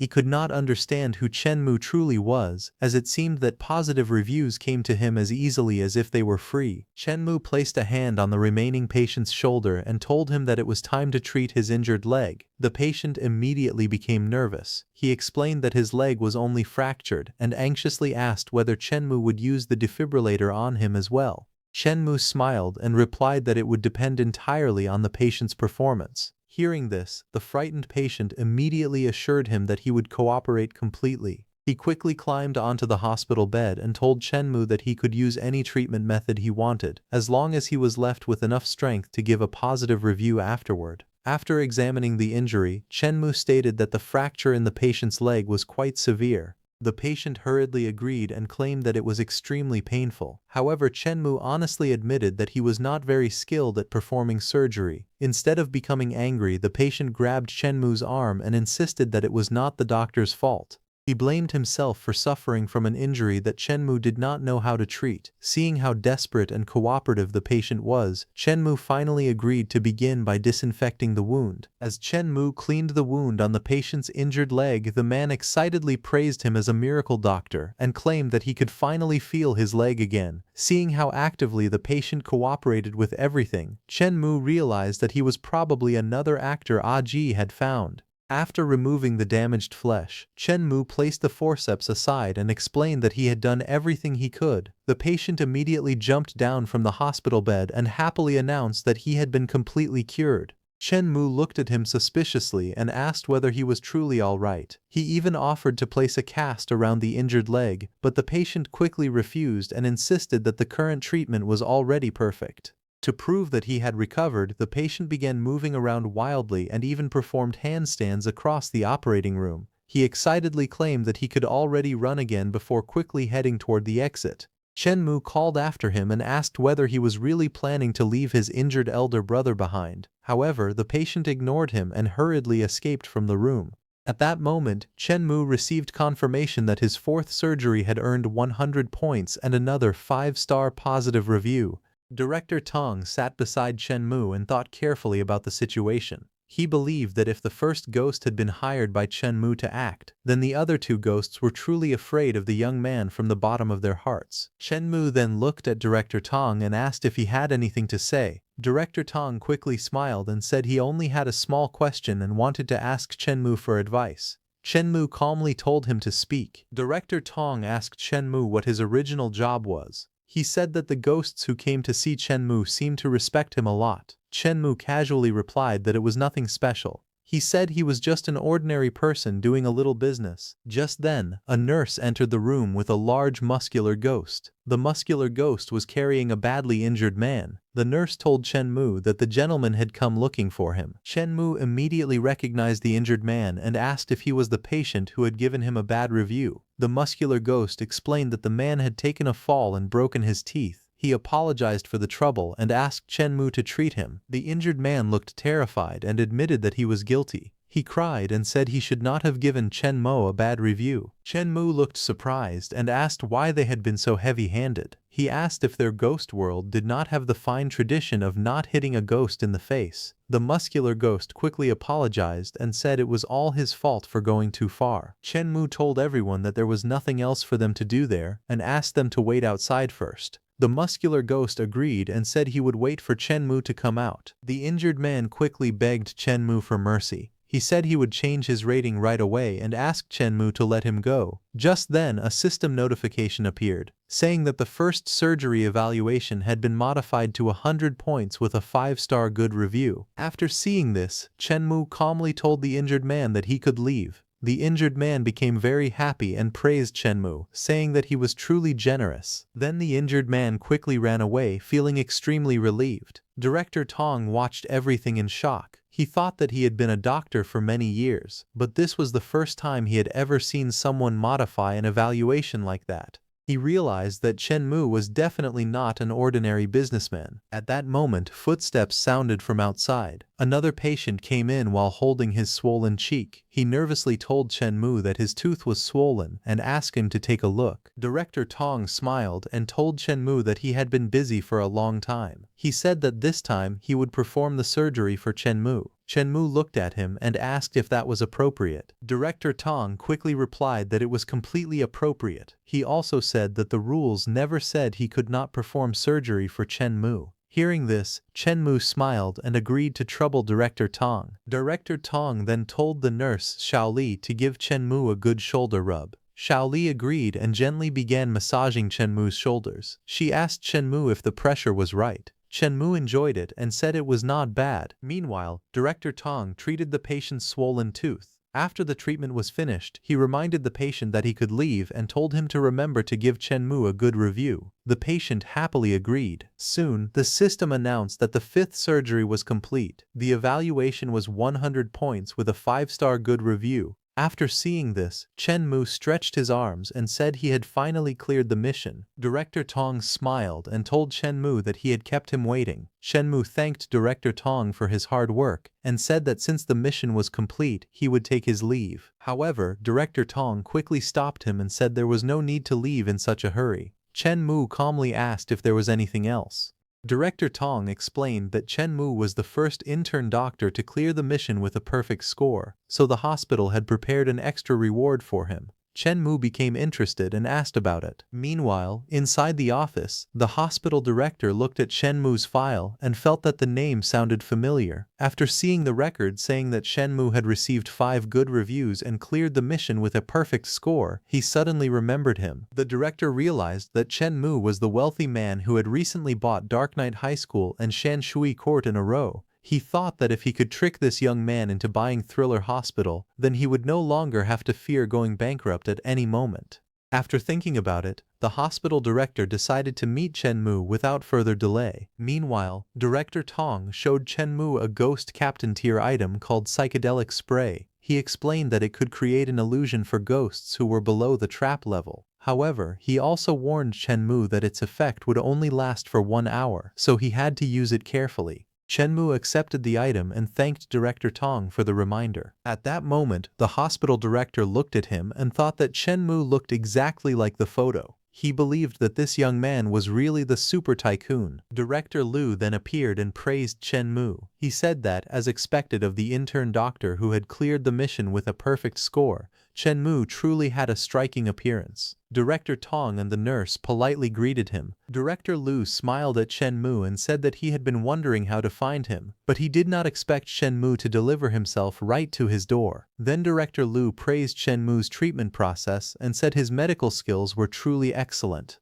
Chen Mu shook hands with Director Liu and said he was flattering him. He then asked why Director Liu had been looking for him. Director Liu explained that he felt just giving Chen Mu the spray as a perfect score reward was a little too shabby. Because of that, he had specially prepared another prize for Chen Mu. Director Liu smiled, thinking that the extra reward was, of course, to let Chen Mu take over the hospital. Chen Mu was surprised and asked if there was really an extra reward. Director Liu told him not to be modest. Then he took out a glowing golden pen and said it was a token of his appreciation. The nurse was shocked because Director Liu had actually given away his exclusive gold pen, a lucky item worth more than 100,000. Chen Mu looked at Director Liu and thought that this man seemed friendly, but he was clearly hiding bad intentions. He felt that Director Liu had his eyes on him. Chen Mu politely said that Director Liu was too generous for giving such an expensive gift on their first meeting. Director Liu then praised Chen Mu's talent and asked if he was interested in entering the medical industry. Chen Mu asked what Director Liu meant. Director Tong and the nurse were shocked. They realized that Director Liu had suddenly become so generous because he wanted Chen Mu to become the scapegoat.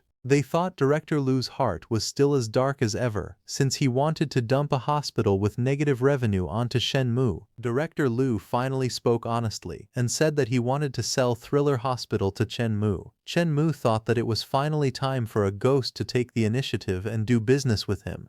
Then he smiled and asked why Director Liu wanted to sell the hospital when it was operating perfectly fine. Director Liu sighed and told Chen Mu the truth. He said the hospital had been struggling to make ends meet lately. He had already tried to turn things around, but he was powerless to save the situation, which was why he wanted to sell it. Chen Mu smiled and asked how much Director Liu planned to sell the hospital for. Director Liu explained that the strange apocalypse had only recently arrived, so ordinary ghosts did not have enough money to pay the high surgery fees. He said it would be strange if the hospital was not losing money. Then Director Liu said the hospital was not expensive. It only cost 800 million ghost coins. Director Tong and the nurse were shocked after hearing the price.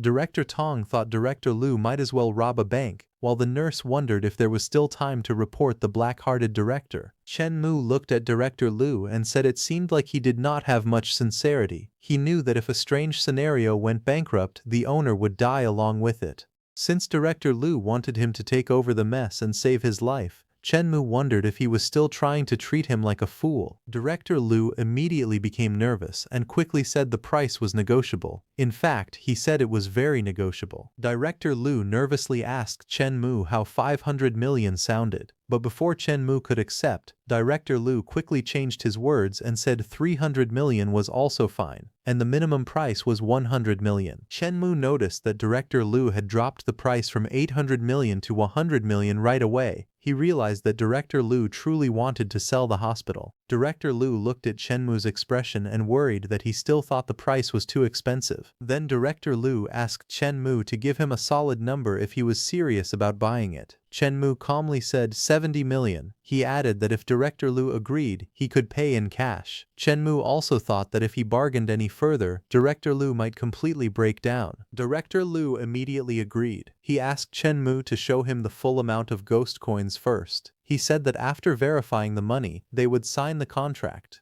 Chen Mu snapped his fingers and a glowing blue crystal activated. In an instant, stacks of cash appeared all around him. He calmly told everyone that the money was right there. Director Liu, the doctor, and the nurse were left speechless. They could not believe that Chen Mu had casually brought out 70 million. The nurse even thought he was an incredibly eligible bachelor. Chen Mu noticed that Director Liu was still standing there in shock, so he reminded him to bring out the contract. Director Liu quickly came back to his senses, smiled awkwardly, and handed over the document. Chen Mu carefully read through the contract before accepting it. As soon as the contract was completed, a dark purple energy flowed into Chen Mu's body. A system notification appeared, announcing that he had successfully acquired Thriller Hospital. His strength had reached the late-stage Ghost Captain level, and he had unlocked a new skill called Ghost Transformation. The skill allowed him to transform into a ghost for 5 minutes, greatly increasing his speed and strength while making him immune to the forced summons of weird missions. Chen Mu smiled happily after reading the notification. He was pleased that not only had his strength increased, but he had also gained a powerful new skill. He decided to find a deserted place later so he could test his new ability. Director Liu praised Chen Mu, saying that it was amazing for a human to reach the late-stage Ghost Captain level. Chen Mu thanked Director Liu and said that it was only because Director Liu had reluctantly parted with his treasured hospital that he had been given the opportunity to become much stronger. Director Liu looked at the huge pile of ghost coins and asked Chen Mu if he needed help moving them. He said it would be difficult for one person to carry so many coins and offered to call some employees to assist him. Chen Mu smiled and politely declined the offer. He told Director Liu that he had already made arrangements for transporting the ghost coins. Director Liu immediately called over the hospital staff. They quickly loaded the ghost coins onto a hospital bed and prepared to move them away. Before leaving, Director Liu told Chen Mu that Thriller Hospital and all of its employees now belonged to him. He wished Chen Mu a prosperous business and abundant wealth before happily pushing the cart full of ghost coins away. Watching director Lu leave, Chen Mu smiled to himself. He believed that everyone could laugh at him for selling the hospital now, but once Thriller Hospital started making huge profits, they would regret that decision. After that, Chen Mu asked a doctor and a nurse to take him to the hospital director's office. The nurse eagerly volunteered, saying that Director Tong was busy with work and that she would personally guide Chen Mu there. The doctor quickly interrupted her, claiming that there were no patients at the moment, so it would be more appropriate for him to accompany Chen Mu instead. Chen Mu smiled and told the doctor to stay in the duty room because the hospital rules stated that doctors were not allowed to leave the operating room whenever they wanted. Hearing that, the doctor had no choice but to stay behind. As they walked together, the nurse explained that the hospital had limited funds, so the elevator was unavailable, and they would have to take the stairs to reach the 5th floor. Chen Mu did not mind at all and said he would simply treat it as exercise. The doctor watched them leave with tears in his eyes and regretted not studying nursing instead. Meanwhile, the nurse led Chen Mu to the 5th floor and stopped in front of a door, telling him that they had arrived at the hospital director's office. When Chen Mu entered the hospital director's office, he found it completely empty. Looking around, he realized that Lu Daiyu had already prepared to sell the hospital. Otherwise, he would not have packed everything so neatly before leaving. While searching the office, Chen Mu noticed a book titled Doctor's Manual lying on the desk. Curious, he picked it up and guessed that it contained the roster of all the active doctors. He decided to check whether there were any familiar ghosts working at the hospital. As he flipped through the pages, he was shocked to see that one doctor's surgery success rate was only 10%. Chen Mu could not help but complain that it was no wonder the hospital was on the verge of bankruptcy if it kept employing doctors with such poor results. A moment later, one of the photos in the manual caught his attention. The ghost in the picture looked strangely familiar. After thinking for a moment, Chen Mu suddenly remembered who it was. The nurse noticed his reaction and asked if he knew the intern doctor in the photo. Chen Mu looked at her in surprise and asked if the ghost was only an intern doctor. The nurse nodded and explained that the intern had joined the hospital only a few days earlier. Hearing that, Chen Mu immediately asked where the intern doctor was now. The nurse told Chen Mu that Director Lu had assigned the intern doctor to guard the warehouse. The moment Chen Mu heard that, his expression changed. He angrily asked how they could make such a talented doctor guard a warehouse. He immediately ordered the nurse to bring the intern doctor to him at once. Frightened by his reaction, the nurse quickly agreed and rushed off to find the doctor. After the nurse left, Chen Mu smiled to himself. He knew that the ghost doctor standing guard at the warehouse was actually a famous miracle doctor from the later stages of the apocalypse. Since the apocalypse had only just begun, no one realized how skilled the scruffy-looking ghost truly was. Everyone underestimated him because of his appearance. Chen Mu was not concerned about that. He had already decided that, in this life, the miracle doctor would work for him instead. A short while later, the nurse returned with Dr. Zibuho. She informed Chen Mu that she had brought the doctor as requested. Chen Mu warmly welcomed Dr. Zibuho into the office. The nurse introduced Chen Mu as the new hospital director who had just purchased the hospital. Dr. Zibuho looked nervous and awkward after hearing that. He quickly stepped forward, politely greeted Chen Mu, and respectfully addressed him as Director Chen. Chen Mu smiled warmly and shook Dr. Zi's hand. He told him there was no need to be nervous because he had only invited him over to ask a few questions. Dr. Zi nodded and said that Chen Mu could ask anything. Chen Mu asked why such a talented surgeon had been assigned to guard the warehouse instead of treating patients. He felt it was a complete waste of Dr. Zi's abilities. Dr. Zi explained that ghost medical equipment was extremely expensive. The money he spent on medical supplies alone was almost equal to the combined expenses of all the other doctors. Because of that, Director Lu often scolded him and eventually stopped allowing him to perform surgeries on patients. The ghost nurse added that Director Lu had always exploited his employees to maximize his own profits, no matter how unfair it was. Chen Mu calmly assured them that things would be different from now on. Since the hospital now belonged to him, those problems would no longer exist. He promised that as long as everyone did their jobs well, he would treat them fairly and never mistreat them. He then summoned several red envelopes and asked the nurse to distribute them to all the staff members. The nurse happily accepted the task and immediately went to hand them out. Seeing the red envelopes, Dr. Ji was pleasantly surprised and thought it was wonderful that the staff would receive such rewards. After that, Chen Mu turned back to Dr. Ji and said that he believed Thriller Hospital's current medical standards were far too low. Dr. Ji looked confused and asked Chen Mu what he meant. Chen Mu smiled and said that he trusted Dr. Ji's abilities. He wanted to hand over the management of the hospital to him in the future, and asked if he was willing to accept the responsibility. Dr. Ji was stunned and wondered if Chen Mu was joking. Chen Mu smiled, patted him on the shoulder, and asked if he looked like someone who would joke about such an important matter. Dr. Ji quickly admitted that he did not. Chen Mu then encouraged him to speak freely if he had any concerns. After thinking for a moment, Dr. Ji explained that improving the hospital's medical standards would require a huge amount of money. He added that it would take a long time before the investment produced meaningful profits. He was worried that Chen Mu would not have enough money to support such a large project. Chen Mu calmly asked if there were any other concerns besides money and time. Dr. Z shook his head and replied that those two issues were already the biggest obstacles. Chen Mu confidently declared that he would give Dr. Z 6 months to turn the hospital into the best hospital in the entire ghost world. Dr. Z was shocked by the bold promise. He warned Chen Mu that achieving such a goal would require an investment of at least hundreds of millions, and he could hardly believe anyone would be willing to spend that much. Chen Mu smiled confidently and said that money was the easiest problem to solve. Since he had decided to invest in Dr. Z, the last thing Dr. Z needed to worry about was funding. As he spoke, a huge pile of cash appeared in front of Dr. Z. Chen Mu asked if that amount was enough. Dr. Z stared at the mountain of money in disbelief. He realized that Chen Mu was nothing like the short-sighted directors of the past and was amazed by his generosity. Chen Mu then made one thing clear. He said that he did not plan to pay Dr. Ji a salary. Instead of being upset, Dr. Ji smiled and replied that he did not mind working for free as long as he could focus on his medical research without interference. Hearing that, Chen Mu laughed and said he had no intention of making Dr. Ji work for free. Instead, he decided to give him a 1% ownership stake in Thriller Hospital. Dr. Ji was shocked and asked if such a reward was too valuable. Chen Mu explained that he believed in Dr. Ji's passion for medicine and had complete confidence in his abilities. He said that a doctor capable of treating advanced ghost illnesses was worth far more than a small investment. Compared to the value Dr. Ji could bring to the hospital, that investment was only a tiny price to pay. Deeply moved by Chen Mu's trust, Dr. Ji promised that he would give everything he had to improve the hospital's medical standards and turn it into the best hospital in the shortest time possible. Chen Mu smiled and told him that he had complete faith in his abilities. Although Chen Mu looked calm on the outside, he secretly laughed to himself. He thought that with only a small investment, he had successfully secured the loyalty of a future miracle doctor. He believed that with Dr.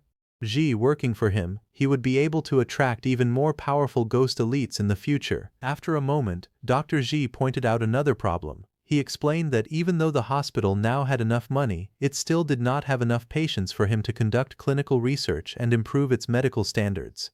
Without practical experience, it would be very difficult to make progress. Chen Mu confidently told him not to worry because he already had a solution. Dr. Z looked at him in surprise and asked if he was serious. Chen Mu then asked Dr. Ji if he had ever wondered why the hospital had so few patients. Dr. Ji first guessed that it was because the hospital's treatment success rate was too low. Chen Mu shook his head and said that was not the main reason. Thinking again, Dr. Ji guessed that the real reason was that the treatment fees were too expensive and that most ghosts simply could not afford them. Chen Mu smiled, nodded, and confirmed that Dr. Ji had finally found the correct answer. Dr. Z explained that he had checked the hospital's old medical records and discovered that even the simplest wound treatment cost 2,000 ghost coins. He believed that such high prices were the real reason so many ghosts stayed away from the hospital. Chen Mu nodded and announced that from that day onward, he wanted every ghost to be able to afford treatment at Thriller Hospital. Hearing those words, Dr. Ji was deeply moved and thought Chen Mu's goal was noble and inspiring. However, after thinking carefully, Dr. Ji raised another concern. He explained that if the hospital made all treatments completely free, many ghosts would suspect it was a scam and become even more afraid to visit. Chen Mu smiled and told him that he had never said the treatments would be free. Instead, he revealed his real plan. He wanted to introduce a special welfare program for ordinary ghosts called Thriller Medical Insurance. Dr. Ji looked confused because he had never heard of medical insurance before. Chen Mu explained that it was like a financial product. Ghosts would only need to pay 10 ghost coins to buy the insurance, and after that, they could receive free treatment at Thriller Hospital. Dr. Z was still uncertain and asked whether such a plan would really work.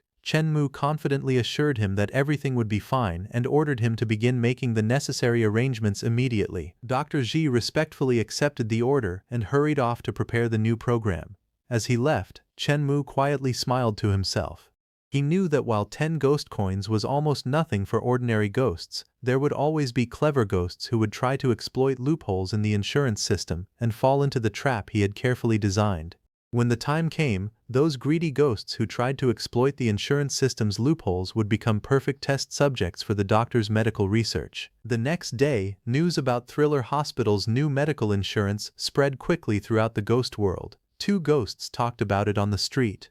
One of them said the hospital had launched a new financial product that allowed anyone who bought Thriller medical insurance to receive free treatment for life. The first ghost became interested and suggested they buy the insurance to see if it was real. Since it only cost 10 ghost coins, he felt there was nothing to lose. However, the other ghost was much more cautious. He warned that nothing in the world was truly free and suspected it was some kind of trap. He refused to buy it. The first ghost laughed at his friend for being overly afraid. Calling him a coward, he declared that he would buy the insurance himself. Meanwhile, back at Thriller Hospital, Chen Mu sat in the operating room on duty and asked the nurse for an update on the new insurance program. The nurse happily reported that Thriller medical insurance had become an instant success. Orders had exploded in just one day, far beyond everyone's expectations. Chen Mu was surprised by the report. He had not expected the insurance program to become so popular after only a single day. The nurse explained that ever since the medical insurance was launched the previous night,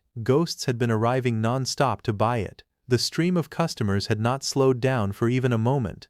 Hearing that, Chen Mu asked how many ghost patients had come to Thriller Hospital for treatment since the insurance program began. The nurse checked the records and reported that the hospital had already treated 200 patients. Out of them, 30 had survived. Chen Mu was pleasantly surprised. He remarked that the treatment success rate had improved much faster than he had expected.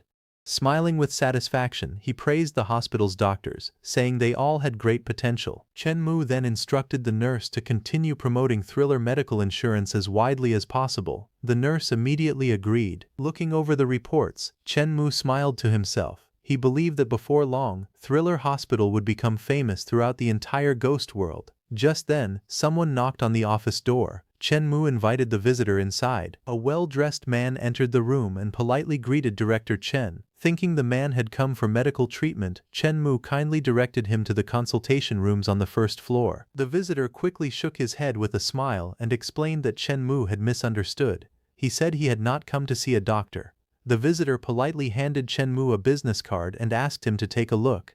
After reading it, Chen Mu realized that the man was Li Kun, the chairman of the Nether Subway. Chen Mu immediately remembered that the Nether Subway was one of the most popular ways for ghosts to travel, second only to the Nether Taxi. He was surprised that such an important ghost had come to visit him in person for business. With a warm smile, Chen Mu greeted Li Kun respectfully and called him Boss Li. The two shook hands, but Li Kun humbly laughed and said Chen Mu was giving him too much credit. Compared to Chen Mu, he claimed he was only a small fry. Chen Mu politely invited Li Kun to take a seat. After they sat down, Chen Mu asked what had brought Boss Li to Thriller Hospital. Instead of answering right away, Li Kun smiled and placed a gift box on the table. He explained that it was a small token of appreciation and hoped Chen Mu would accept it. Seeing the gift, Chen Mu smiled to himself. He found it amusing that he had gone from being the one who gave gifts to others to the one receiving them. Li Kun then opened the box, revealing an elegant wristwatch. He explained that he had heard Chen Mu liked watches, so he had personally picked it out from the depraved mall. He sincerely hoped Chen Mu would like the gift. Chen Mu smiled and thanked Boss Li for the thoughtful gift. He said Li Kun had gone to too much trouble. After accepting the present, Chen Mu calmly asked him to explain the real reason for his visit. Li Kun decided not to hide anything. He told Chen Mu that he wanted to sell the Nether Subway to him. Chen Mu was surprised. As far as he knew, the Nether Subway had always been making money, so he could not understand why Li Kun wanted to sell it. Li Kun explained that although the subway had never operated at a loss, its profits were very small. For many years the income had only been enough to cover employee salaries and maintenance costs, leaving almost no real profit. Looking worried, Li Kun asked whether Chen Mu could understand how frustrating that situation was. Chen Mu smiled and told him that he understood. He asked Li Kun not to get so emotional. Hearing that, Li Kun quickly expressed his sincerity. He promised that if Chen Mu bought the Nether subway, he would faithfully serve him from that day forward. Li Kun continued by saying that although the Nether subway's current income could not compare with Chen Mu's other businesses, he was confident it had enormous potential and would become highly profitable in the future.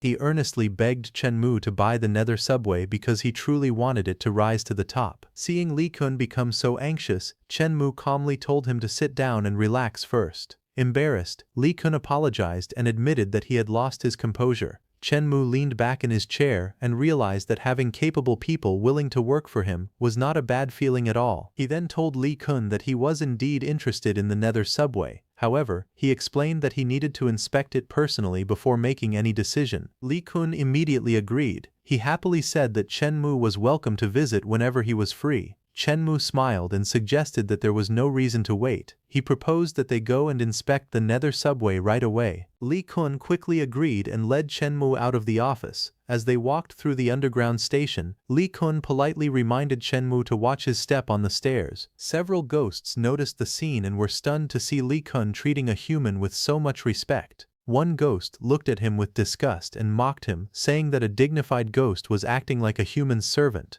One of them spat on the ground and called Li Kun's behavior shameful and disgraceful. One of the ghosts stopped mocking Li Kun after another ghost quietly told him that the human he had just insulted was Director Chen Mu. He explained that Chen Mu was an extremely powerful and influential figure throughout Wangjiang City. The ghost was instantly shocked.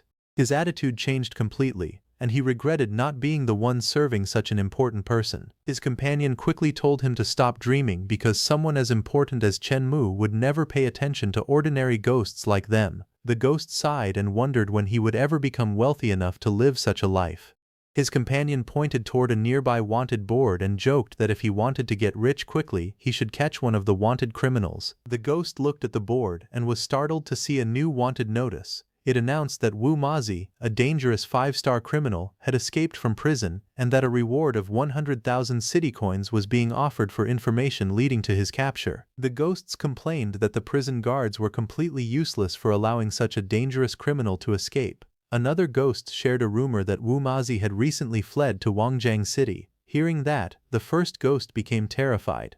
He remembered that a powerful mid-tier ghost general had once been hired just to capture Wu Mazi. If someone that strong had been needed before, they would have no chance against him. His companion told him not to worry about increasing Wu Mazi's bounty. Instead, he should worry about whether he would survive if he ever crossed paths with such a dangerous criminal. The ghost admitted that his companion was right. If weak ghosts like them ever encountered Wu Mazi, they would only end up increasing his bounty by getting killed. His companion agreed and reminded him that surviving the operating table should be his first concern before thinking about rewards. Meanwhile, outside the building, Boss Li walked beside Chen Mu and apologized for not arranging a car to pick him up in advance. He immediately offered to call one. Chen Mu calmly declined the offer and said that his own driver had already arrived. A purple Nether taxi quickly pulled up in front of them. Seeing it, Boss Li was stunned and blurted out that it was a Nether taxi.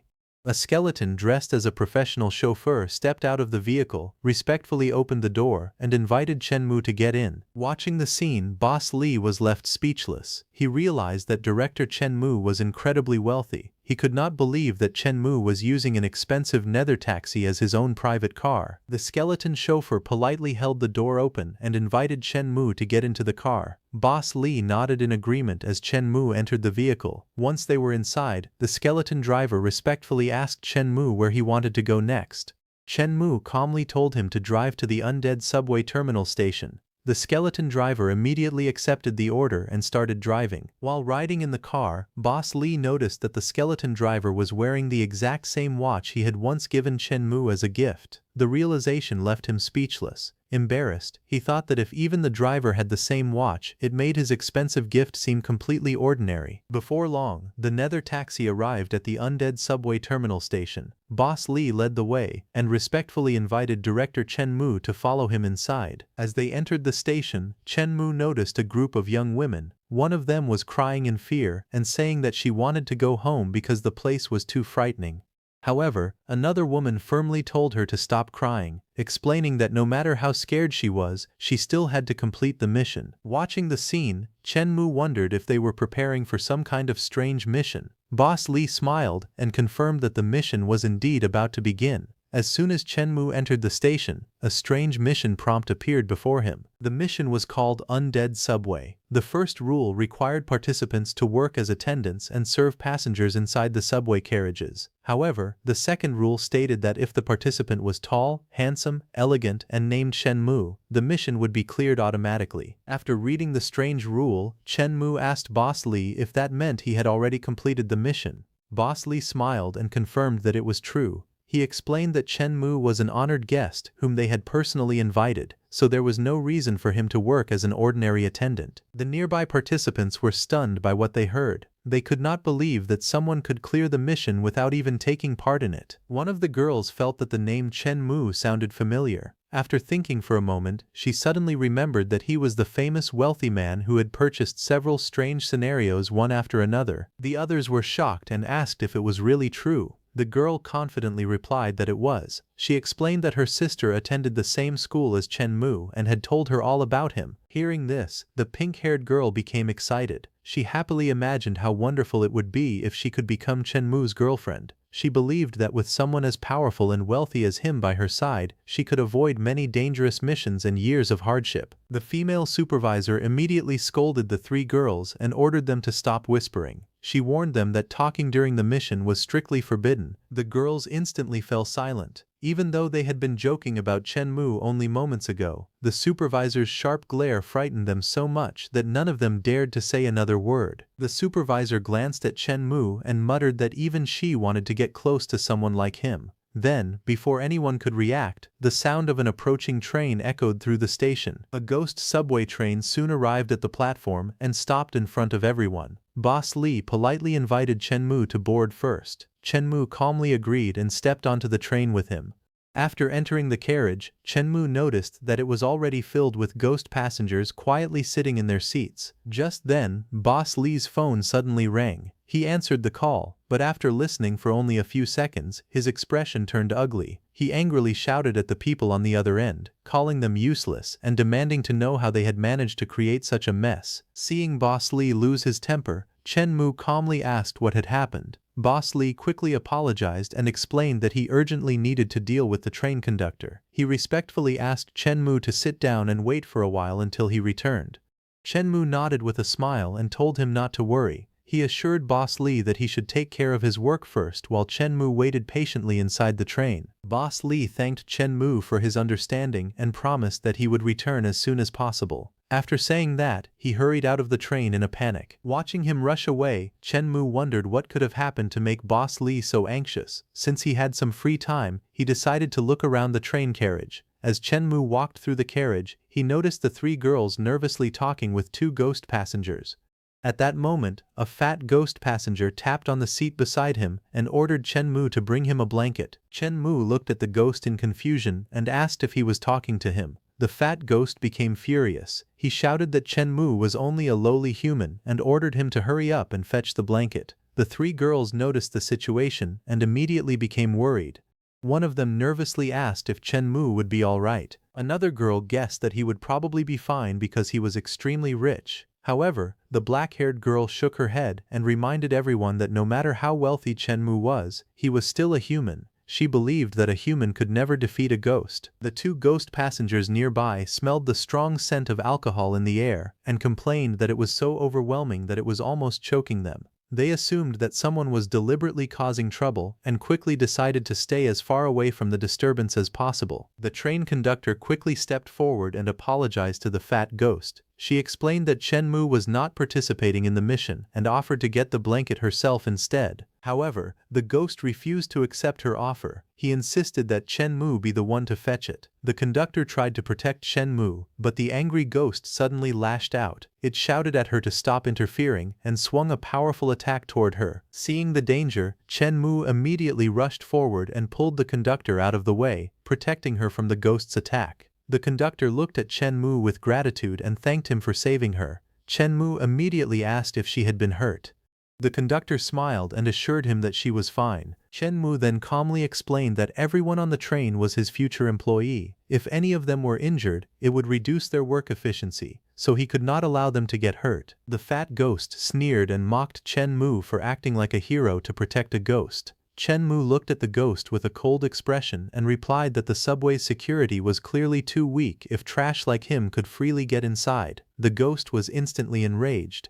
It roared that Chen Mu had dared to insult it. Without another word, the furious ghost charged straight at Chen Mu and threw a powerful punch, determined to crush him with a single blow. However, before the attack could reach Chen Mu, Boss Lee suddenly stepped in and grabbed the ghost's arm. He angrily demanded to know what the ghost thought it was doing. The fat ghost was shocked and immediately recognized Chen Mu's identity. Trembling, it realized that the young man standing before it was Boss Chen, the master of the undead subway. Its arrogant attitude disappeared instantly. It quickly tried to explain that everything was a misunderstanding. It claimed that it had only wanted to teach the rude human a lesson. Boss Lee became furious after hearing those words. He scolded the ghost, asking who it thought it was to even dream of teaching Boss Chen a lesson. The ghost's face turned pale. It finally realized that the person it had offended was the famous tycoon, Chen Mu. Fear filled its heart as it believed that it would surely die for provoking such an important figure. Terrified, the fat ghost immediately dropped to its knees and repeatedly kowtowed.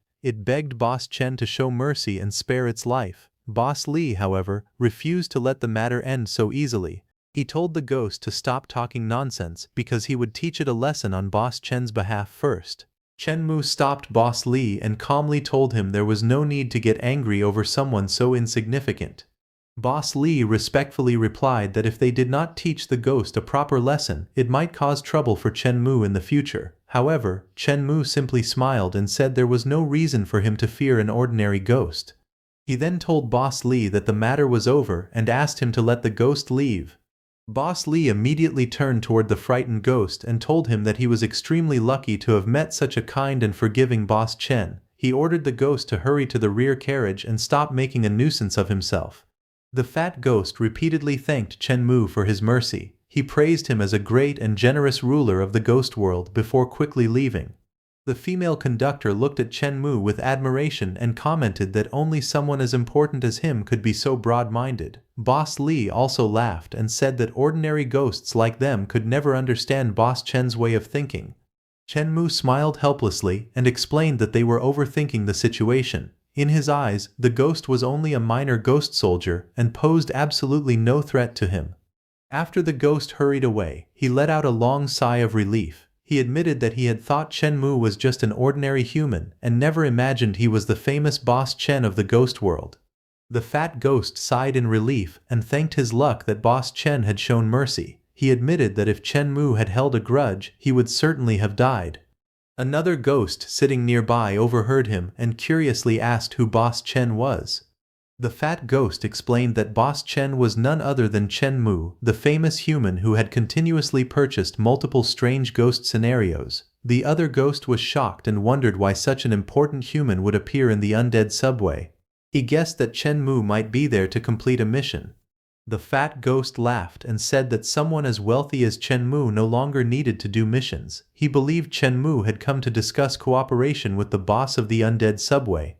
At that moment, a masked man walked past and accidentally stepped on the fat ghost's foot. Furious, the fat ghost grabbed him and shouted, asking if he was blind. The masked man calmly asked what he planned to do about it. Feeling confident, the fat ghost arrogantly demanded that the stranger kneel and apologize. The masked man slowly removed his mask and coldly asked if the fat ghost truly wanted him to kneel. The moment the fat ghost saw his face, his expression changed completely. He recognized the man at once and stammered in terror that he was Wu Mazi. Wu Mazi grinned and said it was good that the ghost recognized him. Without hesitation, he rushed forward at incredible speed, grabbed the fat ghost by the collar, and prepared to deal with him. Wu Mazi suddenly attacked without mercy. He stabbed the fat ghost, making him scream in pain before collapsing to the ground. The ghost beside him was terrified and shouted for help, screaming that someone was murdering ghosts. Hearing the commotion, Chen Mu and Director Ji rushed back. Director Ji asked what had happened, and then explained that the ghost world had just issued a notice. A dangerous 5-star wanted criminal had arrived in Wangjiang City. Chen Mu was surprised. In his previous life, he had never heard of ghost criminals being ranked by danger level. Director Ji explained that the criminal was Wu Mazi, the most brutal ghost murderer in the ghost world. Capturing him in the past had required the sacrifice of 3 ghost generals of the same rank. Realizing the danger, Director Ji immediately told everyone to kill the ghost on sight. At that moment, Wu Mazi suddenly charged toward them. Director Ji was shocked and shouted that Wu Mazi had actually been hiding inside the subway. Panic instantly spread through the carriage. The passengers screamed and begged for their lives. One ghost cried that he still had 50 years left to pay off his mortgage and did not want to die. Director Ji quickly ordered the staff to activate the emergency braking procedure so the subway could be stopped. However, Wu Mazi laughed and declared that none of them would escape. Purple ghost energy burst out from his body as he unleashed his power and prepared to trap everyone inside the subway. Director Li was suddenly struck by Wu Mazi's strange purple power. He immediately realized that Wu Mazi possessed a special skill capable of sealing the authority of the current scenario, making it impossible for the subway's rules to stop him. Wu Mazi looked at everyone with a cold smile and demanded that they hand Chen Mu over to him. In return, he promised to let all the other ghosts leave safely. Director Li immediately stepped forward and firmly declared that Wu Mazi would never be allowed to harm Boss Chen. Wu Mazi laughed at him and mocked him for trying to stop him. He looked down on Director Li, saying that an early-stage ghost captain was far too weak to stand in his way. He then impatiently told Director Li to get lost because Chen Mu was his only target. Director Li was ready to fight to the death, but Chen Mu calmly placed a hand on his shoulder and told him that he had already done enough. Director Li refused to back down and urged Chen Mu to get behind him. He insisted that he could hold Wu Mazi off for a while, even if it cost him his life. Chen Mu remained calm and told Director Li not to worry because he already had his own way of dealing with the enemy. Looking directly at Wu Mazi, Chen Mu calmly asked if he was the ghost shown on the wanted poster, the one who had been robbing wealthy ghosts throughout the ghost world. Wu Mazi grinned confidently and asked Chen Mu if he was finally afraid. He mocked him, saying that it was already too late to beg for mercy. Instead of panicking, Chen Mu calmly observed Wu Mazi and said that, judging by his strength, he should have been able to earn money honestly. He wondered why someone with such ability had chosen the path of crime. Chen Mu then made an unexpected offer. He told Wu Mazi that if he was willing to work for him, he would pay all of his expenses. Hearing that, Wu Mazi was surprised. He secretly admitted that Chen Mu was not weak at all. If someone as powerful as him could become his boss, the safety of all his properties would increase greatly.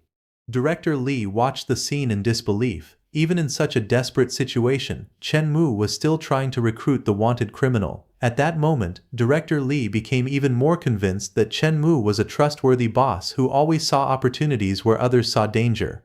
Wu Mazi suddenly burst into loud laughter. Confused, Director Li shouted at him, asking what he was laughing about. He urged Wu Mazi to hurry up and thank Boss Chen for such a generous offer.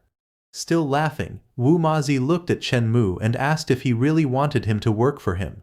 Chen Mu smiled and confirmed that he was serious. He promised that as long as Wu Mazi was willing to work under him, he would provide him with an annual salary of 1 million yuan along with generous benefits.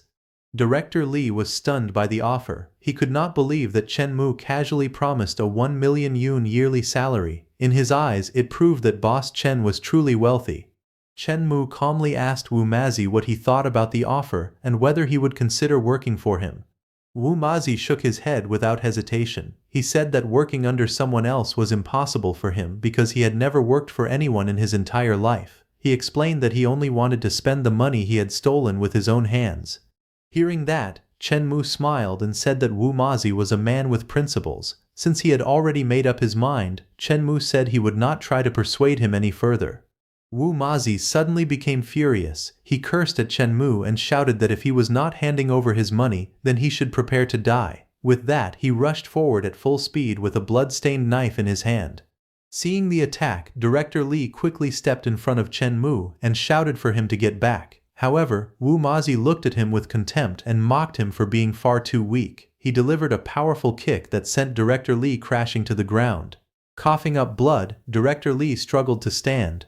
Just then, the female ghost officer hurried over and begged Chen Mu to take Director Li somewhere safe first. She warned him that Wu Mazi was not an ordinary ghost but a ghost general, making him an extremely dangerous opponent. Chen Mu smiled calmly and told Wu Mazi that since he refused a friendly offer, he could only accept the consequences. He warned Wu Mazi that he would no longer hold back. Wu Mazi sneered and rushed forward with his knife. He mocked Chen Mu, saying that a mere late-stage ghost captain would soon become another soul under his blade. The sharp knife flew toward Chen Mu at incredible speed. However, Chen Mu remained completely calm. With a simple movement of his hand, he easily blocked the attack. Wu Mazi's eyes widened in shock. He could not believe that Chen Mu had stopped his attack so effortlessly. Smiling, Chen Mu said it was the perfect chance to test the new skill he had just obtained. Purple ghost energy gathered around his hand as he activated ghost transformation. A powerful aura burst out from Chen Mu, surrounding his entire body with ghostly energy. His eyes turned crimson as his strength rose dramatically. Wu Mazi stared at him in disbelief. He could not understand how a human could possess ghost skills. Watching from behind, Director Li and the female ghost officer were both stunned. They felt the terrifying pressure coming from Chen Mu and realized that his power had almost reached the level of a ghost general. Seeing Chen Mu's terrifying aura, Wu Mazi's expression changed. He realized the situation had become much more dangerous than he had expected. Chen Mu smiled and stretched out his hand, calmly asking whether Wu Mazi was too afraid to come any closer. He then mocked Wu Mazi, saying that the so-called arrogant ghost was nothing more than a coward who bullied the weak but feared anyone stronger than himself.